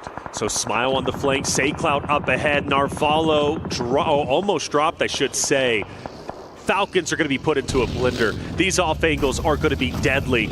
It's going to take a miracle shot from Falcons to drop one. Hold up, maybe a miracle third party. Order from Weibo drops one from a distance. Now this gives an opportunity potentially for Falcons to, I don't know, make an impact, but Narvalo needs to get back on his feet. Weibo now going in. Yeah, I think Falcons are cooked in this moment. 3 players remaining. They're mounting up. Let's see if they can find a charge position. I mean, with all 3 players, they could just send onto SayCloud's spot, right? It depends on the speed at which Yangon Galacticos can respond. Smile regroups onto it. It feels like they've read that is a possibility. But instead of that, Falcon's going to try and sail under the terrain cover, get ahead of Yangon Galacticos, potentially towards Horror and towards Sky, or maybe even all the way over the road. Okay, Redoc's going to lead the charge there. Where are they hoping to find an impact here? They're just, man, I think they're going haywire. They're just trying to get away. There's not a good really route of rotation, in my opinion. I mean, Koa runs into one of the members from Fourth Rise. Valak will take him out, and Falcons get pieced apart. I don't think this is really an issue of Falcons. Like, Falcons held their ground. They didn't get blessed by zone. The pressure from Yangon Galacticos was a little bit too much. Then Weibo joins into the mix, and you lose Narvalo. Falcons realistically didn't have a safe space to rotate to. It's still disappointing. I feel like maybe they could have taken a fight over towards Yangon Galacticos, right? Yeah. As much as you might not want to, it could have been the easier option. I still think they would have lost. Crashing onto the duo, maybe. Yeah, it's difficult to say. You know, it's difficult to do what ifs here. But Yangon Galacticos maybe struggling against the last player from Horror, who will fall in the end with a little assist from Noki over in the distance. And Yangon Galacticos, hey, you know what? Yeah, let's give them a break, guys. They've had a real tough time of it so far. Let's allow them to get back onto their feet. Four Thrives, not willing to do so. That's right, Four Thrives. They want to go back to back, and the potential is here with 4 players still up. You've got Yangon Galacticos in this little bit of a fishbowl. Valak can just mow down nades along with IQ. Even so, the smoke is enough to give a little bit of concealment for Yangon Galacticos. And, well, they're going to go ahead and return the nades themselves, and they can still make it out of this. If I'm 4 Thrives, I get aggressive on this. Start mowing them down. Start shooting into the smoke. You need to silence this roster now. The difficulty is that northern flank, and of course across the way the team's holding the compound. It is so nerve-wracking to make this call. They're not quite in the position to do so. Noki over the angle may be a linchpin position for them, but he doesn't really have sightlines over to Yangon Galacticos. The thing is, committing for this position when you're 4 Thrives may be a little bit of a bridge too far, and I think that slipping around the sidelines may be better in the long run for them positionally. Okay, it seems to be the case. Now, for Yangon Galacticos, Ida ahead of them. A couple of shots fired into him, and there is value in potentially crashing in and trying to take over that compound because it is within the zone. However, there are other options, but not many of them. So eventually, you're going to have to fight for a hardcover POI. For Yangon Galacticos, it looks like that's exactly where they're going, straight into Ida. Ida have been able to hold this compound for a long, long time. They've only got the 1 elim to show for it at the moment, but you imagine that number is going to start to rise as teams like Yangon Galacticos going to have to move. I say that, and I heard exactly what I said just as I said it, because it is Yangon Galacticos. We'll see if they can do a little bit more. Alpha Gaming, they lost Reapers earlier on, but they're still pouring out punishment over the rest of the south side of this lobby to see if they can get a little bit of retribution over the teams that took them down a peg. Yangon Galacticos moving up and actually further north and potentially looking to insert over on towards the ridgeline that Weibo have the north end of. I wouldn't be against that. I just don't know how much value you're really going to gain sending it to the hardcover compound where Ida is currently at. Now, for Alter Egos, though, straight into Fireflux. This was a duo that was dismantled early on who has been staying alive center zone, but now as they do get pressured, they once again have to fight for their lives in the final final game of the day. And Madcap very weak. His partner just to his right taken down. Madcap tries to recover with a little bit of health. He'll get the medkit pop the time to fire onto Alpha, but is it enough? Can he continue to stay up? Can he continue to fight alter egos? The answer is no. They will be able to roll back, and Yangon Galacticos are going to go right now, headlong into the compound here. Say Cloud down first, Smile and Myrna trying to put pressure in down the line. Rita goes down now. Cooking the nade, so is Emre and Smile live. Denied that opportunity though, as it will be shut down. Eren from across the way, putting nades on in, that splits Myrna, and he's shot down with the nade from across the distance. Over in that warehouse, they hold strong. 2 players for the top of the table team. It's Romeo and Smile to try and piece things back together against Ida. Flashed, Smile down, Romeo now forced to go at it straight ahead. It's a battle for sure. The winner of this getting a plethora of points. But Weibo comes in, and Weibo needs a big game. This could be massive for them if they can somehow, someway as a duo, wipe these 2 rosters and get a deep run.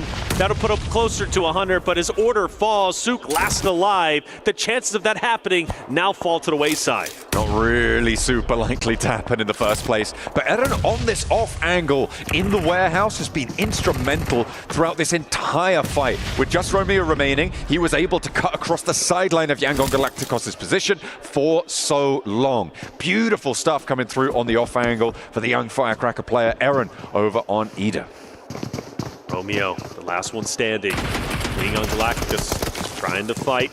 Here comes the push, and it is going to be good as Darkin gets the final shots. Yangon Galacticos out earlier than they wanted once again, but let's face it, still healthy. But now APG has a direct route into first place to set the point threshold. Ooh, DRX as well. Remember, they're a team with a chance to push up towards the top of the tables. They have 4 players alive. Unfortunately, they're on the wrong side of the road for this one. The nades are pretty good over towards the arena, though. That's going to be more damage being dealt on out. The garage really not providing too much cover here. You just need to keep these nades coming on through. DRX going to have to move a little bit further north with Alter Ego lighting up their crossing. Krypton finds so easy, but Hyunbin does find the way all the way across. Gets the spray down onto one, but cut through by the rest of the arena. Joker and Mormon holding face for now. And DRX having a tough time of getting across this roadside. Very tough time indeed. And in fact, Weibo's going to be fully finished off. There was a down player earlier. We knew Sook was going to try and go at it alone. For APG, a chance to dethrone Yangon Galacticos, who has been in first place for the longest time. But the question is, can they pressure up? Can they take down Ragnum Kari? And I just don't know if they're going to be able to. It's going to be a tough spot to be in without question. And APG already has a downed player. This is truly going to be a testament of their skills. 3 players, but only 2 of them up and standing. The off-angle dispatched now. Regnum Kaya have the blue zone to play around, but they have to leave as well. Top taken very, very low there for Alpha Gaming as Yol breaks out wide, a little bit more healthy. Needs to find a needle on the side of Regnum Kaya, but can't quite find it. The haystack too dense to be able to piece it together. Wild looking to sweep the legs. Yol goes down. Alpha Gaming most likely falling here to the blue zone, and the final tag is good. Regnum Kaya, 4 players alive. Now they need to turn their attention northwards. And I don't think it was enough to overtake first place, so top place should go to Yangon Galacticos, who hold on tight, but APG so close. We focus on the remaining teams left, and of course we look at Power, who's had a decent day, but will this be the shining example of what they can do in the finals? Well, maybe not so, as they're down to a solo. Teams are ripping shreds out of each other along this ridgeline that sits central to the circle right now. Power were there for the longest time, but now they've only got Ragnar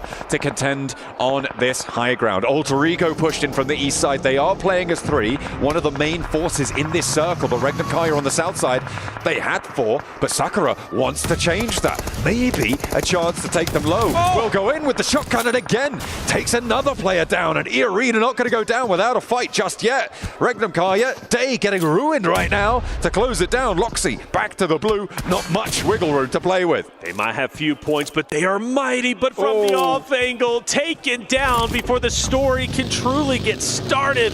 Now down to our top 4 rosters, and Well, things start to get exciting for Regnum Karya. 2 players down. The question is, can they get Wild and Loxy back into the fight? You also got a question for Silas. How much of an impact can he have against Alter Egos? He's in the forward position, and I believe Alter Egos know exactly where he's at. Silas needs to hold this face here, right? For Regnum Karya, they need the control of this open ground that sits in front of them. 20 seconds was enough to get those reses before the zone pushed on in. They can get a little bit of healing done, but the vehicle's low. Rosemary now pushing up, and that's the rest of power dispatched. Ida as well, playing up and on that ridgeline from the western side. Regnum Karya finally able to get away, and as 4 players, this may just be done and dusted. This might be, but you got to give credit where credit is. Oh, what a nade from a distance. Darkin throws it just right. Krypton down. And Alter Egos, 2 members to fight with. Ida keeping the pressure on, which is only even better news for Regnum Karya with all 4 players alive. Surely this is their game to take. It's been a while since they've been in the winner's circle, a while since they've had a winner chicken dinner. Surely they can get the job done this time around. Next stage will close dead center. That sits close to Alva's position right now. You can see that high ground there is under their control, but Ida could take the angle here, and Regnum Karya obviously with these nades, that looks pretty good. I don't think that Alter Ego are going to be able to hold this position for much longer. Regnum Karya should just be able to swell over this. That nade looks good, and there's the knock that they were looking for. Alter Ego want to try and take a player or 2 down against Regnum Karya. They'll need to find this opening, but they've now lost their forward position, and it's just so hard to find these openings. Ooh, and that's a big down onto Darkin. That's going to drop the players from Ida down to just a solo. Alter Egos at a duo. Loxy weak, no worries. He's got teammates for a reason. Slowly but surely, Regnum Karya start to push forward. Alter Egos, they're back against the wall. They still have to worry about the solo from Ida, who's going to be Aaron, who's trying his best to stay up as long as possible. But Wild wants to take his head off. We'll go for the spray, and there's the connection. Regnum Karya now in a full face 2v4. It's their advantage. Silas leading from the front. They've got 9 elims. They can add that up to 11. That will be a 21-point chicken dinner, and put them nice and healthily for a podium competition spot at the end of day 2 here in the grand finals. Silas again pushing around the edge with that UMP, the AUG in the back pocket as well, facing down against Rosemary and an MG3. That is not a friendly sight to see, but he's got his teammates where Rosemary does not. Great shots. That at least helps a little bit. Rosemary, a guy that's been known to clutch up 7 eliminations for the day. Silas goes over the hill. Rosemary guns him down. Is this the end? Will Regnum Karya choke the final engagement despite the man advantage? Well, it's up to Krypton, and Krypton's hitting the shots needed. Krypton might be able to do this for Alter Egos. He only has a couple of players to take care of. He goes to challenge on the Loxy, but it's not enough. You can't reset this. You can't get Rosemary back into the fight. You just have to keep pushing. Regnum Karya choke on the first push, and now Krypton in a 1 versus 2. Loxy and Wild for Regnum Karya, trying to keep this one in the back pocket. Alter Ego have 14 elims. No way are they going to let Rosemary get this res. Regnum Karya dropping the ball here, but Loxy, no, he steps back again. Are you kidding me, Regnum Karya? That's not going to work out. Krypton, no way! And how on earth do they let that happen? It's Alter Ego to find a wild opening onto Regnum Karya. That is crazy. What a massive blunder. Massive blunder indeed. That is insanity. I cannot believe my eyes. I cannot believe what just happened. Alter Egos stand their ground. Regnum Karya, despite the man advantage, can't get the job done. And that right there pretty much puts a cap on the entirety of today's performance. Teams dropping the ball where they need to pick it up the most. But for Alter Egos, really the crowd favorite, a team that is looking to make history, might have just put themselves in the ballpark of potentially winning a championship. What a dropped ball there. Regnum Karya with a 6-point swing on that as well. In that engagement, they would have 6 more points if they'd have been able to win that. And it was theirs. It was theirs for the taking. He was super low. He had nothing going for him. They allowed the first A to come through. They allowed the res onto Rosemary to come through. You cannot criticize Regnum Karya enough, and I hope that the desk will do just that. We're going to head to a break for the final time today. We do have a little surprise for you later, though, so don't go anywhere. Stay tuned. We'll be right back.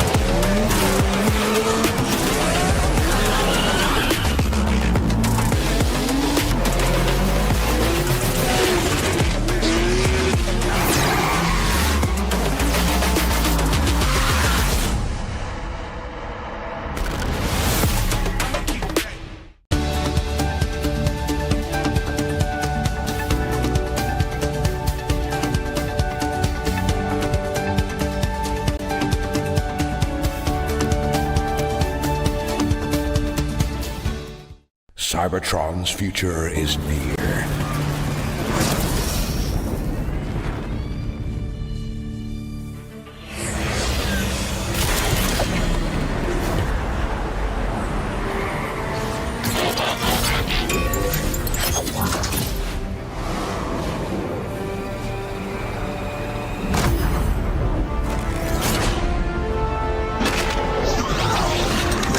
Autobots, roll out!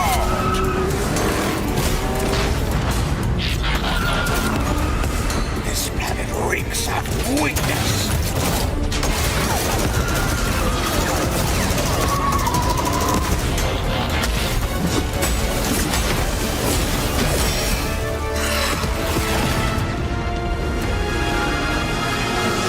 Your courage reignites my spark. We'll crowd a new load of Cybertron.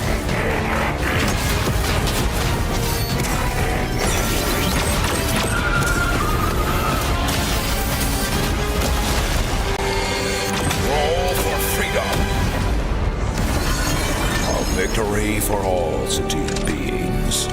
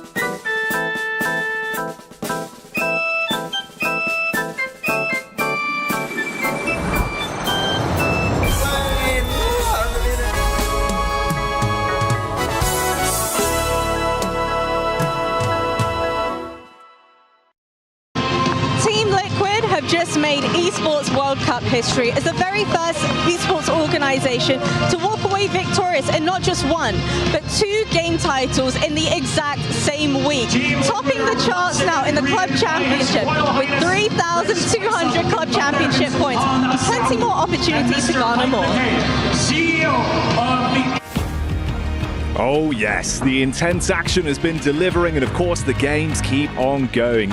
Intensity building, and it certainly was on the cast, and that's what we brought over to the desk. We're keeping you guessing with how the setup is here, the PUBG Mobile World Cup. Reflections, John, a bit of a crazy one. It kind of felt like we were in the operating theatre. The push. Talk to me about that game. Man, it was a good way to end day number 2, right? I mean, this is the grand finals after all. You expect these teams to be going all out, and that's exactly what we got from Alter Egos. The fact that they clutched that up against Regnum Kari, I know, John, me and you were absolutely losing our minds. I feel like it was maybe a little bit more on Regnum Kaya. The reason Alter Ego won that one, it felt like they just I don't know, they forgot how to play the game towards the final moments there. We were definitely losing our minds. I think they might have done too. Oh yeah, you can imagine. So what are you thinking about this gameplay, blonde man? Well, you know, it's a one shot. Let me stop you right there. Right, Hang on, okay. you don't even have the decorum to introduce yourself by name. It doesn't matter what your name is, because we're talking about this, the intense action that came out from Alter Ego. Now, obviously, you were setting this one up on the cast, right? Yes. Expecting Regnum Kari to go in, crush it, lock it down. Without a doubt. What went on there? You know, this reset should have never happened. And me and John were just going off. It's like, you need to push this. And I feel like throughout the entirety of all of our stages, teams have not taken advantage of Nox. And this is one of those cases. And, well, obviously they get punished because of it. Why did Loxy not push up? I don't know, man. It felt like they dropped the ball. I agree with Blank agreeing with Reflections. Oh, there you go. We got his name in. All right, go on then, Oh, yeah. Blank. That's Blank, by the way. What you got for me? What I will say Can I say? Yeah, you can go. I want to. Can I go? Are you going rogue though? Hold on. Maybe. Whoa. I could be. But yeah, what we'll say is that the timing on the DBS shots was critical to that engagement. It was kind of a minor thing there, but the skill and the under pressure to do it, just to manage the amount of ammo he had and be very direct on the shots, there is a big opportunity there. When the slight delay, when he got the initial knock, there was time for a re-knock to come through, but he wanted to be absolutely sure he got the correct hit reg and the one shot, one elim. Pretty important maneuvers. Is that okay? That was quite good, actually. Right. Boys, what would you rate that? Do you think that was a good breakdown? For him, I love him. 10 out of 10. For me? Absolutely. Great breakdown. He really outdone himself. You know, the level, the caliber that he's at, you know, that's probably an A+. Yeah. Probably an A+, I would say. S tier, baby. Exceeds expectations. High Without a school doubt. commentary. Absolutely. You passed. Yeah, you've nailed it. I think generally high fives all round for that one. And I mean, as the days develop, right, we've seen that level of intensity in terms of the chicken dinners that have been taken away from some squads here.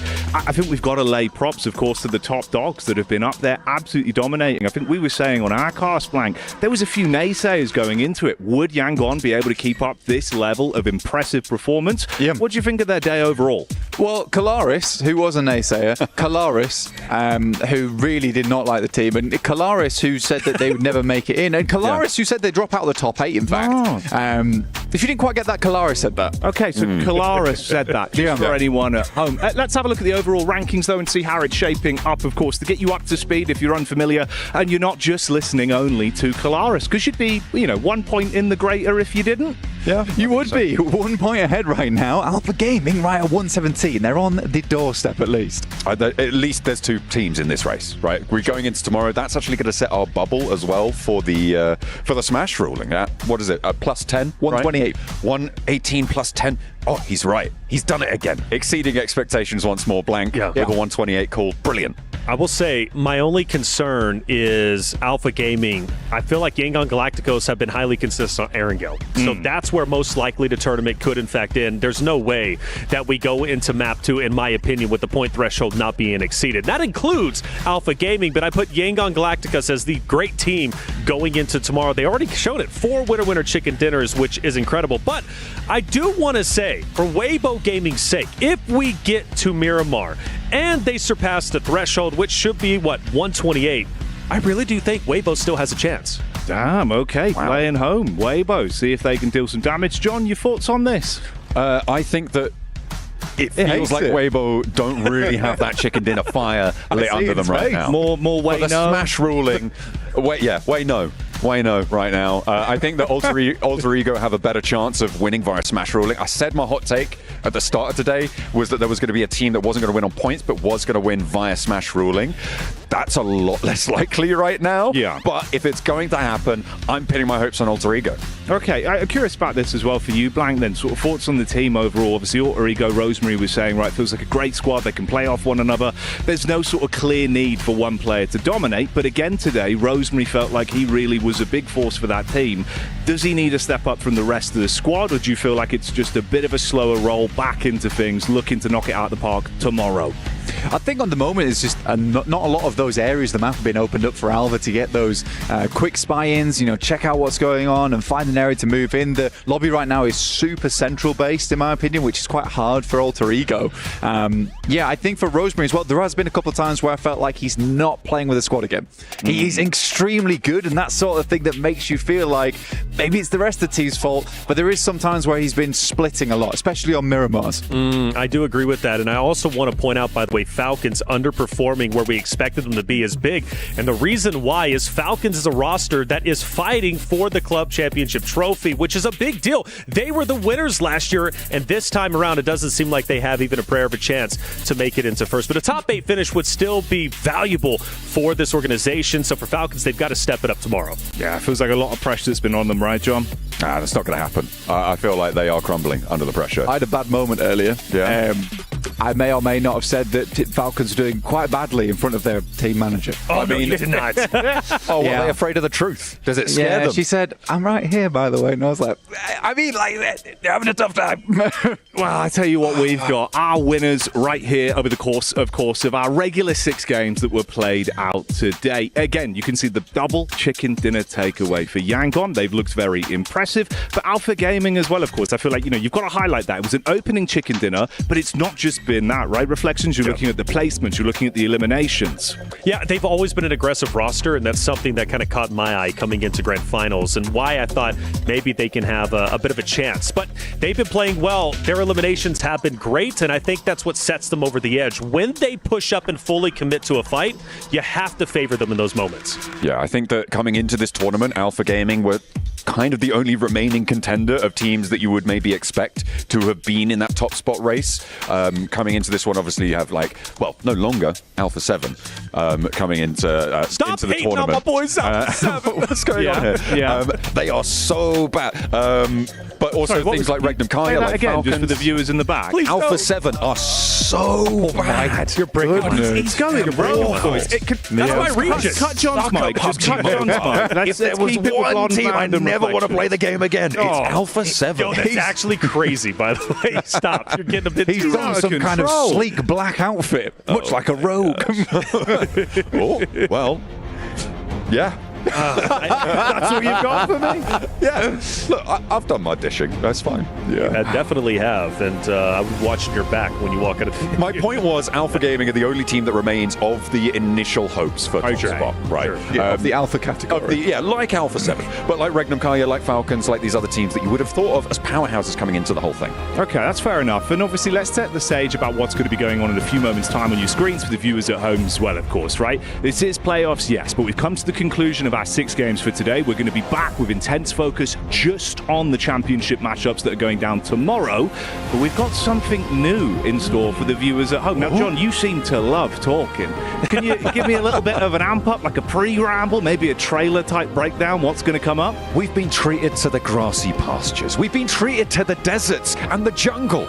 But we've never been treated to them all at once. No. Well, there's something just around the corner that may deliver just that. Oh, see, that's quite good. This is why we pay him some money. Just enough. Yeah, just enough. Chocolate bars, mostly. Well, yeah, but, salt and vinegar chips. Different variety, really. He likes them Galacticos bars, I've heard. He's a big fan. Yes. Oh, yeah. Well, they've been looking very delicious today. That's what I've got for you. Plenty of chicken dinner they've had. Yeah. But of course, there's money on the line. Yes, it's a show match, but we're hoping for some explosive gameplay out there. Reflections, thoughts on this one? Obviously, a bit of a different variety, as John said, right? You've got a seamless blend of different styles of combat in a PUBG map that brings it all together in a very fun way. Yeah, without a doubt, Rondo, right? And from what I'm hearing, there are respawns as well. Said the name. That was good. That was good. Hey, but I am excited for this one, and I think it's going to be a lot of fun, and respawns, they're going to be crazy. Oh, yes, it will. Well, we set the stage for Rondos to get ready for things to get rowdy. Let's get over to Calaris and Maxman. Rondo. Jeez, what an intro. All right, it is time. Are you ready to Rondo, Max? I am so ready to Rondo. Oh, yes. Oh, we're getting right into the Chinese-themed map. And this map has been so much fun. I've been playing it so much recently and seen all of these highly experienced competitive teams and players playing on Rondo with all of the brand new mechanics is going to be extremely fun to witness here on this match. Definitely, and for those uninitiated to Rondo, it is by far the biggest landmass map, right? Yes, it might be an 8x8, but all of that is absolutely dominated with landmass. There's very little water you're going to be playing with, aside from a river here and there, a little bit of a coastline down towards the south, but all other than that, it is all land, all day, every day. Just a little trickle of water every once in a while, but otherwise it's just straight up walkable landmass. This time around, as we have the one plane, the one singular plane here this time around, Calaris, because you can, let's not forget, have 2 plane paths. Sometimes it's quite random. It's not going to be this time, though. No, of course, and that can change things completely when you've got 2 planes, of course. You can be like, well, we're trying to contest for a drop spot with another team, but at the same time, maybe they're in the other plane, and then you're going to have to try and work out that dynamic. But let's see how all of these teams are going to be dropping across Rondo for our show match.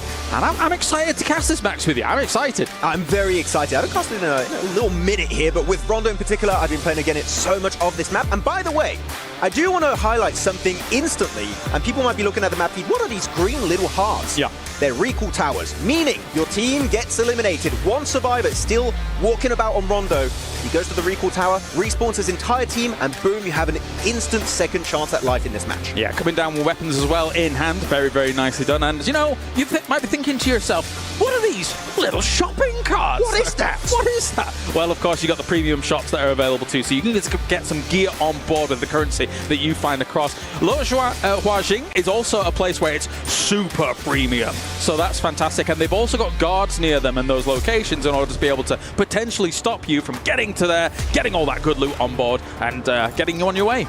I have to be honest though, I've tried to go there. Have I died to guards before? Have you? More than once. Have you? I didn't think that they're quite strong. Yeah, they're tough little guys. They are quite strong here in PUBG Mobile. Though I'm currently not seeing anyone going towards those premium shops. Luohuajing and Ringjiang are currently going to be left available for everyone. Though my personal main drop location I like to go to is Stadium. Great spot for sniping, and DRX and Fireflux are kind of close together on the west, but I don't think that's going to actually result in a straight-up fight. And one of the biggest focus points is always going to be Test Track and Neox Factory, though, when it comes to Rondo. Yes. There is oftentimes big hot drops in those locations, but for Test Track and Neox Factory, you see Regnum Carrier and Fourth Rise moving over there, that you could actually share what is effectively that spread of two locations. So, and then you can just rotate on away with maybe some of the new vehicles on board too. Exactly. We'll see some of the vehicles at some point. Oh, but yeah. this is actually one thing I was theorizing with this map. Because you have the recall towers, I think you might see some teams decide to go for the play of one player camping a recall tower, the rest of your team going for maybe a very aggressive push, trying to get early eliminations, and boom, your team loses the fight, go for the rest. That might be why QX from DRX went all the way up to Ryan and the rest of them dropped on Stadium, right? Because he was theorizing, okay, they can go for the potential hot drop, maybe get some limbs on the way, as unfortunately Falcons has already taken some casualties, and then if they did lose a potential hot drop from somebody going to Stadium, he could have res them all up at Ryan. That would have been a sick play. It's in circle too. Like you're in a really good spot. And here we go, looking at this one. Ralph going for the res, bringing Narvalo back to life. But you've got to keep in mind, as you said, as you drop back from the res, you spawn with a weapon. So now Sakura might have the advantage in this 1v1, but now it's going to be turned into a 2v2. And the entire squad is just going to collapse on Sakura here of E Arena. Bit of an odd spot to have a little hot drop scenario going down, but you can already see that they're coming along. He has an Uzi in hand. JS9. I was able to come around. JS9 is the new gun, of course, here on Rondo. Powerful gun, to say the least. Sakura is going to be dancing around here and there. It's only going to be Uzi in hand that's really going to help him. Not really that SLR. No, it's not going to be working. I thought it was a DBS for a second, but no, it is in fact the JS9, and here you go, dropping down onto Sakura. Not much you can do in this situation, and because he was camping the recall tower, chances are his team is not going to be close to one just yet. They'll have to take a little bit more time. But the JS9, I want to talk about this new weapon, right? Oh, yes. It is truly fantastic. I've actually started replacing my M4 with a JS9. Is it better than an M4? Maybe not, but generally, if you typically like to play with a UMP, JS9 is maybe your new best friend. I do like the JS9. Brilliant recoil control to be able to get even some mid to long range sprays if you really want to go that far, that nutty. But it is a deadly, deadly weapon. Thunder Talk actually going for Luohuajing. We'll be able to see at some point, I guess, on the map feed currently. They are going for the premium shop. Hopefully we don't see them get eliminated by guards in the map in the feed, as Power and Weibo going to be clashing here over to the more western side of the map. Yeah, cheeky attempt with this AUG to really get something done against Vidan in the distance, who's just lurking around. But, well, that is, yeah. I think we saw this earlier on in that Elim feed with that M249.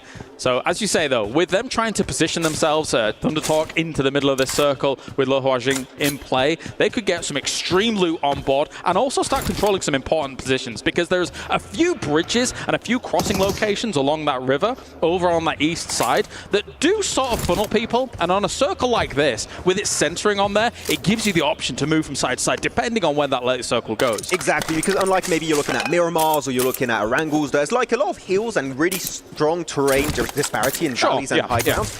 Rondo, in comparison, is relatively flat. So cars are actually going to be very important for you. So you want to make those crossings with those cars, because otherwise, if you have to go by foot, chances are you're just not going to make it very far in these games. Yeah, definitely. As we're having a few teams driving around here and there, we saw that the EMP zones are eventually going to be kicking in and getting good to go. Now, those EMP zones, if you are driving through them, they will disable your vehicles as well as scramble a few of those scopes here and there. So you want to be a bit careful about moving through them when they do pop. and it also stops the recall towers from working. Oh, yeah. Interesting. So you're trying to go for the res, EMP zone on you, no more res for you. Pico Bus though. There it is, Max. Kelaris, we love this car. Literally the best vehicle in the game. Optimus Prime. He's jealous. He wishes he was a Pico Bus. He transforms. What's he turned into? Not a Pico, and he's sad. But the haunting presence of the Pico here. Now, very quiet on approach to teams, so you've got to be really on your toes about any Picos coming your way, and also it's got that recharge as well. It's an electric vehicle. It does all right for itself, Max. It can even hold 6 people. I'm not sure how you're going to hold 6. Take 2 enemies in with you as well. And like your old teammates, like, yeah, you can jump on. Come along. We'll take it to the circle. It's fine. Actually, one of my favorite things about the Pico Bus is not what you just mentioned. Is actually the fact that you can crash in a wall, and it's pretty much a mini fortress itself. And because you have the third-person perspective, you can get a lot of information relatively free, quite safely. So because of that, you can make your mini forts. It's a poor man's hovercraft in a way. I'm getting the impression we're both very excited talking about Rondo. We're like, this is cool. This is cool. This is new. This is new. Hey, we haven't even gone to the late game. We were going to talk about the emergency cover flare at one point. Yeah, well, when you talked about the fact that there's a lot of open areas on Rondo, that's exactly what comes to mind for me, right? Those emergency cover flares, you can drop down the Doritos. Is that what you call them? From time to time. They're triangles, you know, and then be able to do something with it. Thompson, though, around the corner, easy peasy here for Mr. Heat over on Weibo. They are relatively far away from the circle. Yeah, well, okay, they're just on the edge here in Yulin. So just trying to get themselves towards the later stages of this. The thing is that about playing edge play here, you kind of want to, on that circle one, play some central positions. Yeah. Because you've got so much land to try and cover, see what you can get going, because you don't want to be transitioning towards some of these center compounds when they're all going to be taken. Yeah, I like drawing comparisons of this map compared to, for example, a Miramar or an Erangel. Compared to Erangel in particular, you have still a lot of named cities, but you also have a lot of unnamed cities and little compounds around the map, especially in like the more grassy area of the map itself. So the big compounds, even if they're taken, you still have a few buildings you can hold on to. So I would agree and favor Central in the early stages because it's such a wide map. As Regnum Kara here looking to have a little bit of a clash with our South Korean team of DRX, but it's still early game. Is it worth it? Not really, though I do see the EMP zone currently engulfing all of DRX.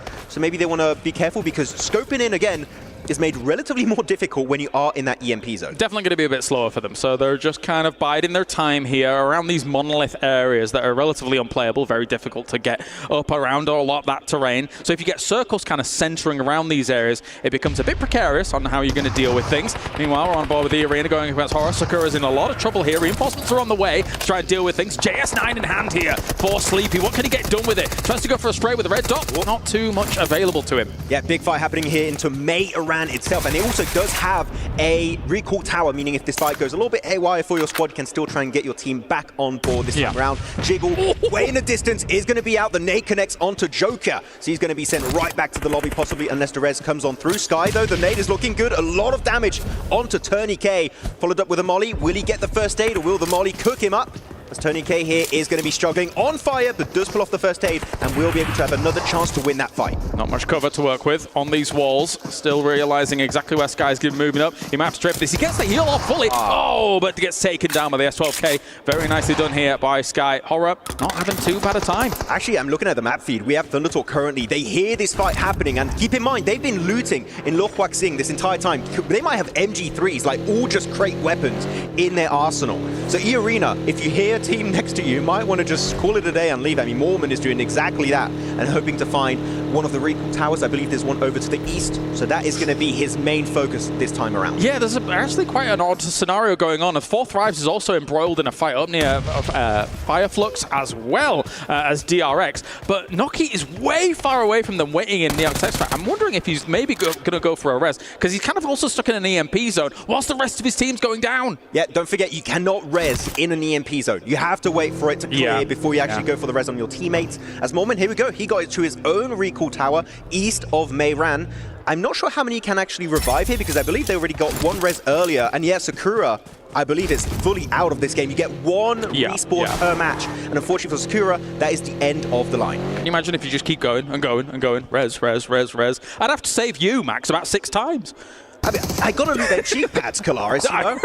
I need that cheek pad. If I have to die for it, I will die 10 times for the cheek pad. He loves cheek pads. If he doesn't have one on his bolty, that's rough. I have 2 usually, just an extra in case it breaks. Yeah, I know, Max. But anyway, we've still got Regnum Carrier stuck in this fight here. But thankfully for these guys, they can again be a little bit slow about this. It is still kind of center circle as we are now bearing down for a circle 2 shift. And then after that, they'll really decide where they want to go. Thankfully, because of some of these plateaus, you can keep your cars relatively safe against some of the angles that your opponents have. Yeah, actually talking about these big monoliths, as you called them earlier. We saw it in Miramar. You can drive up these big mountains. Technically, you can also do that here. You can go up there. It's a fantastic sniping position. A bit sneaky. It's a bit sneaky, but they don't really have dips on top, so you're quite visible to enemies. So you've got to be very confident to hit your long-range shots if you want to go for those big high ground positions. This fight's still ongoing, though. Fireflux, Regnum Carrier, the 2 Turkey teams here looking for a clash. But phase 2 is about to pop. Are we going to have a desert finish? Are we going to have a grassy finish? Where is it going to take us? It's a big question. Unless it goes center, and then the river becomes even more problematic. Oh, okay, so mostly grass. And yeah, Test Track and Neox Factory become a very big focal point here. And there's a lot of open areas around them. There's also to the northwest, kind of that bamboo forest that actually you can crash car through. Those can go down, but look who's also going down, Regnum Carrier. Didn't 4th Drive just get the res and now like, we're fighting again? Time to go. Let's send it one more time. Yeah. Here's going to be onto Regnum Carrier. They're looking to take the engagement side. That's the IGL already down. The 4th Drives here, a little bit hesitant. What's the game plan? Do we commit? Do we get back in the cars and leave? Do we send a player up on the... Is he sending it uphill on the mountain?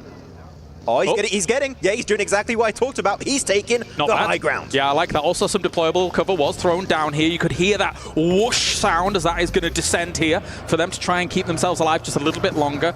Kind of, you could, very, very difficult to deal. As you can see, Jing also with an MG3 in that elim feed. Ooh. From the premium shop. Yeah, you can get almost a full squad of MG3s in the early game. That's pretty terrifying. It is quite terrifying. Falak, I wonder how high he got on this mountainside. As Silas pushing it solo.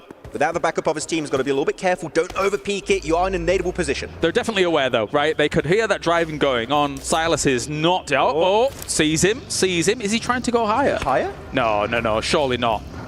It's Falak. Who knows? He's crazy. He's mad. Oh, wait. I think... Did he just jump? No, he's going higher. No, Falak. I think he could be sprayed down here. He can. Yeah. Done. That's... No! A disaster! Hey, point proven, though, you can do it. You can do it. You're just going to be very susceptible to some shots coming in here as well. Silas, once again, looking for another opportunity on 4th Rise. But 4th Rise getting completely out of dodge, going for a little heal, running on away, but they're chasing him down. Let's go! I mean, you should get that elimination if you can. Regnum Carrier, do not allow 4th Rise to live on this match, because we do actually see the rest of the team is still in Neox Factory, still possibly camping that revive tower, that recall tower. Yeah. They already res some of their teammates, so how many can they really bring back? Can Falk be respawned? That one I'm not too sure. Yeah, it's a good point. They've not gone for it just yet. Technically, it's not been fully ended here. As you can see, Falak is just down at the moment up on that high ground. So I guess they're just waiting for that to kind of time out. And they were also seeing if T24 was actually going to go down as well. He has a JS9 on board too. So technically, a lot of firepower available there. But actually, Narvalo lurking around. He's got to be careful about this. I don't think he... Well, okay. Now, they know Narvalo is there. He does take a few shots here and there. Yeah, I mean, Narvalo also got rezzed already this match very early on. So he cannot afford to go out at this stage. Otherwise, it is going to be proper GG for him. T24 looking to leave. Though we saw in the elimination feed, Thundertalk were fighting Horror for a little bit. They actually got a few knocks, a few limbs, but Horror, of course, camping Mayran. They have the recall tower. They get the full reset on their squad back as a 4-man team. As we now go over to their position, you can see have a good idea of what Lochwachsing looks like. It's like a little bit of a fortress position, and the high ground actually is really good for just long-range fights overall. Definitely. APG in some trouble here as well, going up against Nonchalant Red Force. Here come the reinforcements from them as well. The last 12k around the corner goes for the molly across that wall, but he's already relocated. There's going to be shots coming in from that high ground as well here. A nice jump shot around the corner. The S12k proving dividends. Oh, that was a great jump shot here from Doc C against APG. Are we going to get a Doc versus Doc action here this time around? That's going to be the attempt as Yol going right through the Molotov. And unfortunately, I don't recommend doing that. No, really? Yeah, really. Yes. Oh, okay. Maybe not a great play here from Seol, but Doc, luckily enough, away from his team. But this time, in Rondo, it kind of makes sense. The docketing is meta here on this map. All right, yeah. We didn't quite get Doc squared with the Doc versus Doc action, but there you go. He gets that res off, moves on away as well. We did have the circle shift come in. It's gone northeast of Test Track Neox Factory, so there is definitely some winding hills around there as APG is going to descend from the skies and get another chance here on Rondo. Yeah, going to be trying to take a few little buildings. Yol is going to be going for that shed in the distance. DRX now actually going to be slowly encountering some players of Horror, but Horror not truly interested in fully committing to this engagement. And actually, a lot of teams, as you said earlier, Kalaris, want to try and play center. This phase now, there's not enough space. Teams are going to have to go for these big on head fights. And we're looking at Power, Yangon, Ultra Ego, APG, and E-Arena. They need to go for big send. It's going to get messy. There's quite a bit of high ground around those kind of monolith areas. There's even a few pagodas here and there that you can actually kind of entrench yourself in on, and that can be a good defensive position. But the hill that slopes down from those monoliths to Test Track and Neox Factory, I'm mixing up the names together, is very, very open. Nades go forwards. A big spray coming in from DRX as well to try and shut down Ida from this position. Can they get it done? It's going to be Emre and Rita here, the last two survivors for Ida Esports. Darkin, Erin, if you want to get the res on those two players, you need to wrap up this fight very, very quickly as a huge nade of Rita connects onto Sizzy. Now DRX, the entire setup is just falling apart in this compound. No, definitely. I wouldn't be surprised if like a third party wants a little bit of action of this. There's even shots coming in from the distance as well, understanding that they could potentially take away some of these knocks wherever they can find. Was that a knock? Was he did finish him off with the nade? He eliminated his own teammate. Oh no. Unfortunate. You know what? There's one way to make it up if you can actually res them, but of course, there's a limit. Right now, you cannot recall your teammates. It is too late. That means you still only have one more life in this match. So DRX actually able to slow down the fight with that utility. The smoke's going to be blocking out the vision of Ida, though they are able to get one res onto Emre. So it's Emre, Rita, Erin against the remnants of DRX. The nade is looking good, and it is going to be huge onto Hyunbin. Gets the knock. It's down to so easy now in the 1v3. Can he hold down the fort with a JS9? That is a no, and they are out of this Rondo game. Rough stuff out in 15th. Meanwhile, look what the Boogie was able to do alongside one of these monoliths. You can see the pagoda down there that I was referring to as well, and it's become a huge theatre of conflict now as Mana comes around with the JS9 to try and do something about all of this. A lot of JS9s in play here, coming around the corner. They finished them all off. Good stuff by Alva from the distance as well. That's Alter Ego looking good. I love Moana just going around the walls like, oh, they're kind of mini labyrinths. There's like, is this entry point upstairs? Is it the other side? No, they do find at the end though, Alter Ego able to get himself a good game here on Rondo. A ton of eliminations, though the center of the circle still in favor of Ida and Horror Esports. But the main threat we kind of talked about a few times this game is still they're going to be a Thundertalk, because their ammo count, the weapons they have, they're just fully looted up after looting up in Lohuaxing, and they are still in circle here in this little castle fortress over to the east. They could just go guns blazing and third party from a distance. Yeah, they really could. I mean, E-Arena rocked up on them, right? And they were like, actually, maybe we'll leave, because they had one or two limbs go their way, and then, Thundertalk knows what they were doing in terms of getting those weapons on board. Meanwhile, you can see already that Fireflux is in a position where they can transition towards the circle. A lot of this area kind of south of them is pretty open, with a few trees, a few rocks here to play for, but Horror's 2-2 split south of that could become the focal point for a lot of these teams now bearing down on this circle, Max. Yeah, I mean, a lot of the positions are already going to be occupied. Of course, we talked about Thundertalk. Horror's going to have a lot of control, same for E-Arena and Power on the southern edge. I'm going to start looking now at the one item we've referred to quite a few times, the emergency cover flare. If you cannot make it, you want to survive in the open, 1, 2, 3 emergency cover flares can really buy you so much precious time to maybe make it later on in the match. As you say, there's some incredibly flat locations, so if you've got some cover that you can throw down straight away, get that going. The Doritos. It's lovely. It's lovely stuff. But Rosemary now cooking up a nade, seeing if he can do anything against Raynham Carrier a little bit further forwards for them. Doesn't really connect too much with that, and now that kind of does make his presence very much known. These two teams are in a position where this is not in circle. T24, not easy there. The Pico didn't work out, unfortunately, though they can still get Tizzy. Nice knock coming through from IQ the IGL of 4 Thrives. Doxy now going to be the one taking all of that incoming damage. 4 Thrives, how are you going to play this one out? Because right now, Benny going for the push alongside XZY. They will go for the flush. They will go for the res. Maybe also get an IQ alongside that knock, and that will be Nongshim Red Force, a very nice wide rotation, very similar to what they've been doing in the entire tournament. You can see water either side of them, and that's because this is one of the more narrow locations to cross this river, and I think maybe they had the idea of, okay, we know that this has shifted far east. That means that less teams are going to be likely in that east side. Yes. Let's all try and rotate wide and get on that east side of the circle, but unfortunately they ran into some problems. Yeah, the water's just going to be slowing down that rotate quite a bit, and so will Power, that currently holding the northern side of this lake. Big fight in the elimination feed is going to be unfolding. Nongshim Red Force sending it right into the compound of 4 Thrives. It's going to be Noki, though, also shared alongside the players of Horror. no fear, Jiggle, though playing that one singular building, want to stay away from the from this conflict. Yeah. And Noki just trying to survive. One of those unnamed POIs that actually does rise here is the kind of solar power location. So, as you can see, it's a nice angle, beautiful angle here coming in from Nongshim Red Force to deal with power. That was actually, that's a good way to use the Pico Bus. Lots of windows. Yeah, lots a lot of windows. You don't want to get sprayed by one person at like 150 meters. No. That one is quite rough. You can just hit a lot of headshots. Magnum Karya, we still saw them take some early fights earlier on in this match versus 4 Thrives, and now it's going to be versus Ida. Regnum still have 4 players. They got 6 eliminations. They're looted really nicely in this match.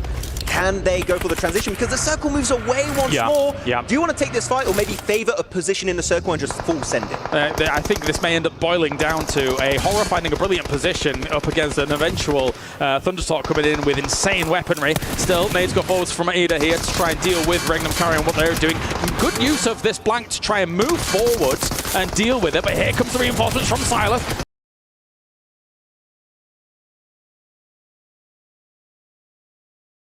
Angle, but he brings him down. Aaron with the S12K, brilliant stuff. Oh, can he get the entire squad? Can he do the 1v4? The car's moving away, but it's Team Secret to ruin that clutch opportunity. Regnum Karya might actually be able to get the full reset here onto both Silas and whichever player. Loxy also could be able to get himself up as well. Though, they still have a car. They can still make it into the circle. But Team Secret, will they allow that to happen? But not just Team Secret, Ultra Ego. They hear this fight. They want to go for the third party. Rosemary, Krypton are on a mission. Now, bear in mind, it's $10,000 for the leader when it comes to elims. Yes. And it's $10,000 for the chicken dinner winner as well here as cars crash on through. You can see the deployable cover in the distance. Spray goes down from Morano against those rock positions as well from Regnum Karya. Not bad on the left-hand side. Brings one more down here. Regnum Karya in absolute dire straits at the moment with Wild also falling. Silas the last one to be able to do anything about all of this. And they're cleaning up, Max. They're doing such a good job here. Ultra Ego, the timing on that fight was absolutely spectacular. The nade in the dip. Silas is just going to get absolutely rinsed by bullets. Ultra Ego successful in that Western third party. And Team Secret saw that from a distance, and they just got the hell out of Dodge. They don't want any business here with Ultra Ego. That was simple. Bish, bash, bosh from them coming on in. And Team Secret, as you say, down towards this solar farm. But at the same time, Thundertalk has lost another player. They are only 2. They should have good weapons on board with them. Ultra Ego, 11 elims. They're just rolling from fight to fight. Team Secret now does see power in the distance on the right-hand side of the solar farm. So can they do anything about it? All 4 in a car. It's a bold play, Max. Oh, okay. Yeah, get out, please. Okay, maybe let's not do that play. I can hear John Allen screaming in the distance like, no, don't do that. It is not the way. He's saying, no, what are you doing? Yeah, you wish you had 2 cars. I'm sure you would. I'd love 2 cars. I love 2 cars. That would be beautiful. There's actually a Pico Bus just right there, just in front of them. They could try and use it up. Blue Zone going to be engulfing all of Ultra Ego. They're taking way too much damage. They lose 1. I think they might lose 2. Rosemary might just be left in a solo situation here at the end of this Rondo show match. Another very bold strategy to go out that wide in the blue to try and do something. They are technically back in the circle here, though, but no, Rosemary will end up falling. That is Alter Ego down and out. Can any of these teams beat 11 limbs? Here's the question here for that 10,000, as Power's just 1 behind at the moment, Max. Could be the case. Hungry for that 10k extra prize. The nade is beautiful. That might be it. Xerus, and now they got... No, not really a man advantage. It's a 3v3, but it makes it even across the board between Team Secret and Power. They're going to try and close that gap a little bit. Of course, in these crates area, you can try and get a bit of elevation if you want. Fahidan, though, away from Easy and Ragnar. Fahidan, if I were you, take it chill because the circle shifts in your direction. You are not obligated to take this fight. Big threat still lurking around. Fireflux has been able to sniff out Thundertalk here on the east side and actually shut them down almost completely. So that is huge from Fireflux. Once again, big spray coming in from Fahidan. Will he be able to hit enough? Doesn't look like it. Just goes for that heal off as well, knowing that he's positioned himself in a great spot to try and deal with this. But Horror, as well as Team Secret, going to be trying to bear down on this spot. They've got a really good spot on the edge. Of course, all eyes should be on Team Secret now. They need to be the next ones to move. Let's keep in mind, Fireflux just eliminated Thundertalk, meaning all of the loot of the premium shop is going to go right in their back pocket here. They're going to have possibly a few MG3s, a few really good high-tier crate weapons to play around. The Horror, actually here, Kalaris, have been pretty silent this match. Meaning to me, they should have a lot of resources to play around in terms of utility, ammo, their vest and helmet should be very healthy. And Sky is holding the angle. Sky also is holding 8 nades. So it's very, very healthy. Okay. Big push here from Fireflux to try to do something about power. Try to dislodge them from this rock on this southeast side. Not too bad at all. The shotguns come out, though. Are able to clean up a lot. Fidan's not really there to be able to aid this position here, as Fireflux is trying to do the very most. It's up to Ketch and Solus to shut them all down, and they've done pretty well. Maybe they can get the reses off. Yeah, Ketch and Solus, the true OGs here of Fireflux. They've been on this squad for absolute years in PUBG Mobile Esports, and still here over in Rondo. We saw the emergency cover flare dropping down from the heavens. They're going to have a good little anchor to play around. It's going to be for Ketch in particular to use that to his full advantage. Though Horror, Team Secret, they're fighting it tooth and nail here in this unnamed compound. I mean, it's now the nade on Frankie. Oh, looks good. Perfect. It's it. I mean, this might end up being the winning play here for them to try and shut them down. The circles come their way as well. If they can shut down Team Secret, who was trying to leapfrog forwards of Horror, and they've taken them completely down. We talked about the nades before. They had them in spades. Did they shoot even a single bullet? Oh, I don't think so, to I be think fair. the bullets were nades at the end of that one. The circle, as we see, shifted again on phase 7 in favor of Horror. And actually, one of the new mechanics here, if you want, you can actually explode the ground and you can create some dips. This is what we're going to see used in favor of Fahidan, behind especially that emergency cover flare. So you might survive quite fine this match because of that dip. Terrain destruction going to be important here on Rondo, but now Horror could be staring down a chicken dinner and maybe even the Elim lead as well. If they were able to get 20k on board, that would be huge. But Ketch just trying to use this pylon to keep himself alive for as long as possible, but he knows he has to make a huge run for it. He hopefully might have some more deployable cover, but it's looking like Horror's going to be able to take this one. I think if they would have some here, they would have possibly used it a little bit earlier on in this match here. But Horror, if you have some, don't use it, because you don't have to. You're in the circle. Fireflux are the one that have to use the emergency cover flare if they currently have it available. They're going to be waiting out in the blue, and Solis is going to go out and deny that point. They don't know who has Elims, but if they denied, and actually they have 13 Elims versus 12, they could walk away with 10k for the Elims if they both denied. But I think they got it! 13, they tied up with Fire Flux at the very end of this Rondo show match. How does it work in case of a tie? I don't know. Me neither. We'll find out. Horror gets themselves the victory here after taking that warehouse location around the solar panels and being able to win in the end, Max. So really fun show match here to kind of showcase what Rondo is all about, the terrain, the extra additions to the game as a whole. Very exciting. We didn't just showcase, like every single new addition on Rondo was actually used in this situation. I absolutely adore it. I do have to say though, Horror, can you play like this in the main tournament? I would love to see more of that in particular, but over here, Rondo was an absolute banger show match. There is some irony in you predicting them for the main tournament and then them winning the show match. Yeah. not much to add to that. All right, well, thank you very much, Max. Thank you to everybody else tuning in for this Rondo show matches. Back to the studio here to talk about good old Rondo and the tournament. Oh, rambunctious plays on Rondo, and not only was there some schooling going on from the teams, but they were both teaching us how to actually do our jobs as casters. Now, John, I know this will be beneficial to you. Anything you took away from that one? I really liked when they highlighted the number of players in a single vehicle. I think I'm going to talk about that more from now on. It's crazy, because obviously Max was doing an impression of you, but it's weird, because I thought there was double audio, because that's actually what you said. I don't sound like that at all. No, he doesn't. But Blank, what did that game sound like when it came to victory? Was that just a hoorah? Was it something a bit different? Oh, wow. Oh, What do you think about that? You agree with that, Reflections? Like, that's what I heard, baby. John, at I the feel like you're very keen end, for man. one. No, I was just trying to get some comfort from what just happened over there. Yeah, that's what I was here? looking Did you for. like that? You didn't enjoy it? Do we do a 3-2-1 order? Here, I'll bring you in. Get ready. Let's get some oxygen. Yeah? All right, you ready? 3, 2, 1. Oh, a little bit. They extended theirs. Yeah, I did not extend You mine. abandoned us. I mean, it was nice. I did. I kind of betrayed you guys. I went rogue.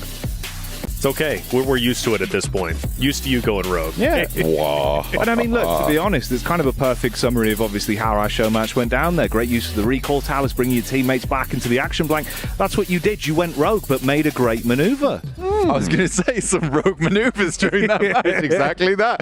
Yeah, it was good. It was good fun. I enjoyed it. Definitely got to see some more of Rondo, and we got to see quite a lot of what was going down there. We got to see the JS9. We got to see the Pico burst. We got to see the res coming through. I quite like that here in PUBG Mobile. You get to climb those monoliths with the buggies, with the vehicles, get up on height. Didn't quite work out for Falak, though. No, not quite. And obviously, we've got those match rankings coming in there. We can give a little bit of a highlight. Reflections, what stuck out to you? The thing that stuck out to me, and one thing that I really appreciate, again, going to the respawn conversation, it allowed teams to get a bit more aggressive and feel more comfortable challenging, which you typically cannot do when it comes to regular PUBG Mobile, right, on our traditional esports style maps. So getting more aggressive allows to more eliminations, allows to more engaging scenarios, which is a lot of fun. It also sets teams up maybe to play that anchor role, which is kind of a crazy scenario, a good talking point, which we did see time to time. But I mean, so many eliminations, it makes sense. Again, respawns, gives you security, gives you the opportunity to continue to push rosters. I couldn't have said it better myself, so I'm glad you stopped it there, because we got to get into the Kadir top plays of the day. And of course, this is going to be reminiscing over the actual competition, the championships matchups that we were having today. Blank, tons of highlights. Give me the run through. What's got you perked up about this one? This one right here honestly, this was a top play, and it's sad that we didn't get to see too much of it, where it was Doc on a sliver of HP being able to clutch it out. But there's just fantastic plays all today, guys, honestly. Yeah, absolutely. I feel like this may have been both a good and a bad play. Good from Yangon Galacticos, yes. Bad from Team Secret. Without a doubt, Team Secret, in our opinion, did not need to push forward as aggressively as they did, and it opened up the door wide for Yangon Galacticos to take another victory. But this end zone was crazy. 4 thrives looking so strong. Actually, I was kind of getting into that. Can you give me some more? Cast What, it. the cast? Yeah. Come on. I can't turn it off. I've been doing it now for the past 8 days. But this was an incredible moment. It was Alter Ego standing their ground and taking over a victory from Regnum Karia. And of course, that specific incident should not have happened, in my opinion. You should. I got the Lil Wanker going. I should. All right. I should not have. This shouldn't have happened. But it did happen. And Taylor, no. Okay. You've doxed him. I'm not going to lie. You guys threw me off. That throw you off a little bit. John, quick, pick it up, John. You're his duo. Shout out to his in-ears right now, because they are looking fancy, just like his casting, and unlike Regnum Kai's close down on that match. Okay, that was pretty good, boys. I'm enjoying this. I think we're bringing a bit of a new flavour to the desk here. It's like a mobile casting booth, you know. Yeah, we could run around and do that all over the boulevard. You've got freedom to move, John. If you want to have a walk, you can go for it, buddy. The desk has been doing it all tournament long, so if you want to just leave, just leave. Where do you want to go? Yeah, I'm good here. You good? I know, I felt unsafe just then. I'm back on the sofa. That scared you. He's got his sea legs. But I tell you who didn't. Our Sony hero of the day. Let's have a look who's walking away with the title this time around. Oh, there he is. It's Doc Blank. Wow, that's nice. Our Sony hero of the day, indeed, definitely deserved to be the MVP, was Doc. And again, it's nice to see Doc rewarded for playing with his team. That's without a doubt. Doc was incredible. APG truly challenging Yangon Galacticos, and I believe, right, a new father, if I'm not mistaken.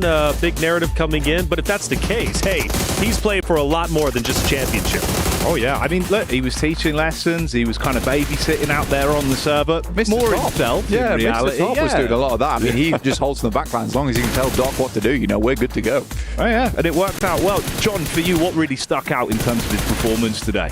I feel like Doc has had a little bit of a renaissance in today's games, right? APG, some stumbles over the course of the tournament so far. He really held it down for Alpha Gaming. I mean, they needed a leader in this moment, right? And there's a reason that they're up there with Yangon Galacticos now. I feel like the rest of the roster isn't quite there in lockstep with him. Like you were saying just then, he's telling Top what to do. He's giving that info. There are some standout plays coming through from the other players on the roster. You completely disagree with me. That's fair. But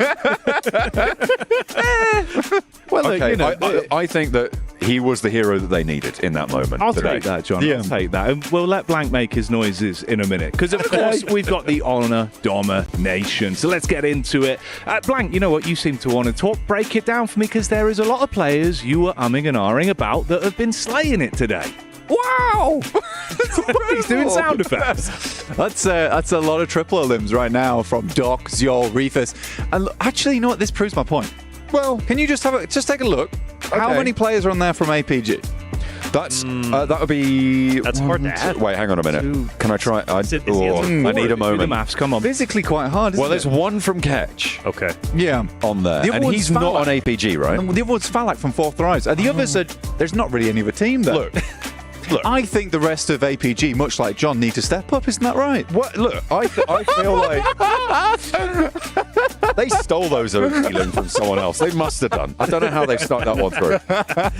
I do want to point out Fireflux, by the way, had a wonderful day despite them being further down in the standings. Catch was a large reason why. They bully. You got to stand up for yourself, man. You're right in the middle. I tried standing up just before. I didn't like it. That is true. Never mind. He's a lost cause. Yeah, he was struggling. He was struggling. I quite like this, though. It's good. You know, we got the comedy and then we got the sort of straight man with a direct approach from Taylor. I'm the serious He's directed the camera every time. We don't matter. I'm 33. I'm getting old, man. He's talking to the camera more than he's talking to us. Oh, what are you? I love you guys. What are you talking about? Whoa. I didn't expect that. But I did. A spicy one. You're keeping it going. It's good. But I did expect this. Say less, my G, but say more. Say Cloud. Let's get down to the stage and see what Barney had to say in his interview. As two teams lead the charge going into Smash Sunday, I am, of course, joined by SayCloud from Yangon Galacticos with an incredible day 2 here at the PMWC Grand Finals. I've got Marco here as well, coach. I'm going to quickly start off, SayCloud, by asking you about Alpha Gaming, because you guys are obviously hyper aware of the scores going into the final day. It's you two leading the charge. Are you aware of where they're positioning themselves on the map? And if so, are you guys going to adapt anything going into the final day to either avoid them or push them to get one up on them? အခု FR game နဲ့ပတ်သက်ပြီးတော့ငါတို့သူတို့ position ကိုတိလာပါတော့ FR game နဲ့ပတ်သက်ပြီးတော့သူတို့ position နဲ့လို့ရှိရင် FR game ကို final day မှာငါတို့ကသူတို့ fight မှာလားဒါမှမဟုတ်ငါတို့တက်ရှောင်သွားမှာလားပေါ့ final game ကတော့သူတို့ position တွေတော့တိပါတယ်သူတို့ဘယ်သွားလဲသူတို့လမ်းကြောင်းတွေဘယ်ဝင်လဲတော့တိပါတယ်ဒါပေမဲ့နောက်ဆုံးရမှာသူတို့နဲ့တော့လမ်းမှာတွေ့ရင်တော့ fight ကောင်း fight ဖြစ်လိမ့်မယ်ဘာလို့လဲဆိုတော့သူတို့တင်ရင်ကျွန်တော်တို့လည်းအကျိုးရှိရလေဒါပေမဲ့လည်း risk တော့အဲ့လိုကြီးတက်ကြီးသွား fight တာမျိုးတော့မလုပ်ပါဘူး So what we are saying is, he's saying is like we know exactly where they're going, where they're traveling, where the rotations is. But in the final day, we will try to not avoid or only we'll try to not fight. Either like we don't do anything. But if we see them on our way, we will fight them. We don't take a risk. Okay, there's no need to take the risk, right? Yeah, you know, one of the things that we need to talk about tomorrow is that, you know, we're going to get into the Smash Zone. Once you get into that Smash Zone, you have to win. Is there anything that's going to change going into tomorrow? Because a lot of people, once they get into that Smash Zone, they start to play a bit more passive. They start to pull things back. Are you just going to continue playing your game?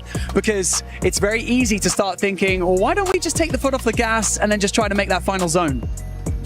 သူပြောတာပါတော့ Smash ဖြစ်သွားတဲ့ခါကျတော့ရှင်နောက်ဆုံးအနေနဲ့ပေါ့နော်ငါတို့ကတော်တော်များအတင်းနေ passive ဆော့ကြမှာကွာအဲ့တော့ဘာဖြစ်လဲဆိုလို့ရှိရင်ပေါ့နော်ငါတို့နည်းနည်းအခက်အခဲရှိမှာပေါ့နော်အဲ့ဆိုရှင်ငါတို့နောက်ဆုံး zone ထိပဲရအောင်ပဲပေါအောင်လုံးမလား chicken ကိုပဲရအောင်စားမလားငါတို့ဘယ်လို fight မလားအမှတ်ယူမလားပေါ့ဘယ်နဲ့ Smash point ရအောင်တော့ကျွန်တော်တို့ကပုံမှန်တိုင်းပဲဆော့အောင်ပါဘာလို့လဲဆိုရင်အဲ့ဟိုလိုမျိုး chicken ရအောင်ဆိုပြီးစိတ်ထားဆော့နေကျွန်တော်တို့ pressure ပို့ပြီးလို့ပါအဲ့ကြောင့်ဟိုအရှိမလဲဒီလိုမျိုး Smash rule နဲ့ဆော့ခဲ့ရတာ PNC မှာကြုံခဲ့ပြီးပြီအဲ့ကြောင့်လည်းဒီတစ်ခေါက်ထပ်ကြုံရင်တော့ကိုရဲ့ play style နဲ့ကိုပဲဆော့ပါ Okay so what we're saying is like we just try to play our game. It doesn't matter like we try to have chicken or not. We just we show our stuff to the fan, to our players, and of course like we used to play last PMC champion with this Smash rules, and we make it champion. So I think we don't have any pressure on it. So that's it. We will try to play our own game. I think from an audience perspective as well, the easiest thing to say is that you guys have 4 winner chicken dinners so far. Yeah. So you guys are clearly playing the end game really well. But SayCloud, thank you so much for joining me in this post-match interview. We can't wait to see what you guys bring to Smash Sunday. It's going to be so exciting. And for now, we're going to head back over to you guys because we've got a very special match. Always lovely to hear from Barney. And of course, SayCloud there down on the stage. Yangon absolutely delivering. Thoughts on that one, boys? Exciting interview to get some insights, reflection. Without a doubt, SayCloud has been a standout player throughout the entire tournament. And more importantly, where it matters most during the grand finals. Hey, dude, he's that guy. Plain and simple. Yangon Galacticos, a team that is looking to go all the way. And a championship would mean so much to them. And you could really see that with SayCloud obviously breaking it down. But tomorrow's not going to be easy. They're going to have to go all out. And I think I like that as well. Obviously, you mentioned the championship title there, right? As John loves to remind everyone, Alpha 7 aren't here, John, so we're going to get a new champion. Absolutely. They will not be able to defend their title because they did not qualify into this stage of the tournament. And I think that it's really interesting to see how this sort of... it's a pin. I got that one earlier from Barney. It's shiny. It's distraction. Yeah, Black was having a little gander at my pin. I feel like it is really interesting to see how the regional power shifts over the course of the years, right? We had a lot of strength coming through from SEA early on in PUBG Mobile's history. I compared the situation right now to a few years ago in Kuala Lumpur with Bigatron and how dominant they were all the way back when. It was like 2019, something like that. Many years ago. We ban. Before the crash out. Yeah, before the crash out. Sure. And then it's come through. We've had all sorts of regions coming in. Yeah. It was Brazil's turn. It is no longer. So I'm hoping that we'll see. Well, I don't have to hope because we will be seeing a new champion. It's a very good point, John, and it will be exciting. Obviously, that's going to be when we get into things tomorrow. For now, though, let's close down today. Starting off with you, Reflections. Sure. Final thoughts on this one overall. Today was such an incredible day. And there he goes. John, you? I think that Smash Rolling, definitely potential. Alter Ego, they're going to do it. And everyone's slowly leaving. Blank, what are you thinking about the day? He's gone. I want to give you a little bit more. Okay, just quickly to finish things up. I appreciate that. Yangon Galacticos tomorrow have to be very worried because they're going to play their own game over on the edge. Teams will want to earn some more money here. They don't want the day to end early, so they might be doing a bit of targeting overall. Oh, okay. And he's also leaving. One by one, he trips over on the way out. It's quite a good analogy for how Blank approaches casting PUBG Mobile. It's all over the place. But we're going to be back tomorrow with more action. Championship Sunday is right around the corner. A new champion. 4 members of a team crowned. It's going to be exciting. It's going to be explosive. And I'm trying to keep John Allen trapped behind that sofa for as long as possible. See you tomorrow, everyone.